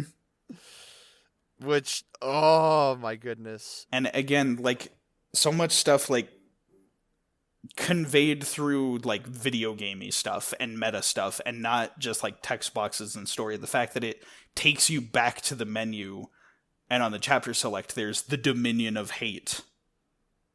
Yep. And you see the scrolling wheel of all the characters here, and it's like, this is so, like, this could have been done with a cutscene. And then there's, like, a dialogue box that's like, which character do you choose, or whatever. But it's like, the fact that it's done on a menu screen. Yep. So before we get into the Dominion of Hate, I kind of want to backpedal a little bit and talk about my read of this chapter and the end of this chapter. Yes, I'm very curious to hear this. So for me, kind of the way that I chose to read this, that I interpreted it, is that Hash and Uranus were just as much victims of Strabo's treachery as Oersted. Yes. Like, Strabo really was the catalyst for everything that went wrong here. Mm-hmm. And again, it's hard to say, like, if Alethea had any feelings for Oersted before. Yeah. It's hard to say, but, like, they were victims. Like, Strabo played all of them for fools. And so when Strabo faked his own death, like, the first mistake that Oersted did was, rather than do, the heroic thing and push ahead and save Alethea, he went back to the king. Yeah. That was his first mistake as a hero. Was like, she needed him and he wasn't there. And so Strabo could spin whatever narrative he wanted to her. Yeah. And like I said, she may have had feelings for Oersted before. She may have always had feelings for Strabo. But I think in that moment, that is where she fell for him. Because he could manipulate her however he wanted. Oh, yeah. And that was my read. And so in that sense, Oersted is still a victim, but that was like the one flaw that like cost him his hero's ending, was rather than pushing ahead, he went back in defeat. Yeah. And it's not really his fault because he didn't know any better. Yeah. And literally the game wouldn't let you. It was an accident that things turned up that way, and because he didn't know what to do, he did retreat, which is a very logical and human move to make. But yeah, so Strabo saved Alethea and not Oersted. So either she was fooled by Strabo, or like this was their plot together. Either way. Right. His second mistake, Yeah. however, because like even him killing the king and going to the Archon's Roost and leaving, like all of that, he's not at fault. He was lost and wasn't sure what to do. He's doing the best that he can, and the people, gang up on him. They brand him a traitor, even though none of it is true. Mm-hmm. And I would say his second and greatest mistake was embracing hatred. Yeah. The moment that he threw away his name and chose to become Odio was the moment that every horrible, awful thing that the people of Lucrece had said about him became true. Yeah. Like, it's interesting because, like, we spend all this time with all these heroes who, in the face of adversity, dig deeper and push ahead and do what's right. And this is the moment where, like, Oersted, I think, had worse opposition than them. But this was the turning point, and this is where he failed. Right, because it's pushed a little further. If he had done a little more, done better, he would have still been a hero. It's the slippery slope, because like you were saying, there was the first mistake that led to things getting worse. He still had time to course correct, but he could have. The more you get into the routine of making mistakes, the harder it is to get out. Uh-huh. And so it was because he didn't do the heroic thing in the first place, it made things so much harder to then turn around and be a hero. And again, it's interesting because we don't know what Oersted's thinking for this whole chapter. Right. Until the very end, where we get to hear him speak. Mm-hmm. And so it's so interesting because, like, it leaves it sort of open to interpretation. Like, I've submitted my sort of headcanon, my understanding of the events as they happened, that I genuinely believe that Oersted was a good and just hero. Yeah. Who did all of the right things, maybe not for the right reasons all of the time, but, like, was doing his best because it was the right thing to do. And then when just, like, it finally became too much for him, he gave in to hatred. Yeah. And again, like, we see it all throughout the whole game, but especially in this chapter, how the seed of hatred, you mentioned it with Alethea, how, like, she bottled up her hatred and her resentment, and then it all exploded out and she killed herself.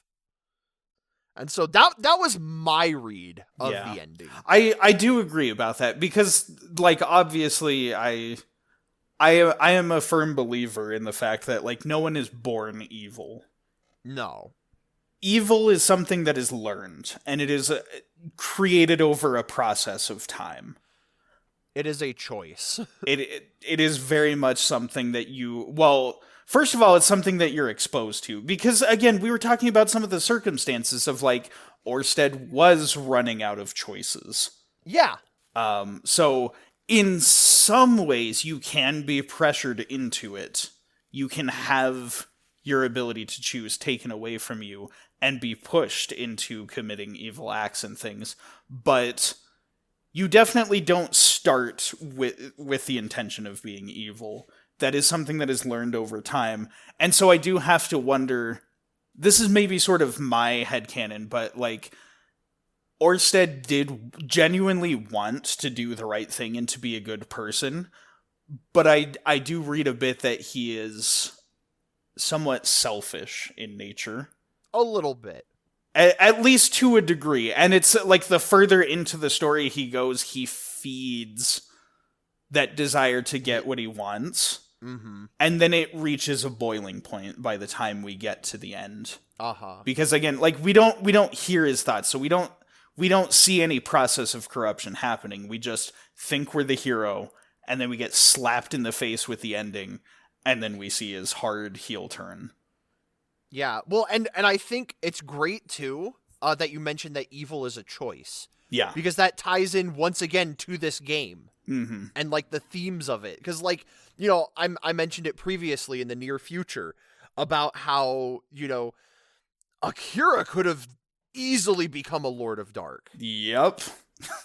He very easily could have given into hate. He could have hated Matsu for what happened, Mm-hmm. but he chose not to. And that's the thing too. Like Matsu obviously isn't the main villain, the big bad or anything. He is just a person that wronged Akira. But because he, you know, chose not to hold on to hate, like to not hold a grudge towards him, Matsu was the reason they got like the Steel Titan powered up so they could save the day and everything. Mm-hmm. So like, because of one seemingly, you know, separate from anything serious, because of one relationship where he chose to forgive, that ended up like saving everyone. Yup. One act of kindness can do a dramatic amount of good for the rest of the world. And so like I love that idea too, that like Akira is someone that very much could have walked the same path as Oersted, but he chose not to give in to hatred. And that's what kept him there. Mm-hmm. And I feel like the same could be said of all of our protagonists. Yeah. That, like, you know, they ultimately made choices to do the right thing, even when it wasn't necessarily easy. Mm-hmm. Everyone has that. Well, this is a thought I could definitely save for Endgame because it's very relevant. But we're getting into that. So the way that the Middle Ages chapter ends is Oersted becoming Odio, rising to become the new Dark Lord, and then we begin the Dominion of Hate chapter.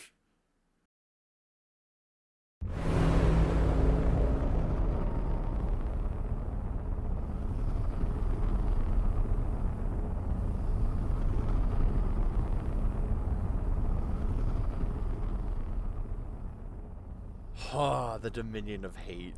Yep. Okay, this, like, as our grand finale to the game, this chapter is incredible. This chapter is so good. With, like, every single chapter in this game, it's funny, like, it's hard to pick a favorite because there's so much, like, give and take.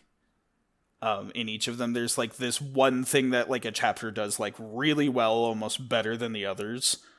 But then, like, they have their downfalls to them. Like, I will say, there's a lot of grinding. And it's optional content, but there's a lot of optional content. And so this chapter takes so much. It takes a while to get as much out of this chapter as you want. Uh-huh. Because, like, yes, you could skip all of that and just go straight to the final boss and do your best to beat the final boss. But, like, it's not satisfying to skip all that content because it's good. It's very content. rewarding to do everything. It's rewarding, but it's also challenging. And I think this is like the chapter that best demonstrates my feelings on the battle system being like, it's insanely difficult when you're low leveled, And then once you get to the right level, you have like a couple of like, oh, these are really good battles. And then you start to get over leveled, and then battles get too easy. Yeah. Well, and before, I want to briefly side tangent into it, because you get to pick your protagonist Yes, for this chapter. That's the coolest part. It is one of my favorite things, and like it makes your playthrough of this game so special. The fact that it's not just like you're choosing like amongst the branching routes, like the order you want to do them in. It's also like which story resonated with you the most? Like who do you want to make the main character of this story? Including there is an option to play as Oersted. There is. It's how you get the bad ending. It's funny too because you can get like a couple of bad endings depending on how you play. Yup. But the fact that Armageddon is an option for you. There, like, one option as an ending is to literally just say, like, screw the universe, screw all timelines, we're just gonna nuke every timeline ever. Everyone dies, everything dies, nothing left in the world. And it's like, wow. The fact that that is an option. That's intense. And again, like, it's so interesting that they give you that option to be like, you can play as the villain. Like, you played as him last chapter. Why can't you play as him in the finale? See it to the end. Finish what you started. I love the structure for the Oersted chapter.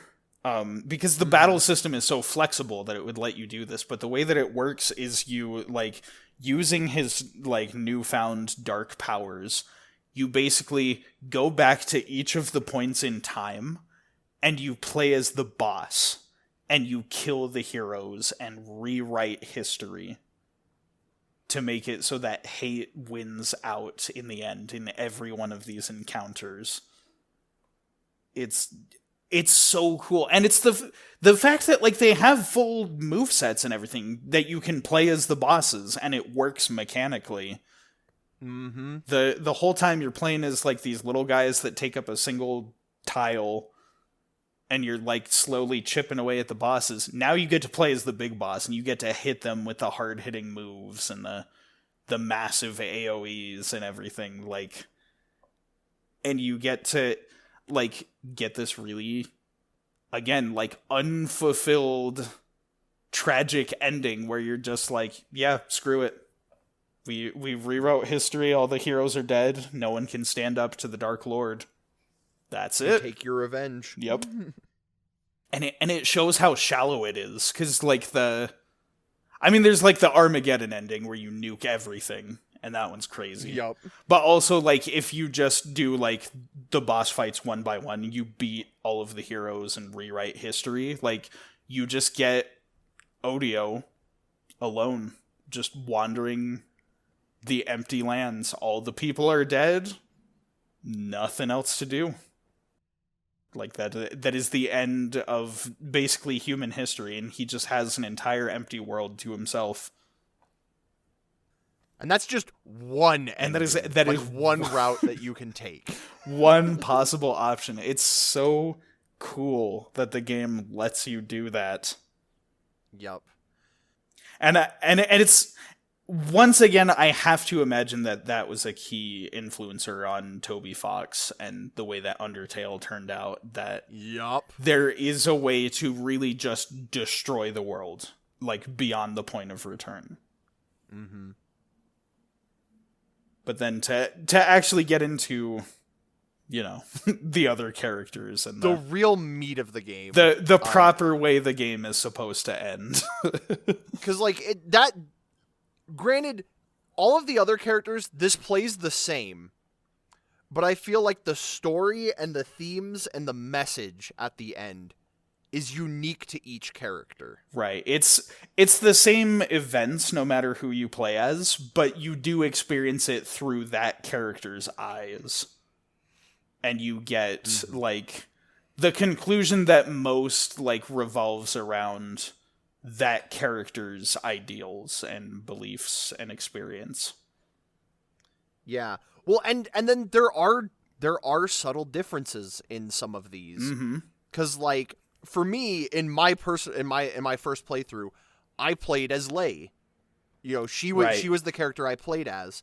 And so recruiting some characters was different because Pogo, you usually have to fight him.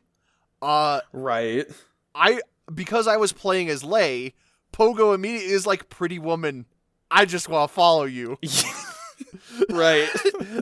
He's just a girl crazy little boy. And so like I'm like, this is cool because it makes sense. And then for you, because you played as Cube. Yeah, I chose to have Cube as my protagonist for this one. And so when you got to Masaru, he was like, nah man, I don't want to fight you, you're adorable. The fact that works, because Masaru is another one of those ones that you normally would have to fight to recruit.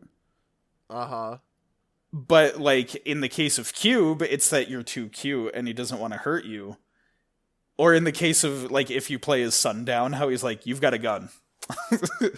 Like, look, man, I don't want to fight a dude who's got, like, a gun. I'm not that crazy. Like, I just got through the end of my chapter explaining how fight to kill is wrong. Like, listen, I'm nuts, but I haven't copied the ability to catch a bullet out of the air. I will choke a bro out, but we're not doing guns. That's where I draw the line. Well, but also that he thinks that cowboys are cool. Yeah. Like, and it's so fun to see all of these very prominent personalities like play off each other. Mm-hmm. And that's the thing too, even though like all of the stories have the same structure and it's about, you know, like a hero not giving in to hatred and saving the day and whatever, all of their personalities are so distinct, and this is where you finally get to see how different everyone is. Mm-hmm. And how differently they handle these situations. Yeah.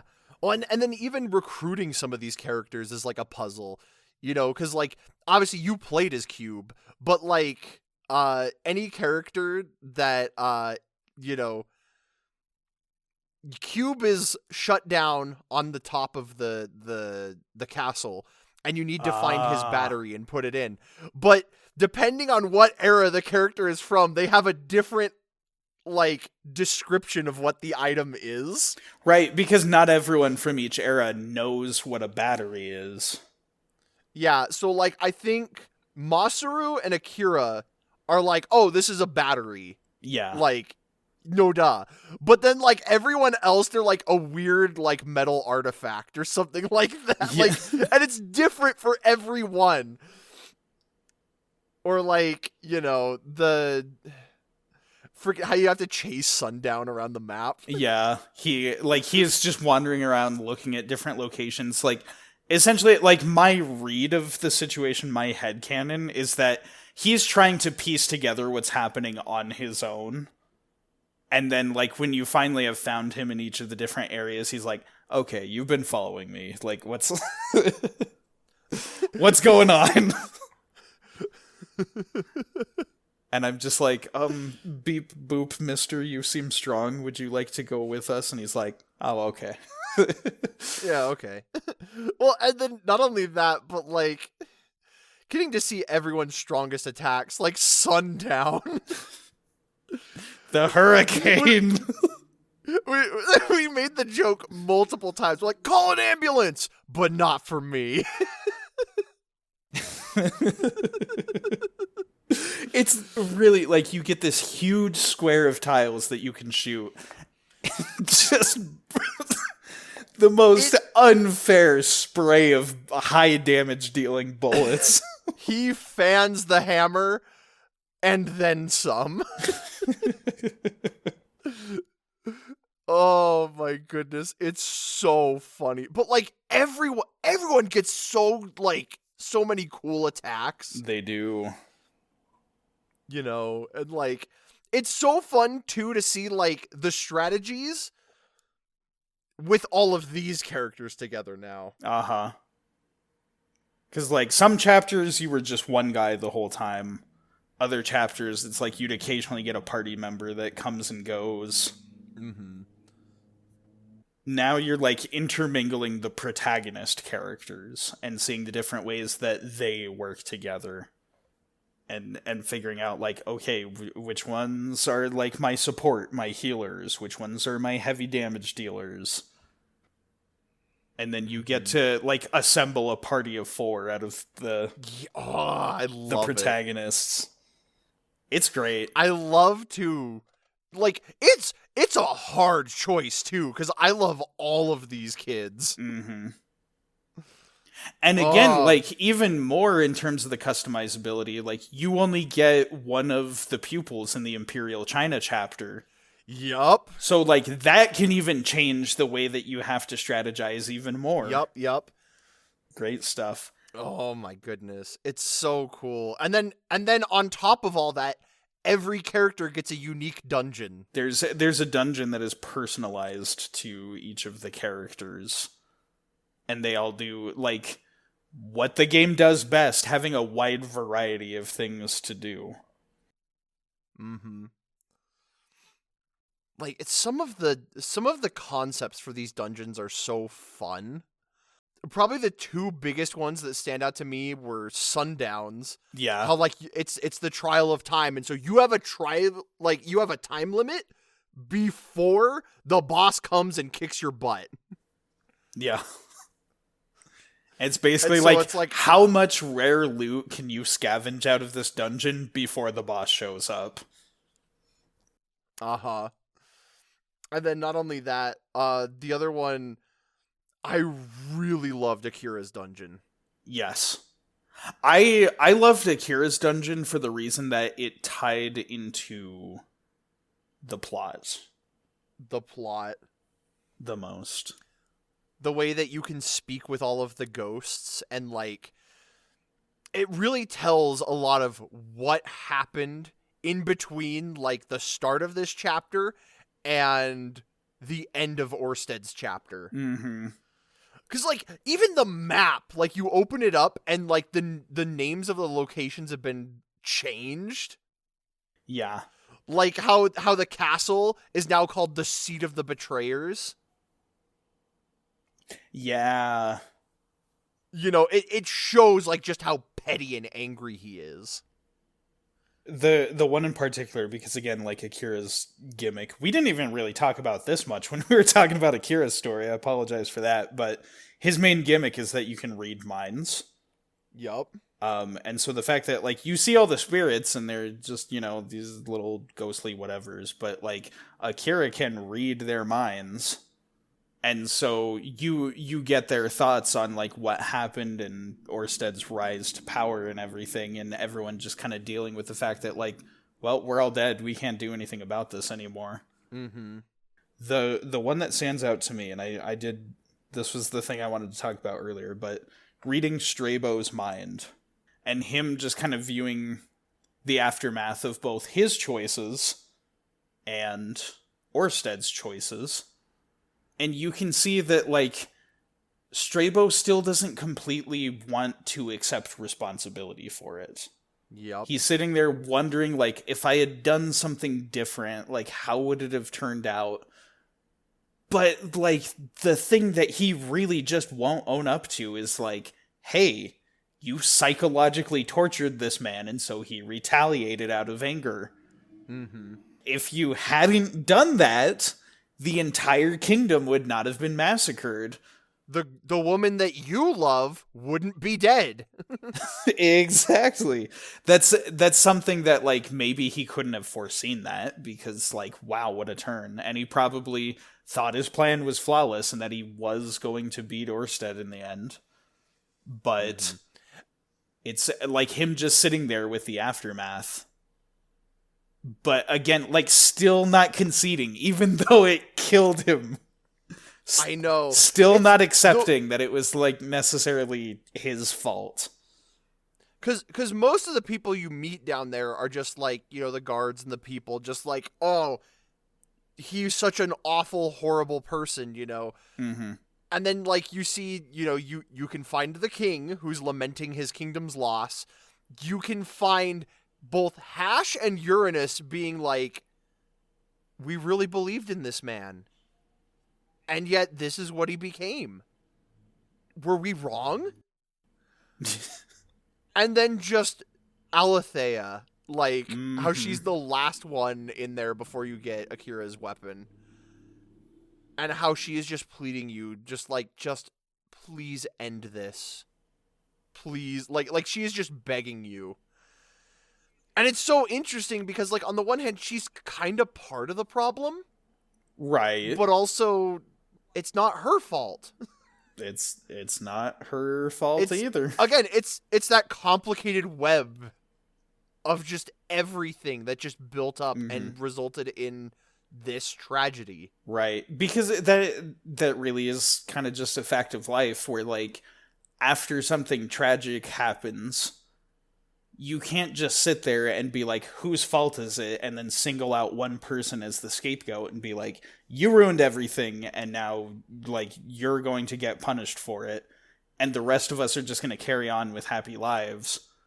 Because, like, when you try and do that, you find that it's so complicated and there's so many mistakes that everybody made that, like, you're just going to be blaming each other and destroying your relationships. Mm-hmm. Where it's like, again, like we were saying, the theme of the game, you have to not give in to hatred. You have to be, you don't let people do bad things, but you forgive people for, wrongdoing. And then you move forward and try to make the best solution for everybody. Yeah. God, this game! It's so good. And we haven't even talked about the secret bosses. That is like a big bullet point on my talking about this chapter. There are secret bosses, and they are fantastic. They are so good. But before we move past it, because we were talking about the trial. Oh yeah, of we were time, talking about. Yeah. This one, it's technically not a secret boss because it's the gimmick of that dungeon, but he's an optional boss. You don't have to do it. Yeah, you could just get out of there quick enough that you don't have to fight him. But like, the boss that arrives is so weirdly like, because it's supposed to be, Sundown Kid's dungeon, but it's not very fitting to the Western theme. We get Jaggedy Jack. Jaggedy Jack. I love this guy. I love him so much. And here's the thing, too. This is, once again, something that the remake did. By giving them voice acting, they have so much more personality. Mm-hmm. Like, all of the secret bosses feel so much more alive. Yeah, because, like, he is this weird, like, kind of alienoid, like, semi-robotic looking creature. Mm-hmm. But then his voice... A spinny spin! He does all this where he, like, repeats words. He's like, spinny spin! And then, like, because there's, like, multiple of them. He, like, splits into 4, and when you kill one, he's like, the painy pain! I'm deady dead!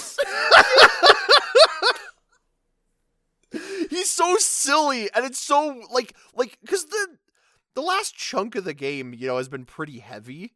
And so it's so wonderful to have, like, humor like this in here. And like, that's the thing, too, because we were saying, like, the voice acting adds so much to the encounter. I imagine on the Super Nintendo, this was intimidating.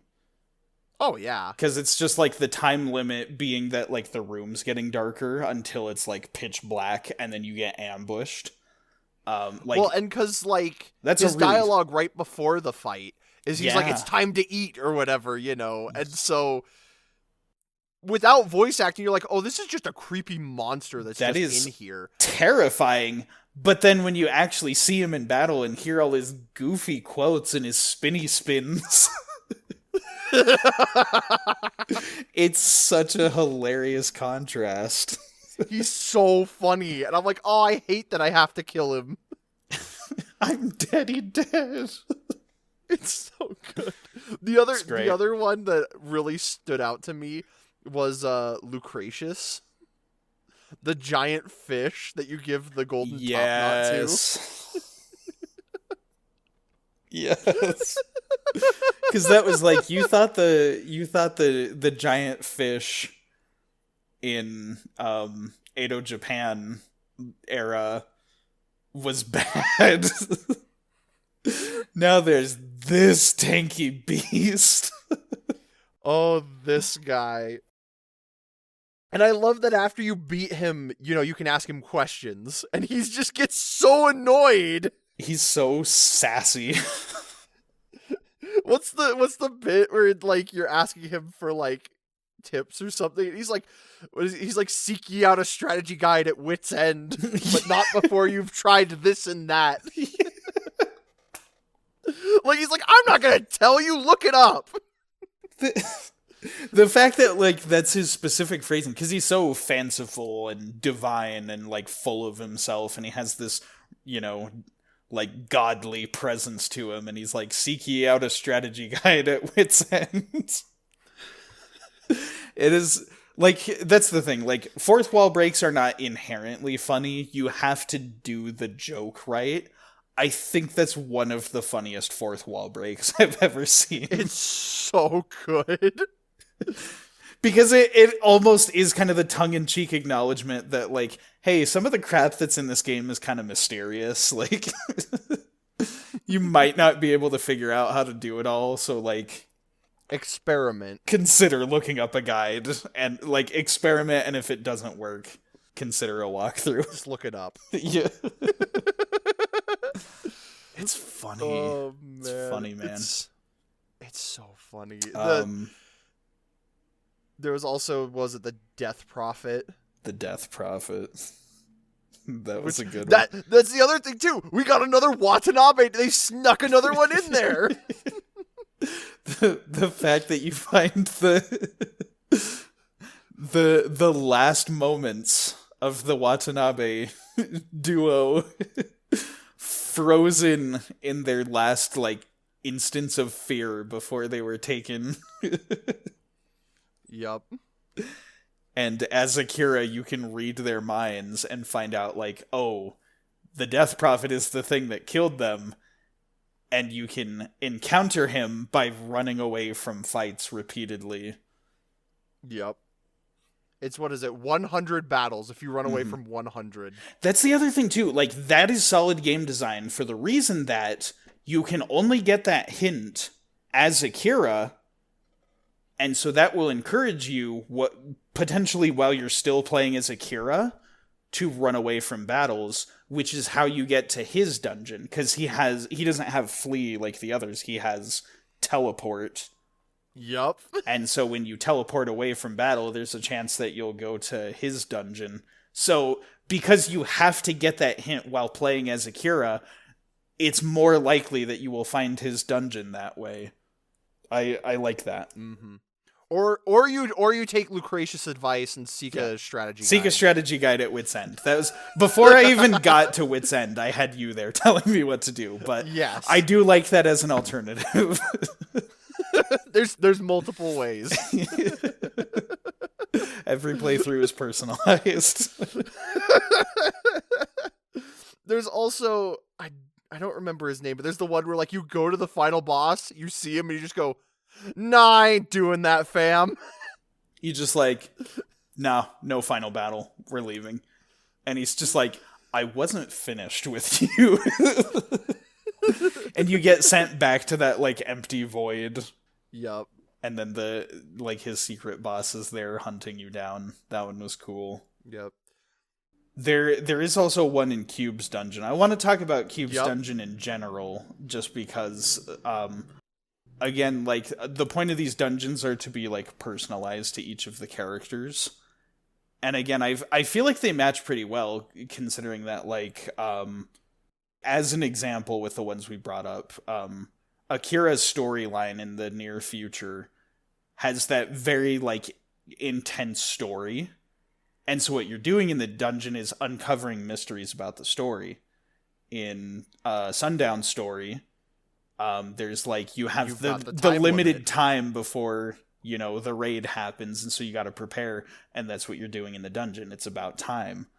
And so like the fact that it's like, you know, all of these dungeons match what you're doing in these scenarios, the fact that Cubes, the distant future, is very light on the combat and mostly about story and maneuvering around environments. So that's what you're doing in his dungeon. There's puzzle solving. It's all on the overworld. And that is super cool. No, all of them too. Like how for just to go through them, like you're the successor. You know, it's about the techniques that they've learned, and so you use your techniques to break boulders and navigate this maze. And then, like, Akira's, it's just raw strength, so there's literally just a boss fight right in front of the door. Oh, you mean Masaru? Or Masaru, sorry, yeah, I said Akira, I meant Masaru. Right. And then Pogo's, like, you use your sense of smell to navigate the dungeon. Mm-hmm. They're all, like, custom-tailored, and it's cool. It's very cool. And then Oboromaru's is collecting keys. Yeah. Well, you have that, like, big labyrinth with all these different alternating paths and everything. So cool. But, again, like, the cool thing about Cubes, too, is that, like, you beat it and you go through the whole thing and you exit, and then you can go back in and get a secret boss encounter there, which is I forget his name, but the big robot thing. I wrote it down. Okay. Let me see if I've actually got it. Because, yeah, the bosses were so great. They were, like, I love that this chapter is just full of, like, secret boss fights. I love me some secret super bosses. Every video game that has boss fights or any form of combat should have super bosses. Euroctos, I think was his name. Okay. I can see why I forgot that. Yeah, some of these, they definitely... Listen, it's not as memorable as, like, Jaggedy Jack. No. Definitely not. But I remembered that he was there, and it was cool. But eventually, you do grow too powerful. And it is time to march up to that darn Odio and say, "That's just about enough out of you, mister." Or beep boop, depending on who you picked. I'm imagining, you remember the Undertale cartoons called Underpants by Serpello? Oh my goodness. There's the thing where, like, Frisk walks up to Asgore and it's just like, and then just, like, smacks him. I'm imagining that with Odio. Oh my goodness. No. I freaking love, though, once again, it's personalized. He poses a question to each party member that's with you about, like, why did you do what you did? Like, yeah, what are your motivations? And it is funny because you can see, like, how comfortably he leans into the smarm. Because, like, he's saying, like, okay, what's your motivation, really? What are you guys after? And for a lot of the characters, their motivations are very selfless. And even, like, for the characters that aren't necessarily selfless, like Masaru, they still stood for ideals. And, like, they stood up against hatred, even if they were motivated by their own gain. And then Odio has the nerve to be like, "See, you're just as selfish as I was," even though that's clearly not true. Like, yup. It's very kangaroo court. Yeah. Moving the goalposts. Like, that's what it is, yeah, moving the goalposts. Because that's what people do when they're, you know, giving into that hatred and everything. They're always, like, creating to justify it. Yeah, they're trying to justify their bad behavior instead of fixing it, and so they create these unfair lose-lose scenarios for everybody Mm-hmm. so that they can act like they're the victim and say like, oh, you're no better than me, when that's clearly not true. No, yeah. Odio, man. And again, it's neat how it's unique to each character. Yes. And the fact that the characters all like take him seriously and really consider what he's saying. Because he'll say like, oh, you're doing it like for what? For, you know, for glory, for a creator who you love. Yeah. And like the characters will sit there and be like, yeah, you may be right. Like, that was what I hoped to get.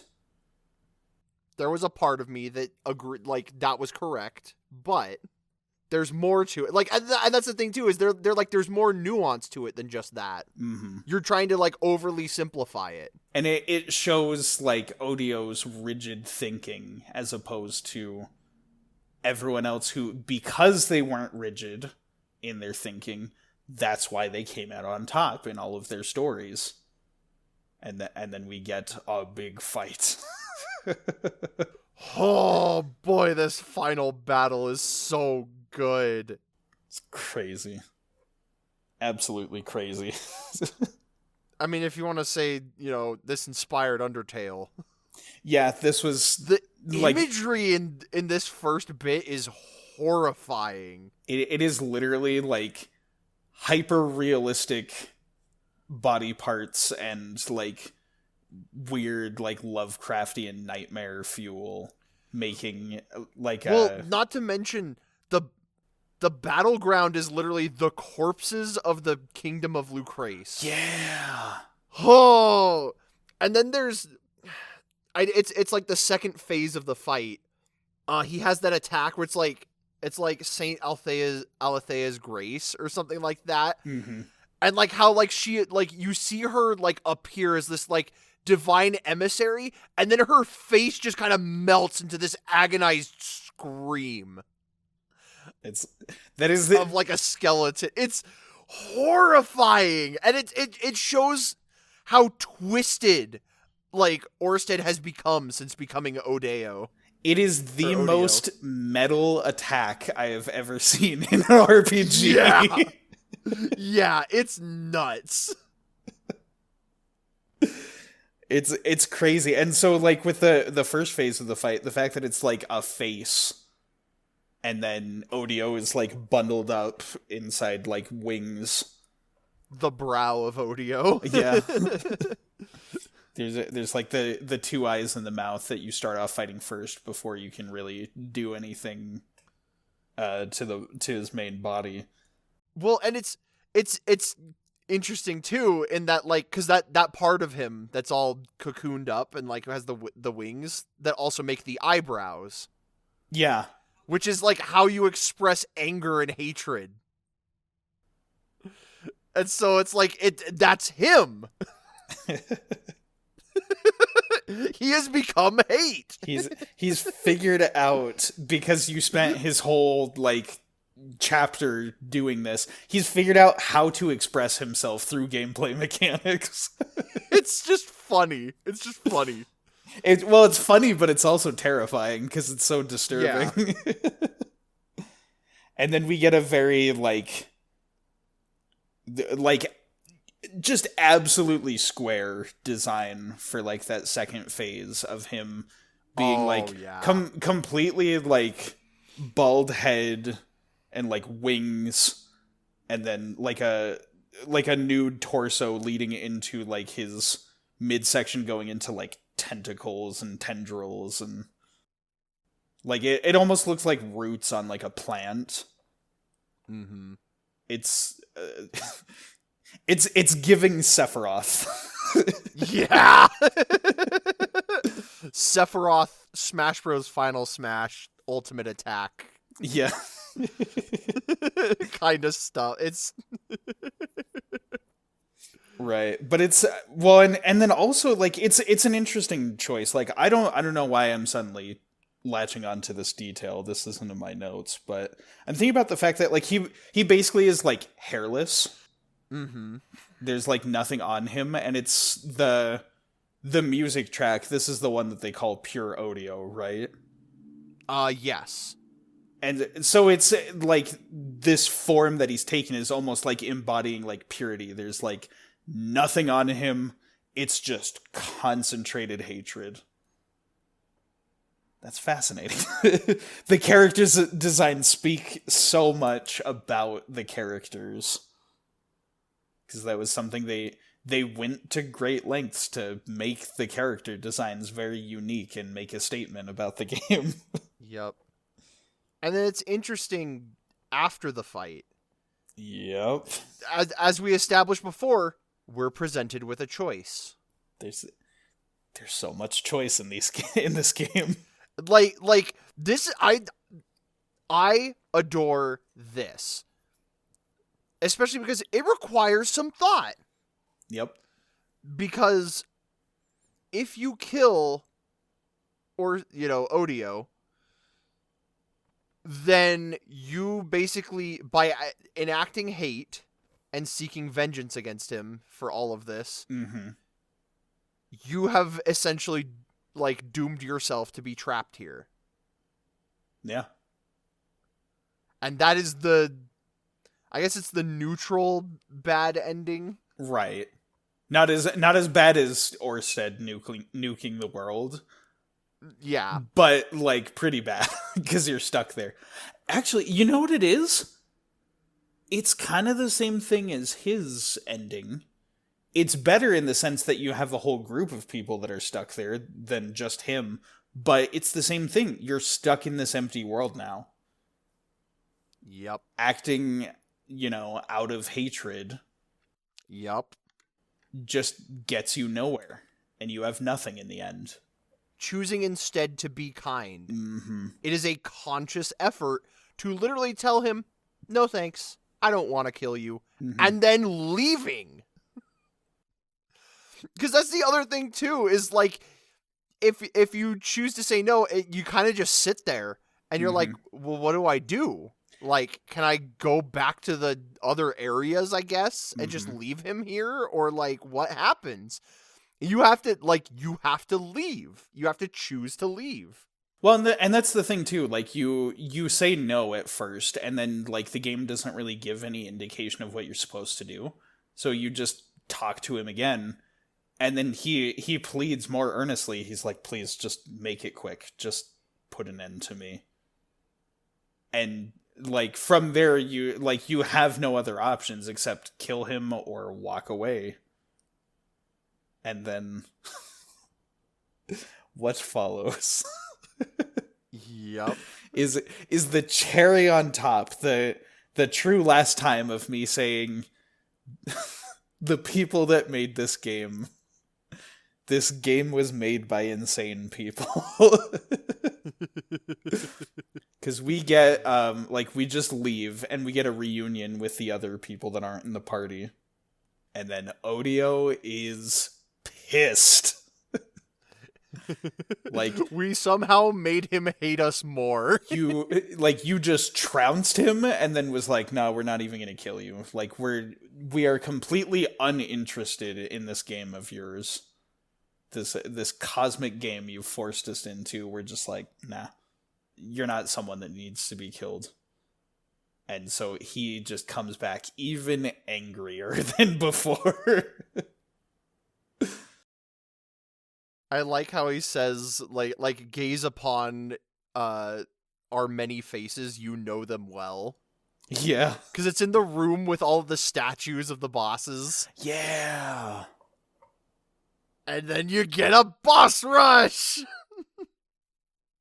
Dude, nothing was funnier than watching Sundown absolutely delete Odio. Yes! Because that's, this is something I actually think is really good about this. They do not scale the boss's stats at all. So the bosses are as strong as they were the first time you fought them, but your characters have all, vastly leveled up. And so, in the case of Sundown, just clicking Hurricane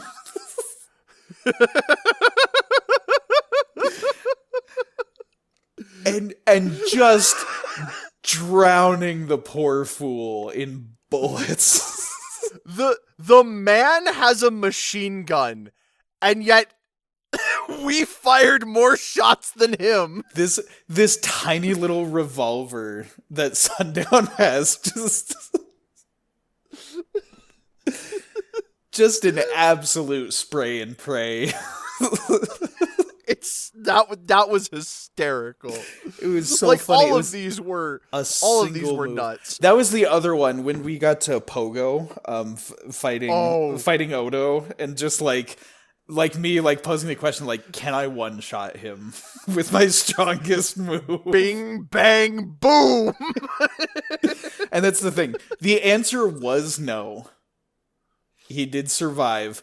But I'm still convinced that if I had boosted my stats first, I might have been able to one-shot him. Probably.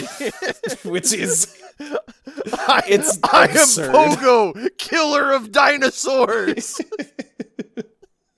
The dinosaur slayer. I'm gonna cook you up and eat you. Me, Angie, bonk with big stick.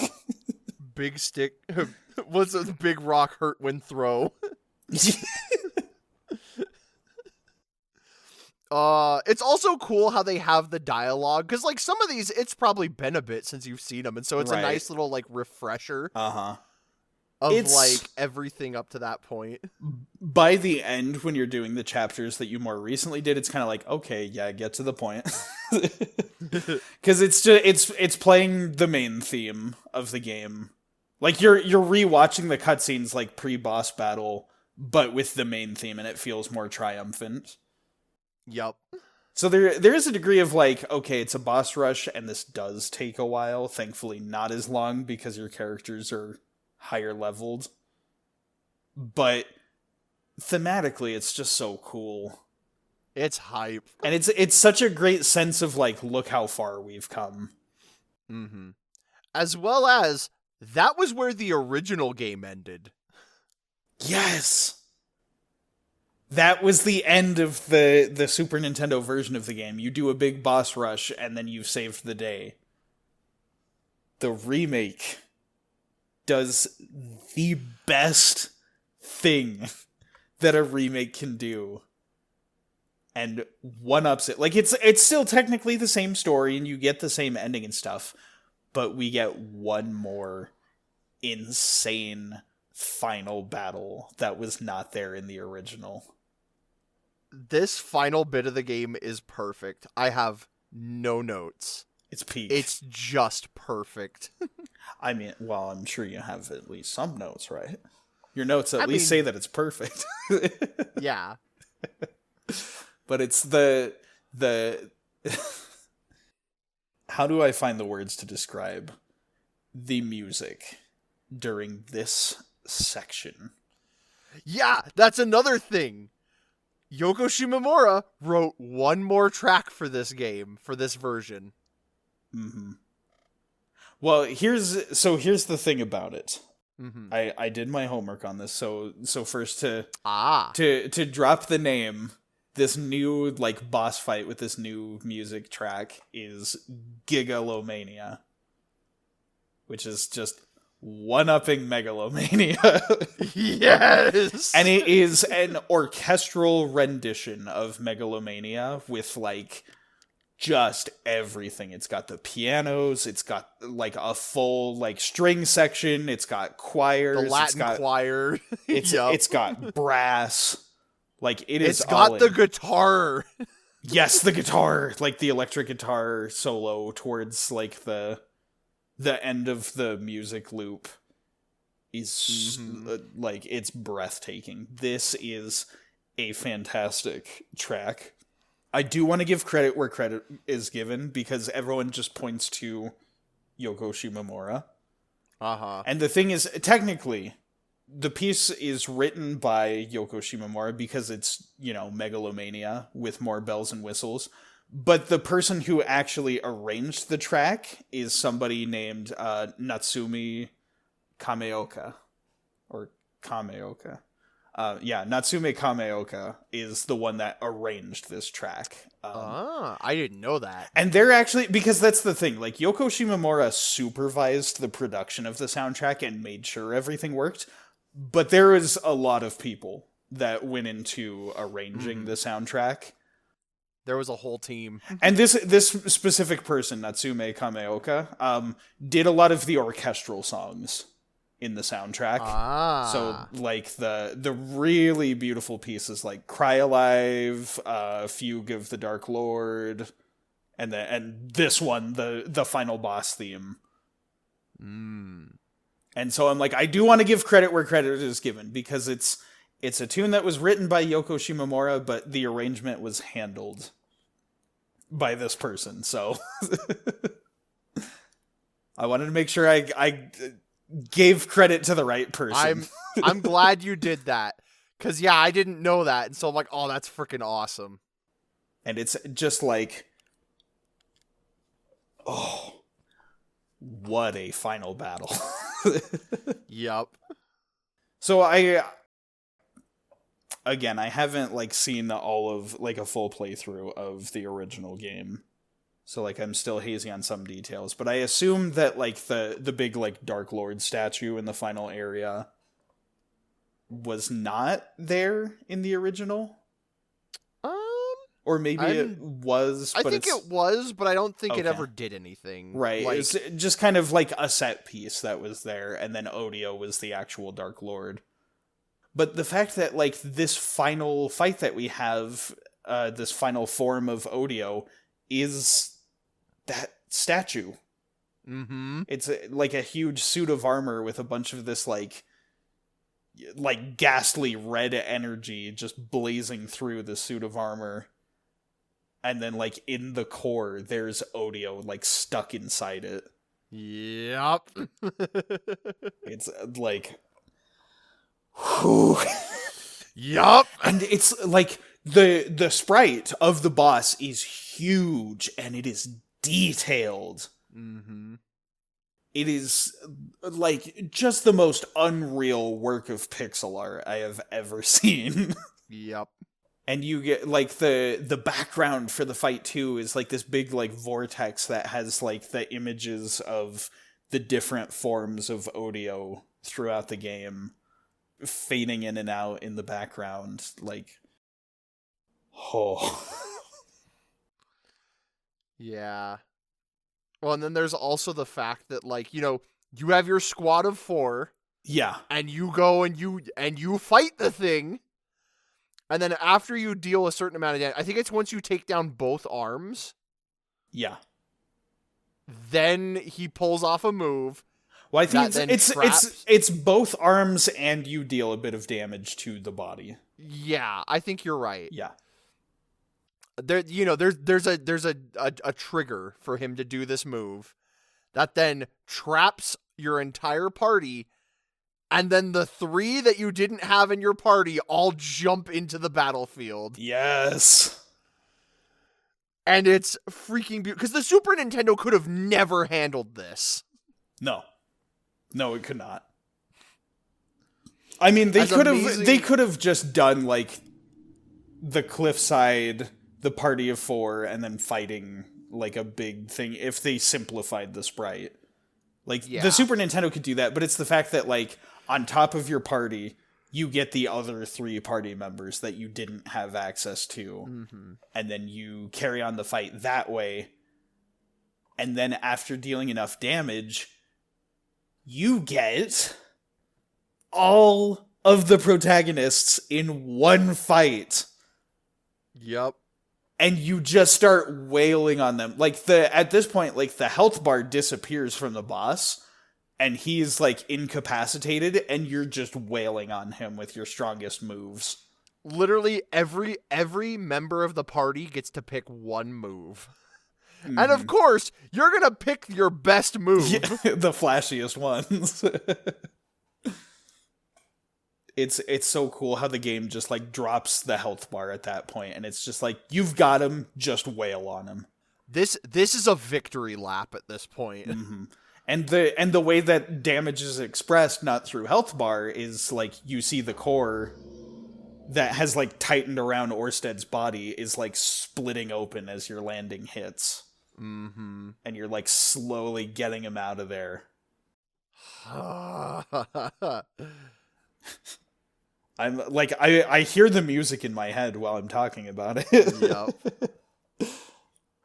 Yep. Even the dialogue from Oersted as he's slowly regaining his identity. Mm-hmm. And as you know what one of the things he says is? Uh-huh. What I was talking about in the near future thing with the Watanabe robot, where he's like, I am. He's like struggling to regain consciousness. To return to who he was. That's freaking peak, dude. That's so and subtle, but that's so good. And again, it's not just that it's dialogue that's referencing a future event. It's with the Watanabe bot, it's a person who has lost themselves and is trying to do harm to the heroes because they're out of control of themselves and they're trying to remember who they were. It's peak.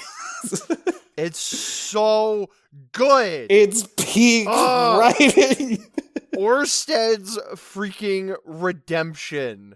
The fact that, because like, again, the boss does the move. He now locks down everyone. You can't use any of them. And then Oersted literally pulls himself out of the hatred and chooses to fight with the heroes. Mm-hmm.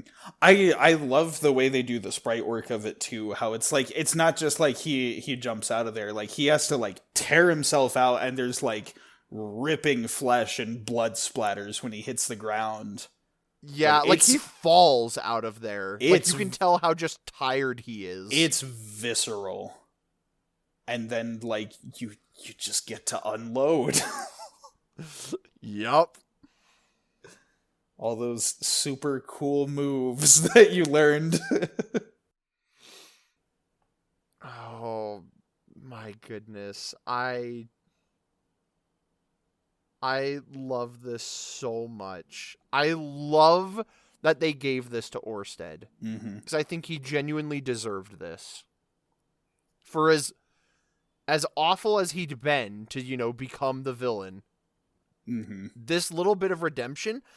And it's great that Oersted doesn't get a perfect happy ending. No, he has to deal with the consequences. He does not get to dodge them by, you know, like, because that's so much of the problem that I have with like these like last minute like 11th hour redemptions of villains is the it's like, buddy, you committed so many war crimes, like we can't just let you walk free.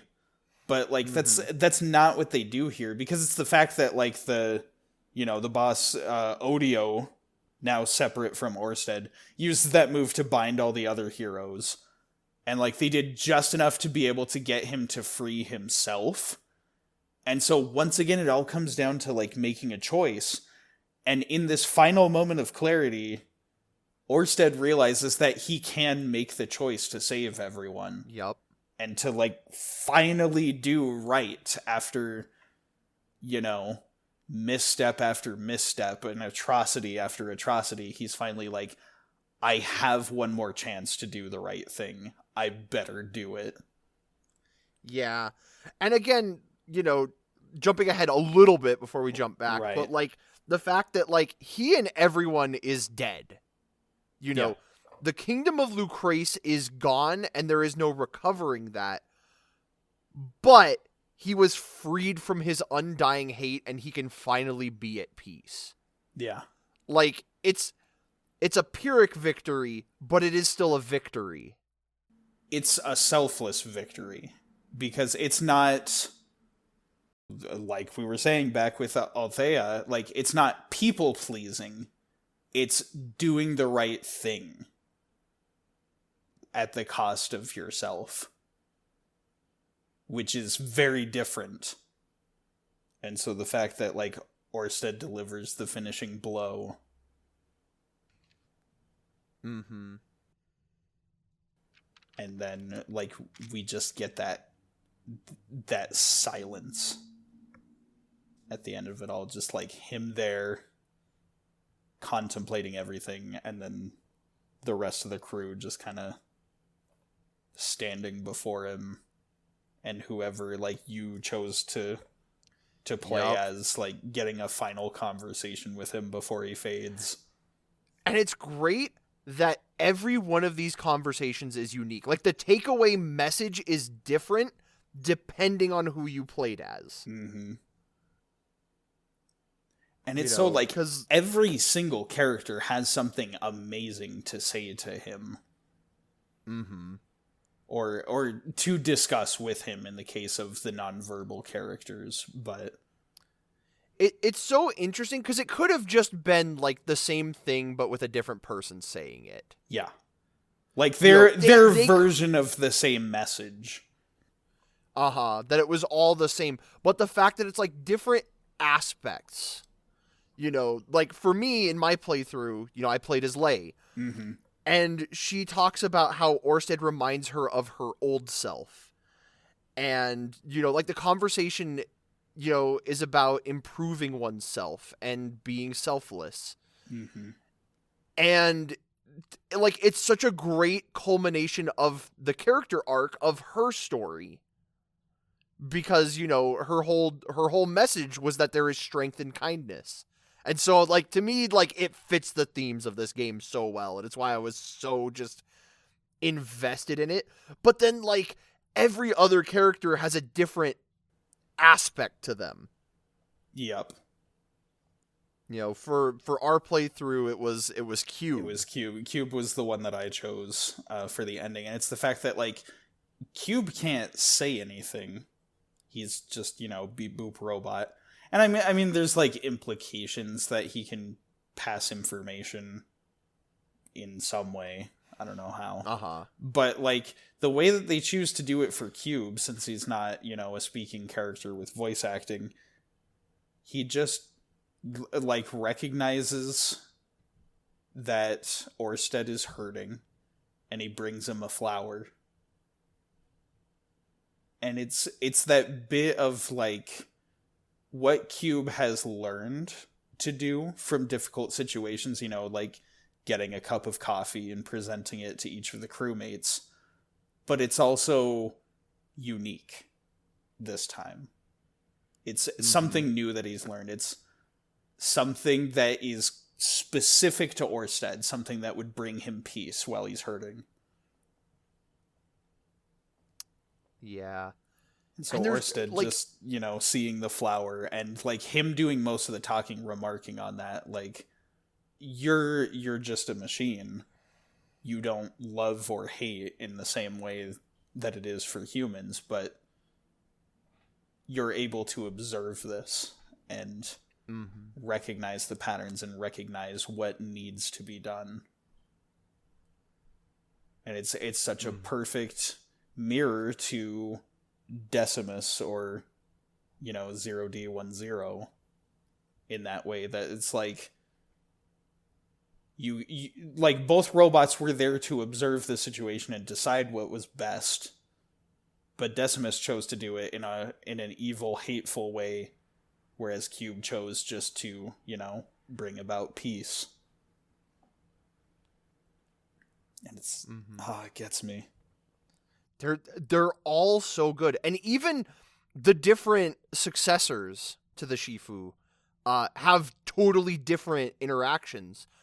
'Cause, like, Hong, you know, talks about how he's like, I understand how you feel. You know, I have been, you know, mistreated. And, like, I think specifically he's like, I know that pain, and so I don't want others to know it. Yeah. It's like all of them have something unique. Hong's is one of the really underrated ones, because not a lot of people wind up having Hong as their successor and then also choosing him as the protagonist.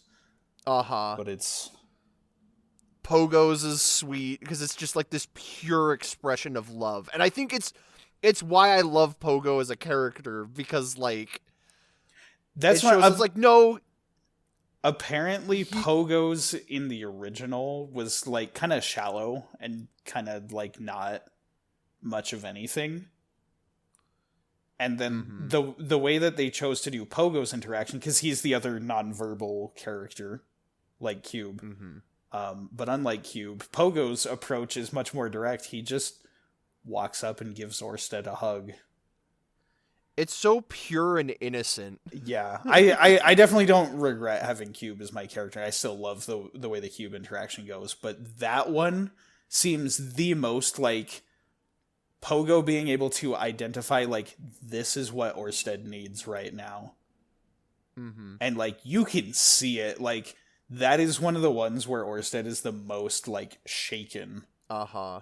by it. Because it's just so, like, think about how long it had been Yup. for him. Just, like, few, like, positive interactions to begin with in his relationships after everything started going bad. But just, like, the loneliness and the lack of touch and affection, and just finally getting a hug after all that is taken care of. Like, ooh. It also, it really highlights Pogo as a character. Yes. Because, like, Pogo kind of gets a bit of a bad reputation as being, like, you know, girl crazy caveman. And, like, his motivations are very selfish because unga bunga, I want woman pretty. You know, and so, like, here you're like, no, it extends beyond just that. That, like, Pogo exudes love. Just Yes. plain and simple.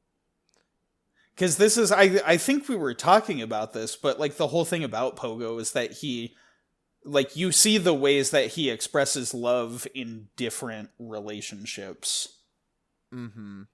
And this being, like, the pinnacle of it with somebody who, there is so much that he doesn't understand about what's happening. Like, he can't communicate with the rest of the group. He doesn't understand their words. He doesn't understand any of Odio's accusations against him. And, like, all he knows is that this guy just tried to kill him. And then, for some reason, Yeah. heel turned and then decided to, you know, defeat the monster that was about to kill them all. And he's just like, no, you know what? This guy's just hurting. What he needs is just a big hug. Mm-hmm. It gets to me. Yeah. And then you have the opposite approach in, like, Akira. Tough Who love. literally, like grabs him by the collar and is, like, ready to beat him. But also, like, Akira, like, it's so perfect for him as a character. Mhm. Because Akira is, like, this very tough and jaded kind of person. But also, like, I feel like because he can read minds, he understands people better than anyone else. Mm-hmm. And, like, his whole message is about how, like, you're making excuses. Yes. Because, like, you'd already decided beforehand that everyone was worthy to be condemned. Yes, people make mistakes, but, like, they're better than that when you look deep down. Mm-hmm. And I'm like, this is so good! And like, that's- all of that, like... That's part of what I was saying about, like, not letting the bad guy off the hook after a redemption arc. Mm-hmm. That is another one. Like, again, I love the different expressions of love that the other characters show. Uh-huh. But, like, that one in particular, like, it really gets to the heart of the matter. It's like... Uh-huh. Akira cuts the bullcrap and gets to the point. He does. He's like, you don't get it. When you get blinded by hatred, you just do stupid thing after stupid thing. It's like, just open your eyes and realize what you're doing is wrong. I know. I They're love all this game incredible. has so many cool themes to explore. And again, it's unique to each character. It is. And it's the last one that I do want to talk about is Sundowns. Obviously, like, not just like the interaction itself, the dialogue is great, and the fact that, like, he's also, like, in a similar way, like, his choices have led him to be alone for so long, and he's like, I'm missing that fondness. And Oersted saying, like, even though I hated them and I turned my back on all of them and I ruined everything, like, I do still miss them too. And that's extremely sad, but also, like, the one detail that really sticks out to me, and this is so great because it works so well, like, regardless of the ending you get with Sundown, but the fact that, like, when he is making his speech, he does the little gun twirl and pointing his gun to his hat like Mad Dog does. Yup. And so it works both ways in that if you spared Mad Dog, it shows, like, how, like, deep down close they are as friends. And he's trying to embody a bit of Mad Dog in himself as he does that to show that fondness. But then it also works the other way in that if you don't spare Mad Dog, it's sort of like in memory of him. Of like, I know how you feel because I did the same thing. Right. This was somebody I cared about and I killed them. Oh, man. And now I've got to carry on living with that. It's just like, oh, this is great. I know. I want to talk about all of them. You know what? Right. Screw it. We're doing it. Really? Because, like... who have we missed? So, Yoon, who once again, like... Yoon. It's so interesting how, like, Yoon can kind of see, like, Oersted, you know, in himself. Mm-hmm. That is the case with all of the different pupils. Yeah, it's interesting how they're all the same, but also they have their own unique spin on it. Right, because they all see a bit of themselves in Oersted, but it's like the lessons they take away are different. Yeah. The specific path that they take there. Mm-hmm. You know, and then you've got Masaru, who, like, I love his interaction because he talks about, like, there's nothing wrong with wanting to be the best, to be the strongest. Mm-hmm. And he said, but, like, it can't just be pure power because eventually old age will catch up to you. And, like, I think he says, is like that fighting spirit will be all that you have left. You know, and, like, it's the culmination of his character arc against, you know, like, the fighters who all died, and now he's, like, taking everything he learned from them. Yeah. And then good old Oboromaru, the freaking... Yeah. His whole thing about, like, you know, it is a conscious choice to hate. Mm-hmm. You know, and he said, like, once a blade is drawn, it has to draw blood. Mm-hmm. I love the language used there because it can also, like, the way that he speaks can work in favor of any of the endings that you get. Exactly. Because, like, that's the main thing we see about Oboromaru is that, like, if you do the pacifist route, he chose not to kill any people on that mission. But how many missions came before that where he did end up killing somebody?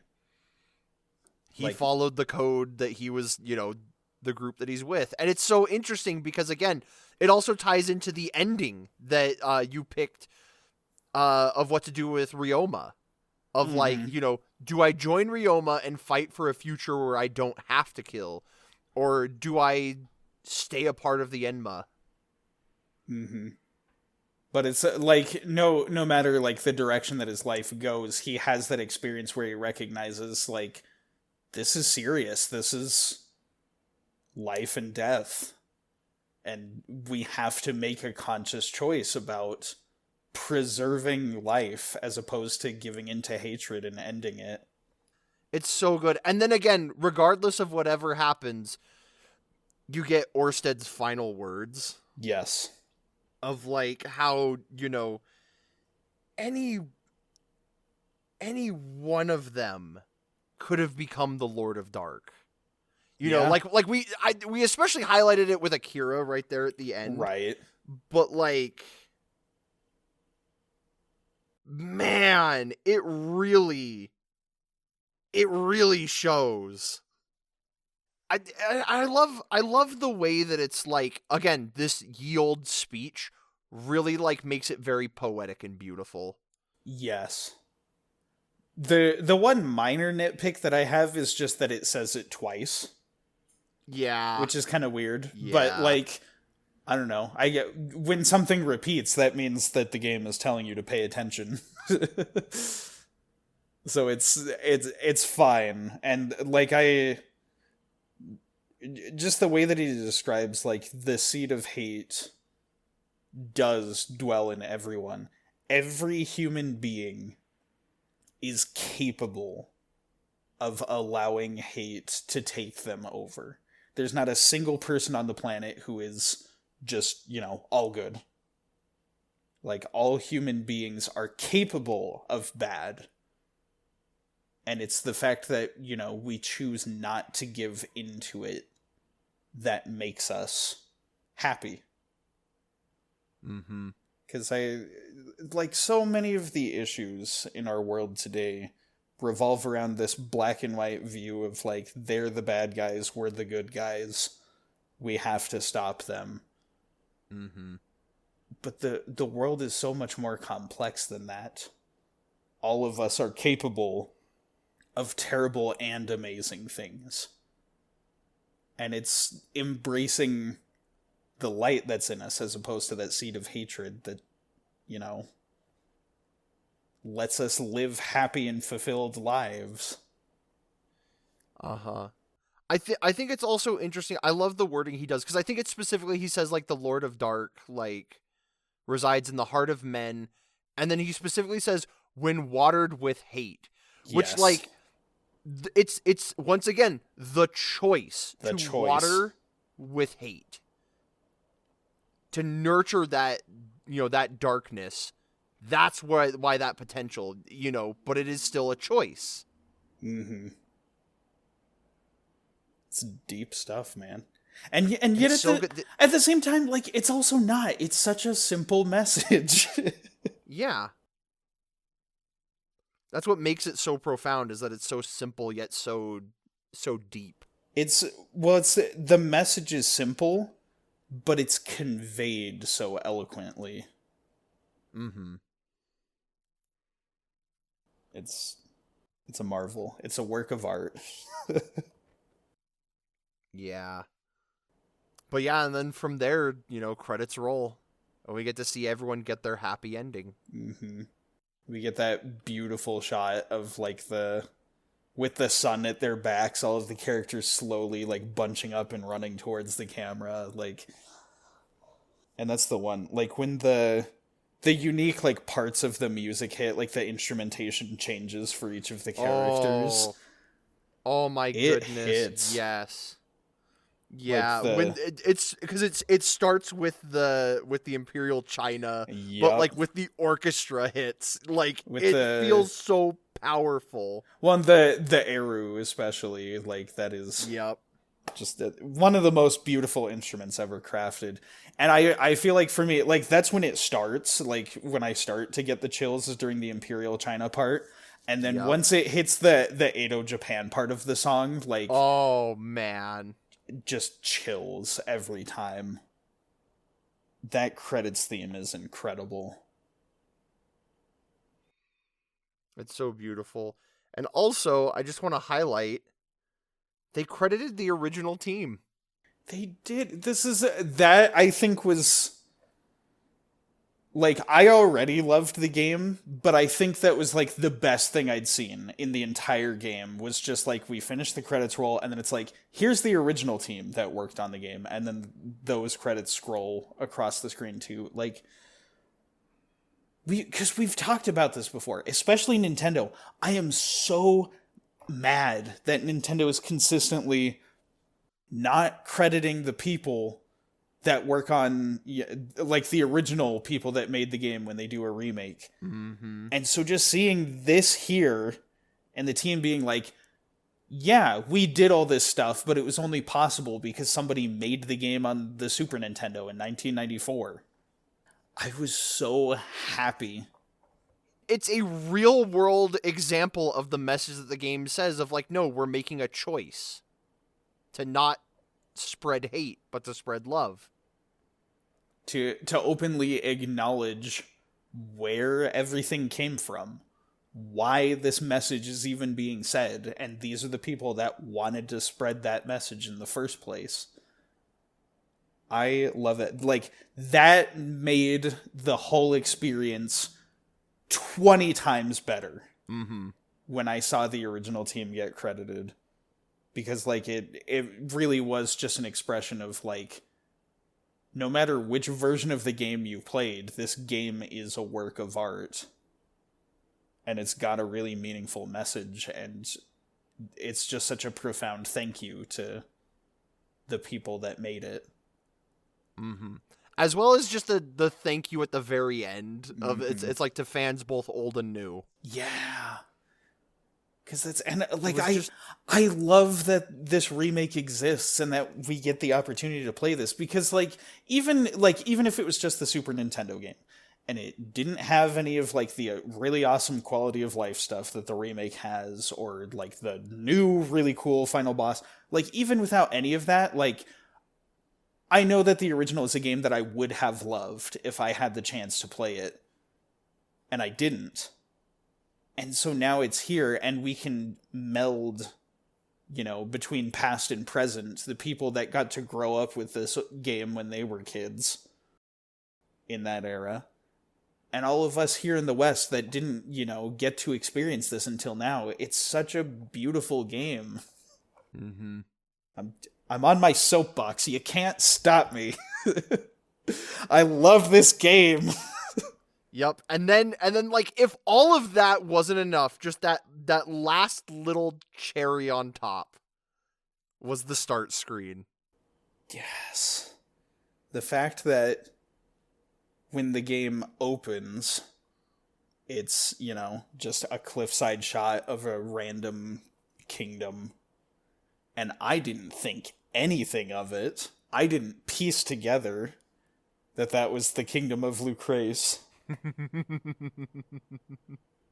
And so, like, the first bit of it that hit for me was, oh, that's all of, the main characters together. And then you pointed out, you're like, where is this place in the background? And it finally hit for me. I was like, oh, shoot. It was staring me in the face this whole time. The whole game, it was there. This game? Guess who made it?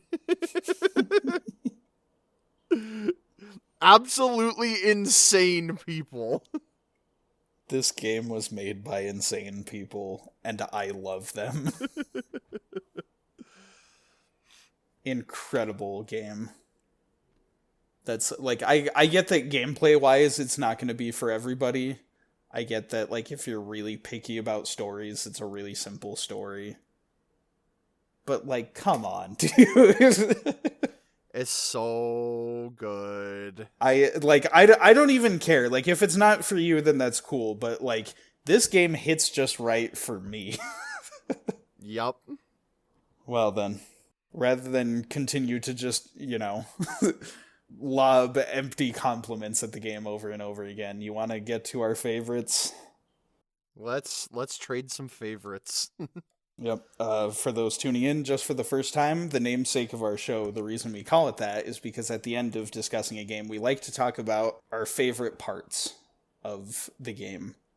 And this one was a late edition, so I don't mind if you don't have an answer to this, but it also sounded like you had an answer.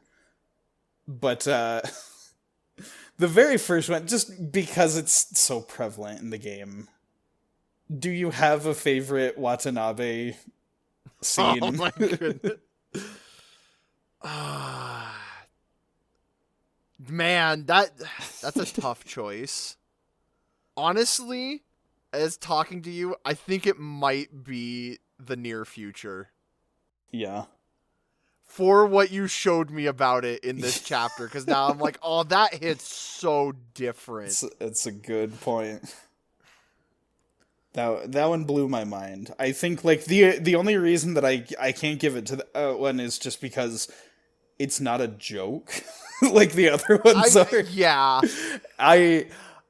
I felt unwell seeing that one. Yeah. I was like, no, it's supposed to be a gag. The Watanabe deaths are supposed to be funny. This is but like I could give it to that one for actually being I like know. emotionally impactful. Same with like the Dominion of Hate one, where it's like it actually teaches you gameplay mechanics. Subtly, which I do like. But in terms of the ones that are played for a joke, the Edo Japan one really got me. Yeah. A close second for me is actually the Middle Ages, just Wat of Nabe. Yeah, that one too. That's another one that's like the wordplay is very silly. And the fact that like the very first thing you do in the game is kill him. As you do that. It's dark humor, but it's good humor. All right, so I guess I'm up next. Mm-hmm. Here's a difficult choice. Your favorite song. Oh, mama. Here's the thing.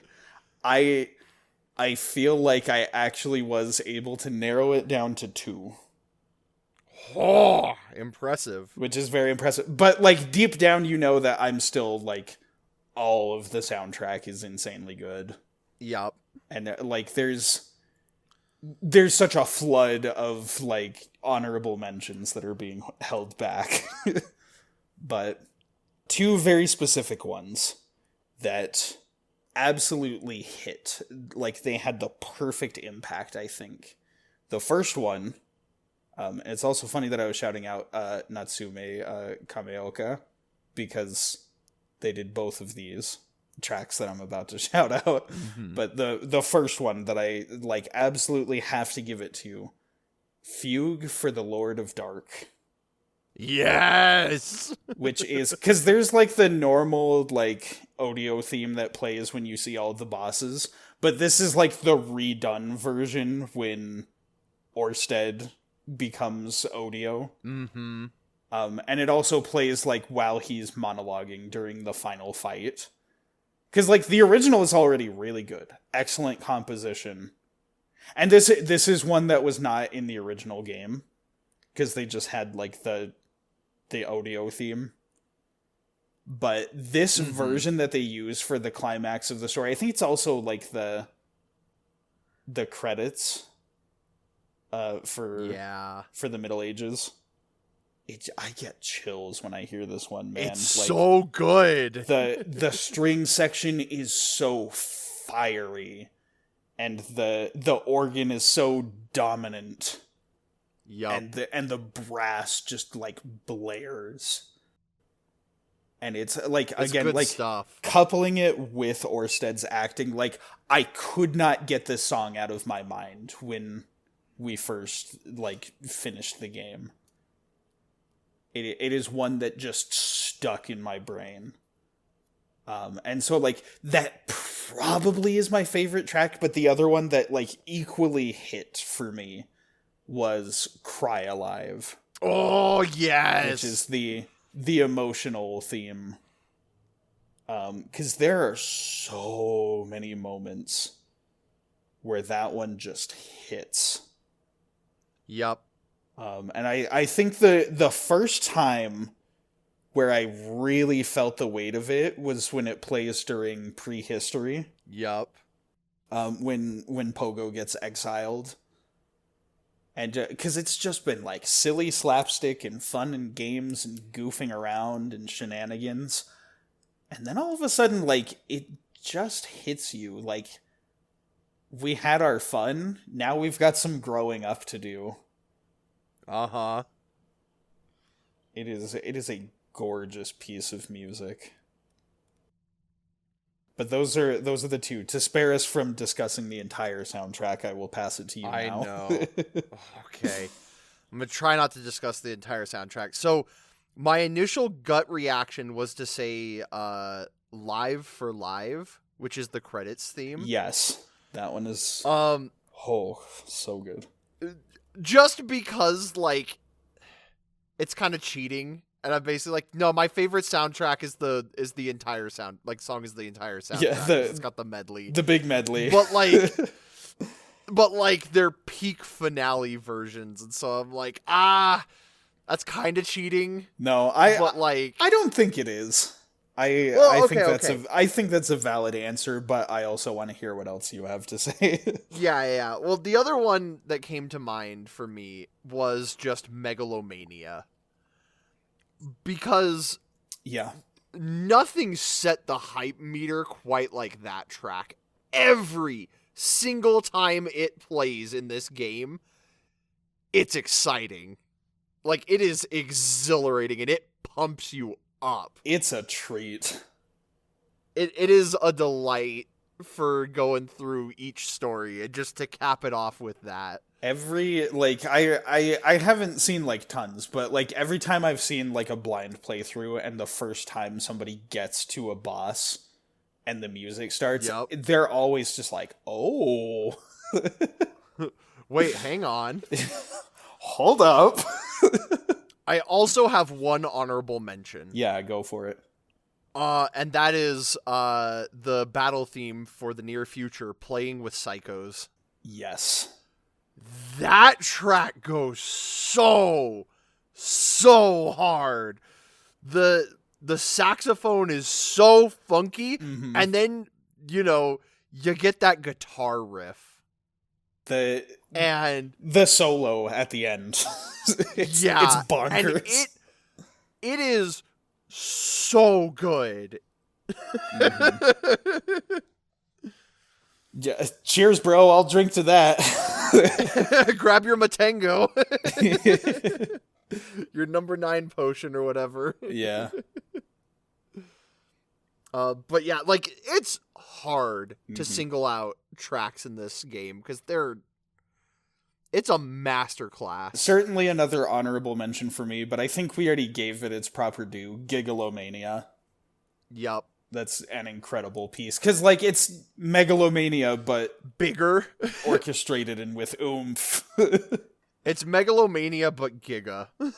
It's, like, because they have very different vibes to them, given that one is, like, very orchestrated and final, whereas the other one is just hype. Yep. But also a very good track. Okay. The next one that I want to say is another really, really hard question to ask because of how good this game is overall. Yeah. Do you have a favorite chapter? I do. And I think it's pretty obvious. For me, it is Imperial China. Very good. Specifically because the themes, I feel, of all of them, and it's not to discredit the others, but the themes of this story really fit the overall message of the game. And so it hits for me. And like, it's probably the chapter anytime I'm going to play this, I look forward to the most. Yeah. But what about yourself? Like I told you, every chapter does its own thing super well. And so I try to think like, okay, what was the one I enjoyed the most? And it's like, there's so many pros and cons to both, because there's ones with like really powerful stories, but lots of grindy moments. Or ones that are like, they're very long and they're awesome, but they overstay their welcome. Or like, in the case of like the near future, where it's like the story is insanely gripping, but there's like no gameplay. Like you're not like fighting things really, you're just running mostly. And so like really trying to narrow it down, I think once again I have to give it a tie between two. And the first one you already covered, and that's Imperial China. Because I absolutely agree that it embodies the themes of the games, like the game, perfectly.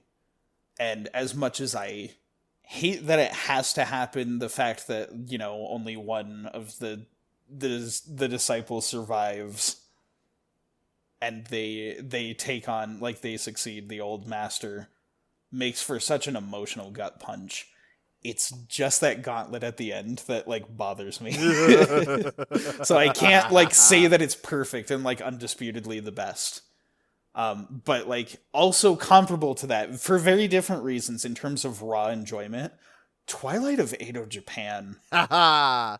That is one, maybe like Imperial China is kind of more like my story vote, and then my gameplay vote is Edo Japan. Because like the story is very straightforward. It's just, you're infiltrating the base, you're trying to save the nation by assassinating the leader. And there's a bunch of like freaks and weirdos along the way.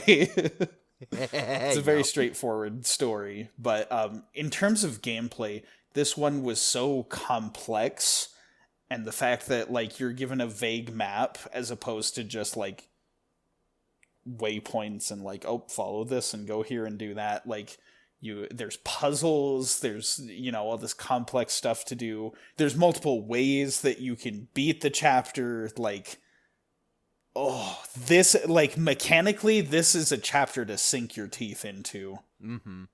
Because things can just go so many ways. And, like, I don't want to say the stupid, like, IGN thing, like, you really feel like a ninja.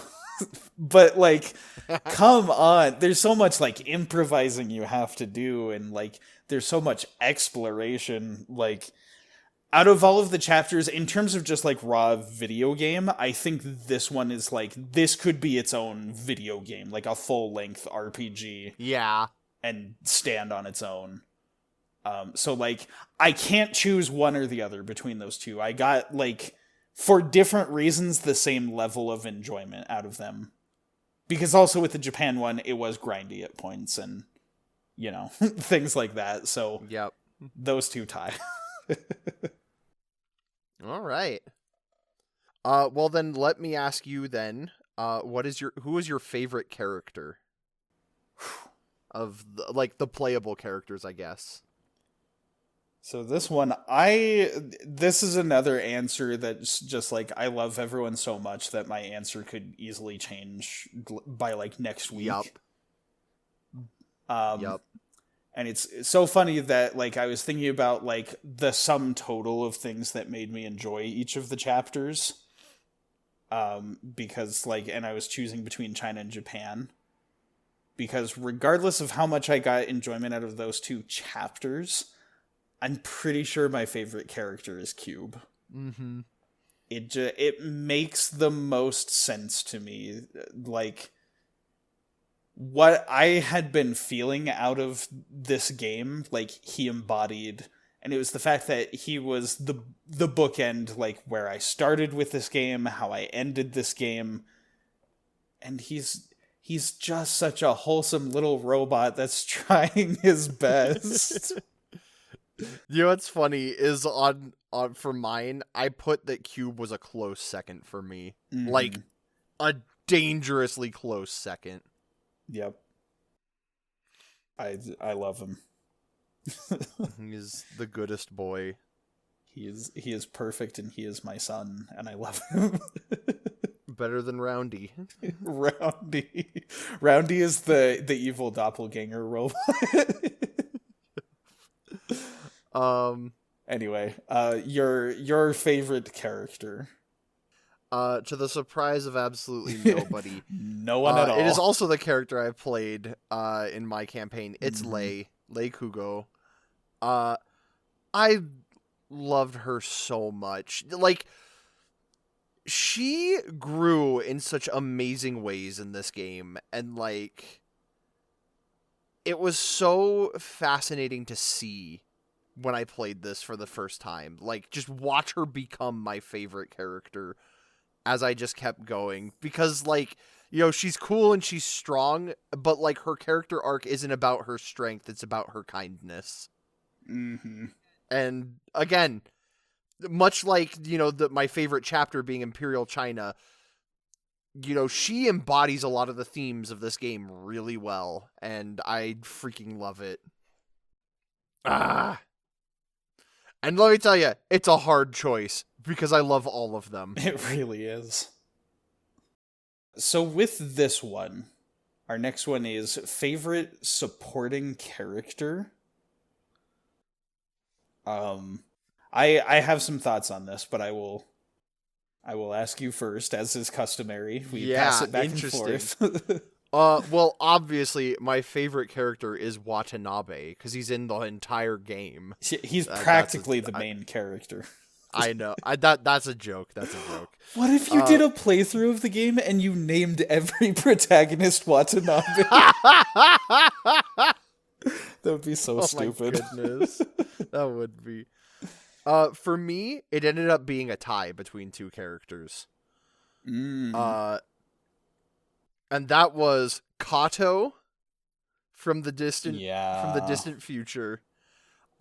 Kato is such a good, wholesome boy. And like he gets some of the most beautiful moments in the game of like his conversation with Darth about how he's like, we're just people. Yeah. Oh, it's so good. But then also, I really like Ryoma a lot. Oh, yeah. Like, Ryoma is such a fun character. And the fact that, like, you know, he kind of comes across as this, like, absolute goofball, but then he has, like, a layer of seriousness to him. Mm-hmm. And, like, this genuine, like, desire to have, like, and love for his country that I was like, no, I actually really like you a lot. But it's a very close tie between the two. Yeah. I will definitely give you that. They're both fantastic. So now for me. Yeah. Who is your favorite supporting character? So this is sort of a complicated answer for one reason. There in terms of which characters I like the best, there's going to be a tie somewhere. It just depends on whether you count this as a supporting character or as a main character. Because I specifically want to say the Shifu in the Imperial China chapter. For the reason that, like, again, if he's a playable character. So if you count him as a main character, then he is tied with Cube for just overall favorite character. Mm-hmm. But because of the system of, like, how he passes on the torch to, you know, one of the students, and then they sort of take over as the main character, that's kind of why I put him here as a supporting character and not the main character. But he was another one. I ultimately just didn't choose him because I didn't know how to classify him either. So, well, and I see what you mean. And also, your favorite character is Lei, who is in the same chapter with him. Yup. Yup. But that's it. So, like, regardless of where we're classifying, he is one of the most important characters in the story to me. Mm-hmm. It's, again, like we were talking about, old man representation. Just elderly representation in video games is always a wonderful thing. Yup. And, like, he doesn't live to get to see the ending like the other characters do, but he's just so full of love and compassion and wanting to make the world a better place and handling conflict with such wisdom and grace. It's like, that's what I want to be when I'm in my 80s and shaking and on the verge of death. Like, just charming and kind and doing my best day by day. Better start practicing Kung Fu then. Okay, I mean, not that part, but I mean, I could just learn Kung Fu as well. That would be pretty cool too. Mm-hmm. Okay, but again, like, he's in a complicated spot because he starts as the main character but then leaves. So whether you classify him as, you know, a character or a supporting character, there is him there. And then you already covered this, but the other, like purely side character, supporting character is Kato. Yeah! Because, like, that's the thing.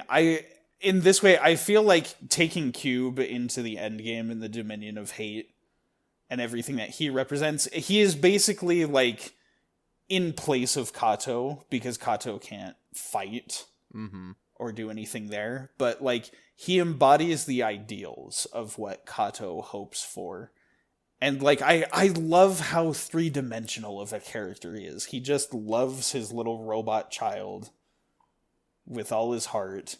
And he just wants people to not fight and bicker and give in to hate. but he's also human, and he does it himself too, because he doubts, like, he questions Darth and all that. And then it's only afterwards, once they realize, a bit late, who's really behind everything. Like, Yep. he is just an endless fount of compassion. And I adore characters like that. Do you want to know something really cool that I kind of just picked up on just now? Yeah. Kato is to Cube as the Shifu is to the successor. Yes! Yes! With the Which is why exception it's of the so- fact that he survives at the end. Yes. And Yes. Cube gets to run home, and he gives Cube the biggest hug. Yup. And it's so sweet. But it's so definitely, yes, they fill the same role. And so that's probably why I put both of these characters here. good. Yup. Oh, man. Okay, so is it your turn to ask me, or is it my turn to ask you? I don't freaking know. I've lost track of the order, but I'll I'll ask. ask you. Oh, okay. Okay. Okay, well, stand your ground. Yeah. Okay, well, so, of the many faces of Odio, which boss was your favorite? Right, and we are specifically not including the final boss, because we would all say that instantly. Yes, I think that goes without saying. It is very obvious that is a hype conclusion to the game, but this one I would have to give it to 0D10, also known as Decimus. Yeah, me too. Yes. This one, so this was my first, and this game does have a bit of that Legend of Zelda Breath of the Wild effect, where, like, you see the same thing happening, and so, like, they all still hit, and they're all still hype battles, but your first one is unique, whereas the rest of them, you're like, oh, it's like this. This was my first time, like, hearing Megalomania in a boss fight, and just the way this thing is so horrifying and calculating, and Yeah. the whole build up around it, that, like, the arcade cabinet is the only piece of hardware that, you know, you can use to access its system, and then it, like, uses the video game to attack you. Yup. You fight him with a video game. And the fact that the way that it embodies itself in a virtual space is that giant skull with the horns and the flames. It's like, oh, jeez. Not to mention, just, it gives me chills every time how, like, the game starts up like Captain Square, and it freezes and crashes, and then just types out the message, "Die, child, die." Yep. Like, it gives me chills. That is... It happened to me again. It's hilarious that it's this game that inspired Undertale, because Undertale did this to me as well. But just before even knowing this game or anything that's in it, I had an idea for a section that is eerily similar to this in a game that I was working on that I never finished. And so it's just like, oh, they beat me to it.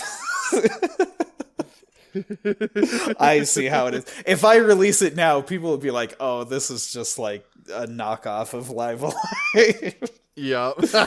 But it's a good moment. And it's the perfect setup for the boss fight. Oh, man.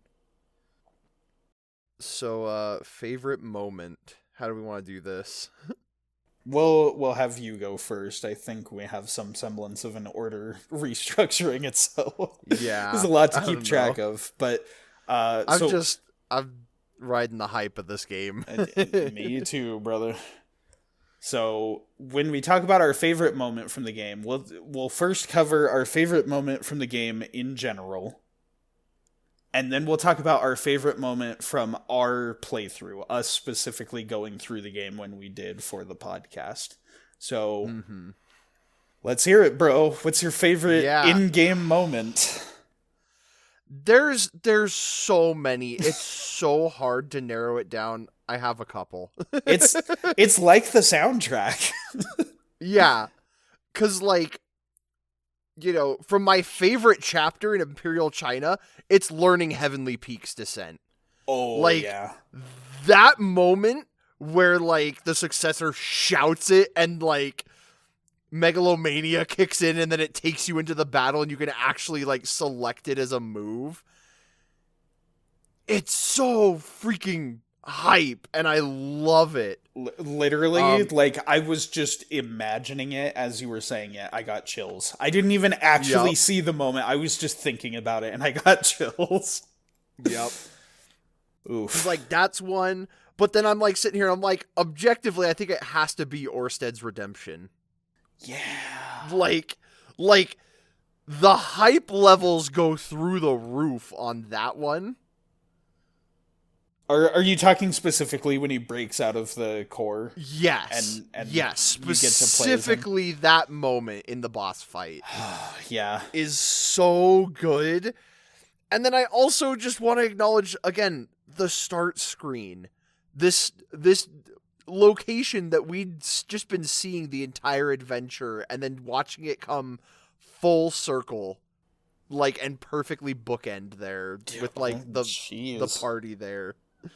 I know there's so many great moments in this game, and so it's so difficult to pick just one. My answer is not any of those, but like it could be those because I'm thinking about it. I'm like, especially like the Oersted redemption moment at the final boss. Like, wow. Uh-huh. If I am to pick an in-game moment, I think the one that like hits the best is specifically unlocking the Dominion of Hate chapter. Like basically like right as you finish the Middle Ages and like the credits roll and then you go back to the menu. Cuz like I was saying, that is the moment when it finally clicks. Like, this is why there's all these scenarios. Now we pick a character to rep our story and we go like we're going to go in and round up the crew and everything, but it's just that feeling of like seeing it on the menu. Yup. And like the little things you can infer, like seeing like, oh, you can play as Oersted and you see the tile underneath him is red as opposed to everyone else. Yep. And so you can figure like that's probably a bad move if I do that. It's so much conveyed just through game mechanics. It's beautiful stuff. Mm-hmm. Elegant. All right. So from our playthrough, are you going first or am I? I'll go first and then you. Okay. Because then we'll get to final thoughts and then we'll have you go first and then me. So my pick, my favorite moment specifically from our playthrough. Uh-huh. I tried not to say too much when you brought this up, but literally what I have in my notes here is die, child, die. Because like that's the thing about this whole experience that we went on playing through this game, and like all the little choices and all the little moments, and especially all of the really dark moments that surprised me that the game could even go this far. There was a lot of them. This game really caught me off guard, but I think this was the first one. The first and like it wasn't even the first like big plot twist that like shook me, but like this was the first time that like I really was shaken by the game. Like a twist so dark and so unexpected that like this one will stick with me forever. And like I just remember like I could feel your energy in the moment that we got there, me just being like, oh, and just like my jaw dropping and me being speechless.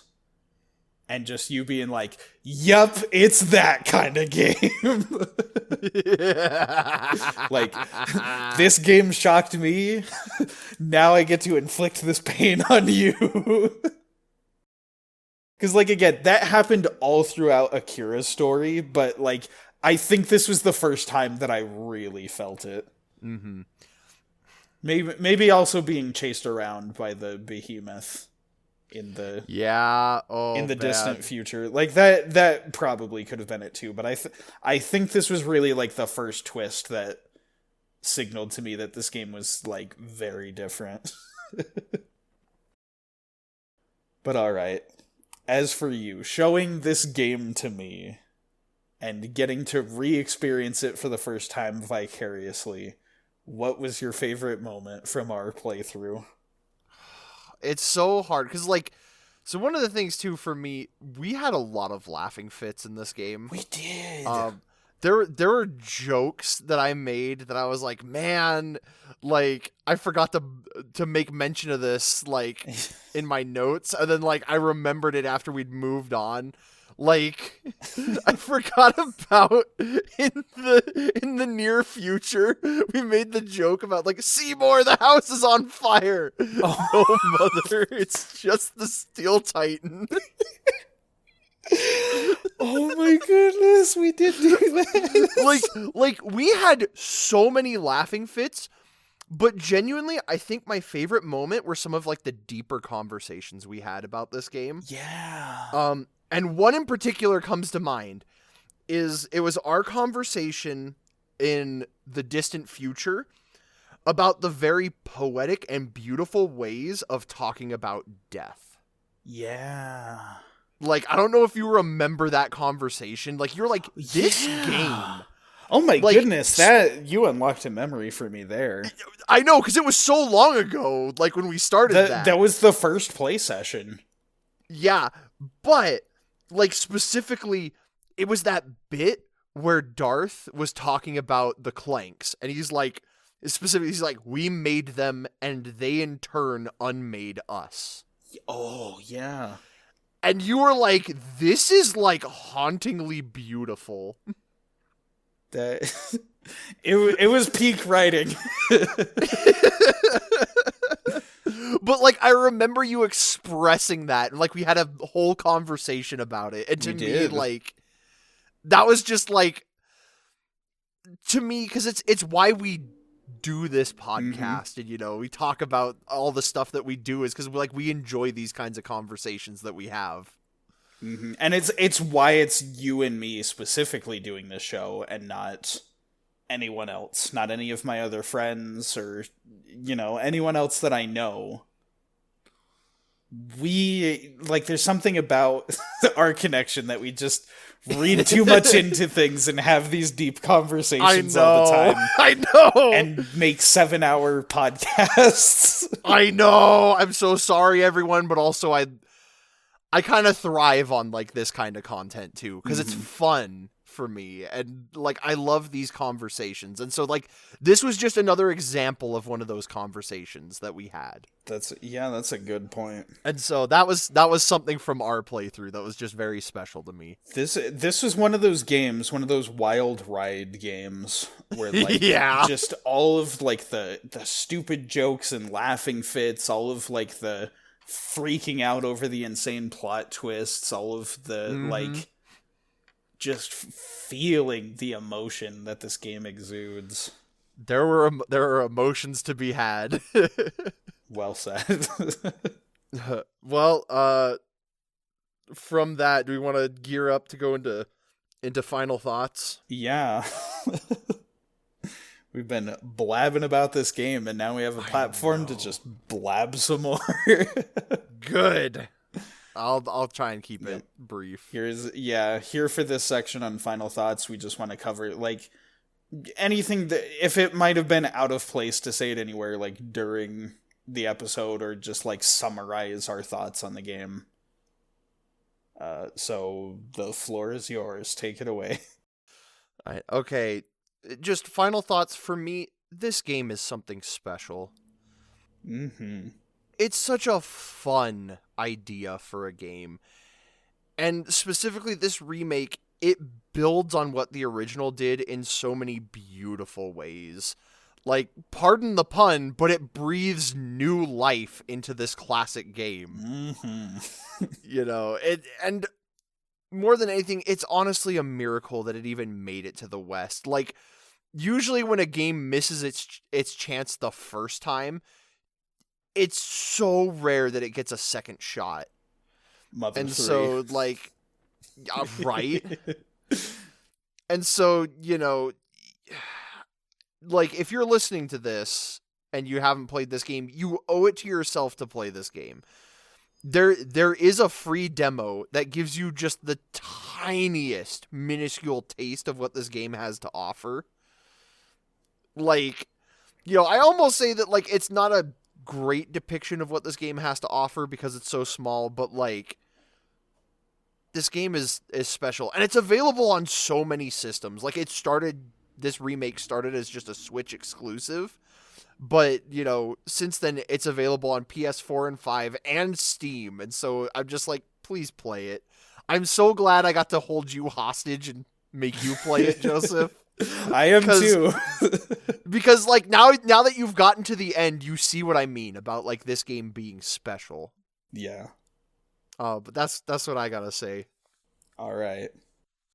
Well, I'll bring it home for us then. I guess the first thing I want to say, which is, not something that doesn't really fit in anywhere, but it's just another way that I want to sing this game's praises. So, like, no promises, because life is so chaotic for me, and I'm so busy, and I already have so many projects, including this podcast, but this game does have me wanting to get back into making video games. Which, we have played so many good games on this podcast. Yup. And they have not motivated me to come back. This one has me wanting to make an RPG. Like, oh. Yeah. Because I'm thinking about it. I'm thinking about, like, the ways that I would draw inspiration from this, but also the ways that I would make it different, and, you know, what other influences, aside from this game, I'd want to take. And it's just like, dang it! I thought I gave up that life, but I got the itch again. I want to make video games again. I want to make games that are like this. But to actually, like, properly get into, like, the last things I want to say about this, like, I love this game so much. I might even like this more than Chrono Trigger. Ooh. Which, like, them's big words.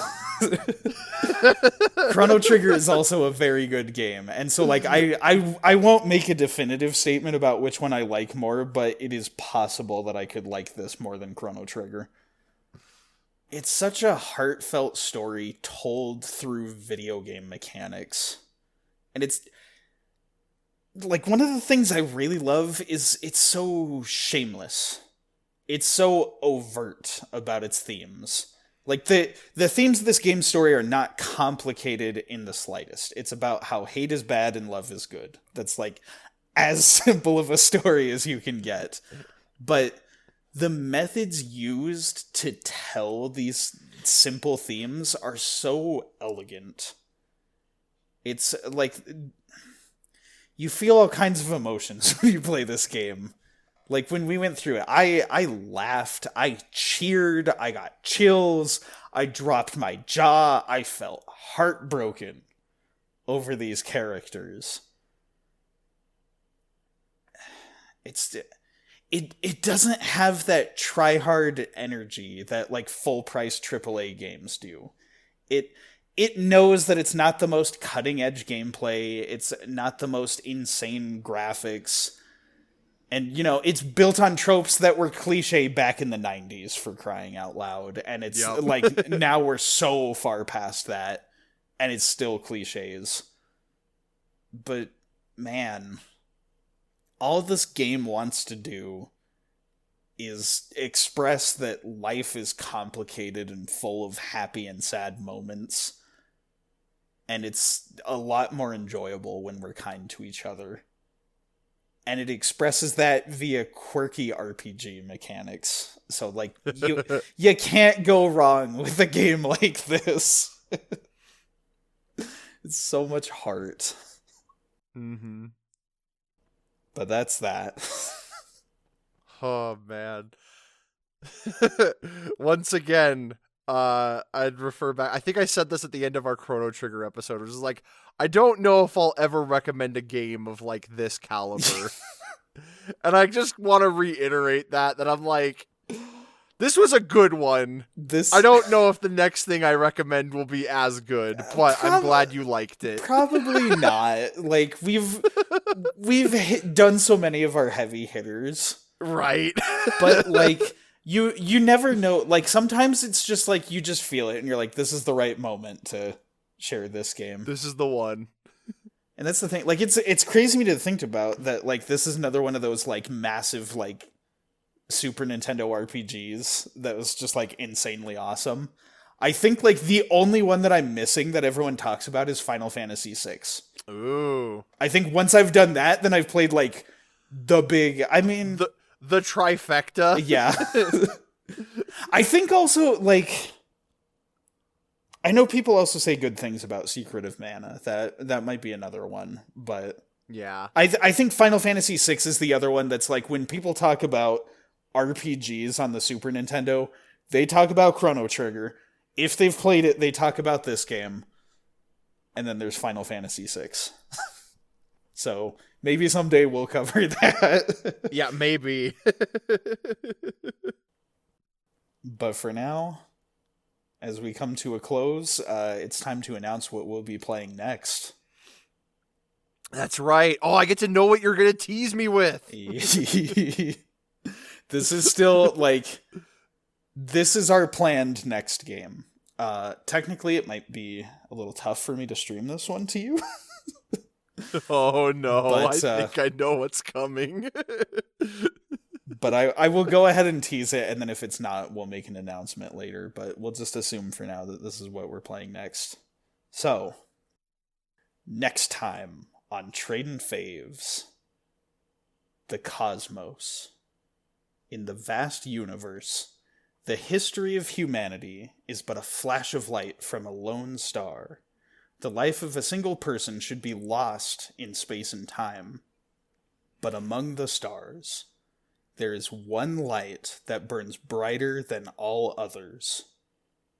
The light of Samus Aran. Oh! Her battles extend beyond her life and etch themselves into history. Here, another chapter of that history will be written. We're finally going to play Metroid Prime Remastered for the Nintendo Switch. Yes! Oh! Okay, wait, this is huge. Oh, man. Okay. No, I need to express, because this is also our 20th game, right? Well, Live Alive is our 20th. Well, Live Alive, but, like, announcing it on this episode, because this also ties into a lot of the history of this podcast. Wait! Yep. Oh, this is so cool! Oh, I'm so excited! Yes, I knew it. Like, okay, so I figured what better way to usher in this new era of Tradin Faves than with a Metroid game, because that's how we started. That's how we started, but also, like, because one of the first games that we did sort of with this was Metroid Prime. Oh, this is so cool! Because if you remembered, like, you were going to show it to me, like, before I left to college. That's right. And then so it's like we didn't get to, so now we're coming back to it. Full circle, baby. This is peak, man. Peak cinema. Peak Tradin Faves. Yeah. Oh, I'm excited. I'm so excited, dude. Also, my guess was totally wrong, so I'm dude, I'm hyped. I can't wait. I had that thought as I was getting ready to tease the game. I'm like, he probably thinks it's Elden Ring, huh? I did. I briefly did, and it's gonna happen. It's gonna. I've prepared myself for it, but like on my top 10 games of all time, I place Elden Ring at number 6. So we're definitely doing Elden Ring at some point. But yes. For now, like, it's Metroid season, baby. And like, Oh, I don't want us to necessarily marathon all of like the Prime games as like my next like picks for games, but like Prime 4 is on its way out, and so like I want to get us to a point where we can appreciate that. and I'm so excited to, now that I have the appreciation I do for Metroid, I'm so excited to see my girl Samus again. So, this is gonna be great. so I'm good. excited. I think my favorite Metroid game is Super Metroid, but like this is a contender. All right, bring it. Okay, well, man, what an episode. Yeah. What a monster of an That episode. was stacked. I can't believe we finally got through. Hold on. Do you hear sirens? Wait. Oh, shoot, there's a lot of police outside. Is that the kid and the man from earlier? Oh, shoot. I gotta go. What? What the heck?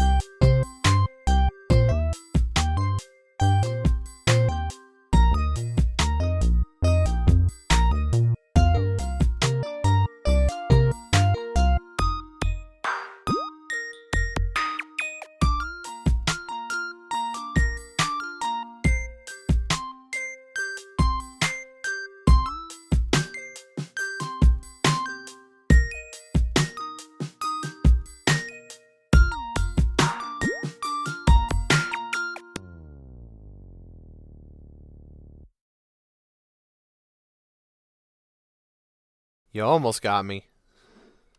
Almost. Almost. Almost only counts in horseshoes and live alive hitboxes.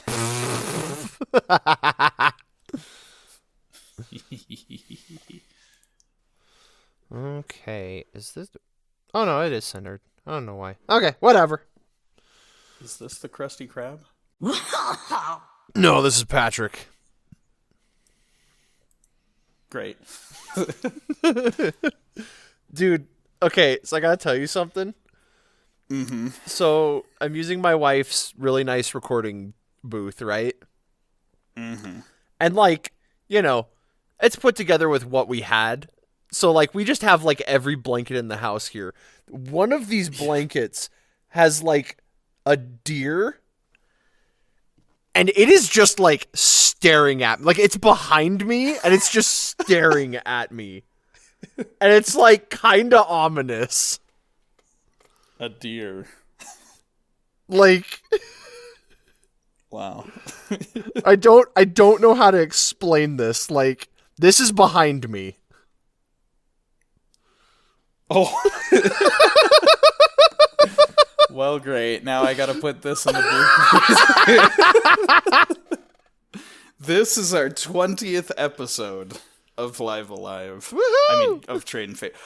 Oh, no. Bloopers! Bloopers! Bloopers! Shut up.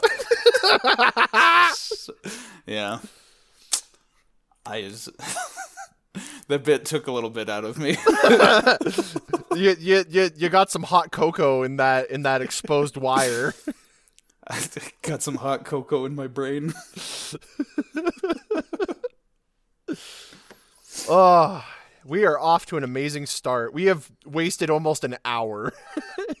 But we're gonna cut. We're gonna make some expert cuts here. Professional cuts. Mm-hmm.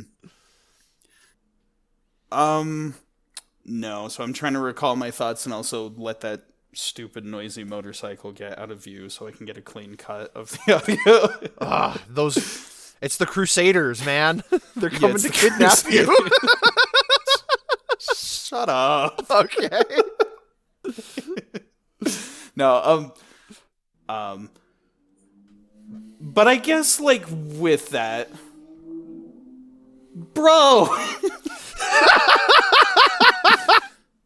the motorcycles. Okay. You need the Steel Titan. I do. I would actually just destroy their motorcycles if I could.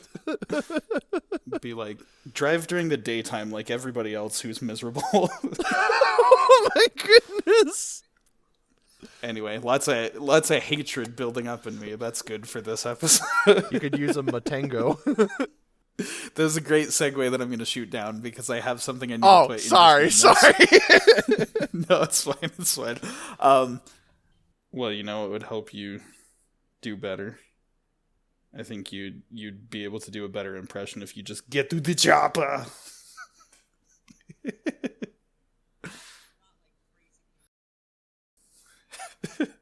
You need to put that cookie down and get to the chopper. Put that cookie down. I see. That's the thing. I do. Yeah. Hit the record. All right. As I was saying, my issue with my Arnie impression is it's actually not a good Arnie impression. It's a good impression of people's Arnie impressions. I'm not like other kids. No, actually, that's the problem. I'm like other kids, but not like Arnie. I'm just like all the other kids. I'm just like all the other kids. I'm just me. I am all of me. Dylan! You son of a bee. Melon! Baby boy. Evil. No! My boy! Help me, father! Cube as he's ejecting himself into space. No, it's the part where he and Kato are, like, about to get sucked out. Kato just, no, my boy! Cube just, like, spinning, just, help me, father! Beep, beep, beep. I know. Well, here's the thing. Like, the quality is clear, but these are also just some good burps. I need to put my recording sign up. Just, what are you doing in there? Burp ASMR. Taco Bell ASMR. No! And just so my closing joke makes sense, last we left off, the podcast opened with the Watanabes. I remember this, unfortunately. I was like, what is the stupidest way I can kill off Watanabe Sr.? My idea was, oh, there's a loose wire in his microphone that he spills hot cocoa on and electrocutes himself.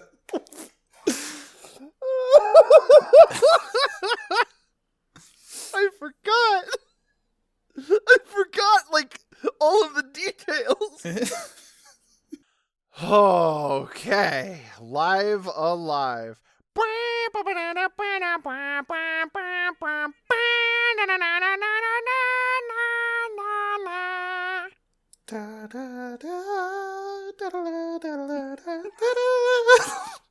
We'll put a little, like... That should have been our opening joke. We'll put a little, like, intermission thing.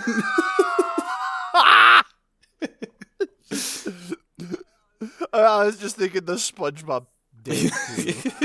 Well, I'm thinking, like, you know how, like, the opening, it shows, like, each of the letters in the logo. Oh my goodness.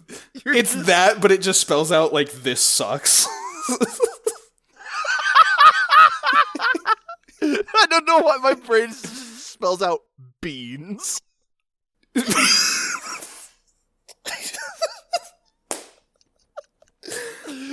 Paul, I'm bringing it tonight. I'm back, baby. Let's go. Oh my goodness, I need that. The live opening, but it's just B E A S.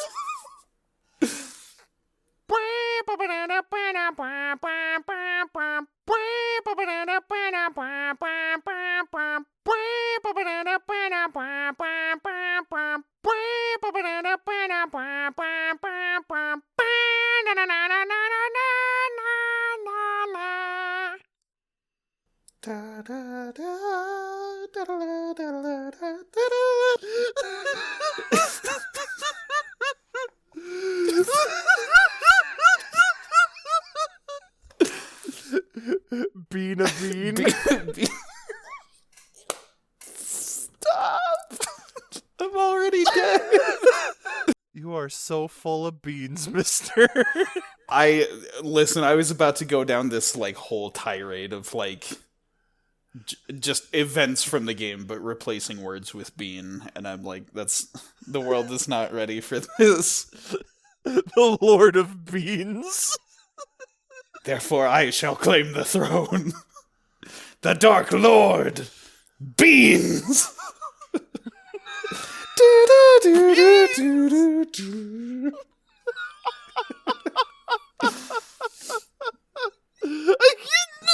I keep trying to, but I can't. I've got too much silly.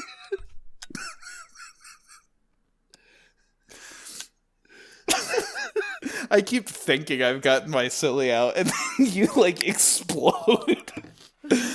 This is gonna be great when we put out the full episode, and then like, it's like all of everything we did. And then just suddenly it's gonna hard pivot into like this kind of energy. The really chill energy we left off on, and then we have this now, and it's just like and now and then all of a sudden just beans. Why am I so slap happy? I've had a week. No, it's good. It's good. We'll cut it right as you come back and say we'll cut the episode there.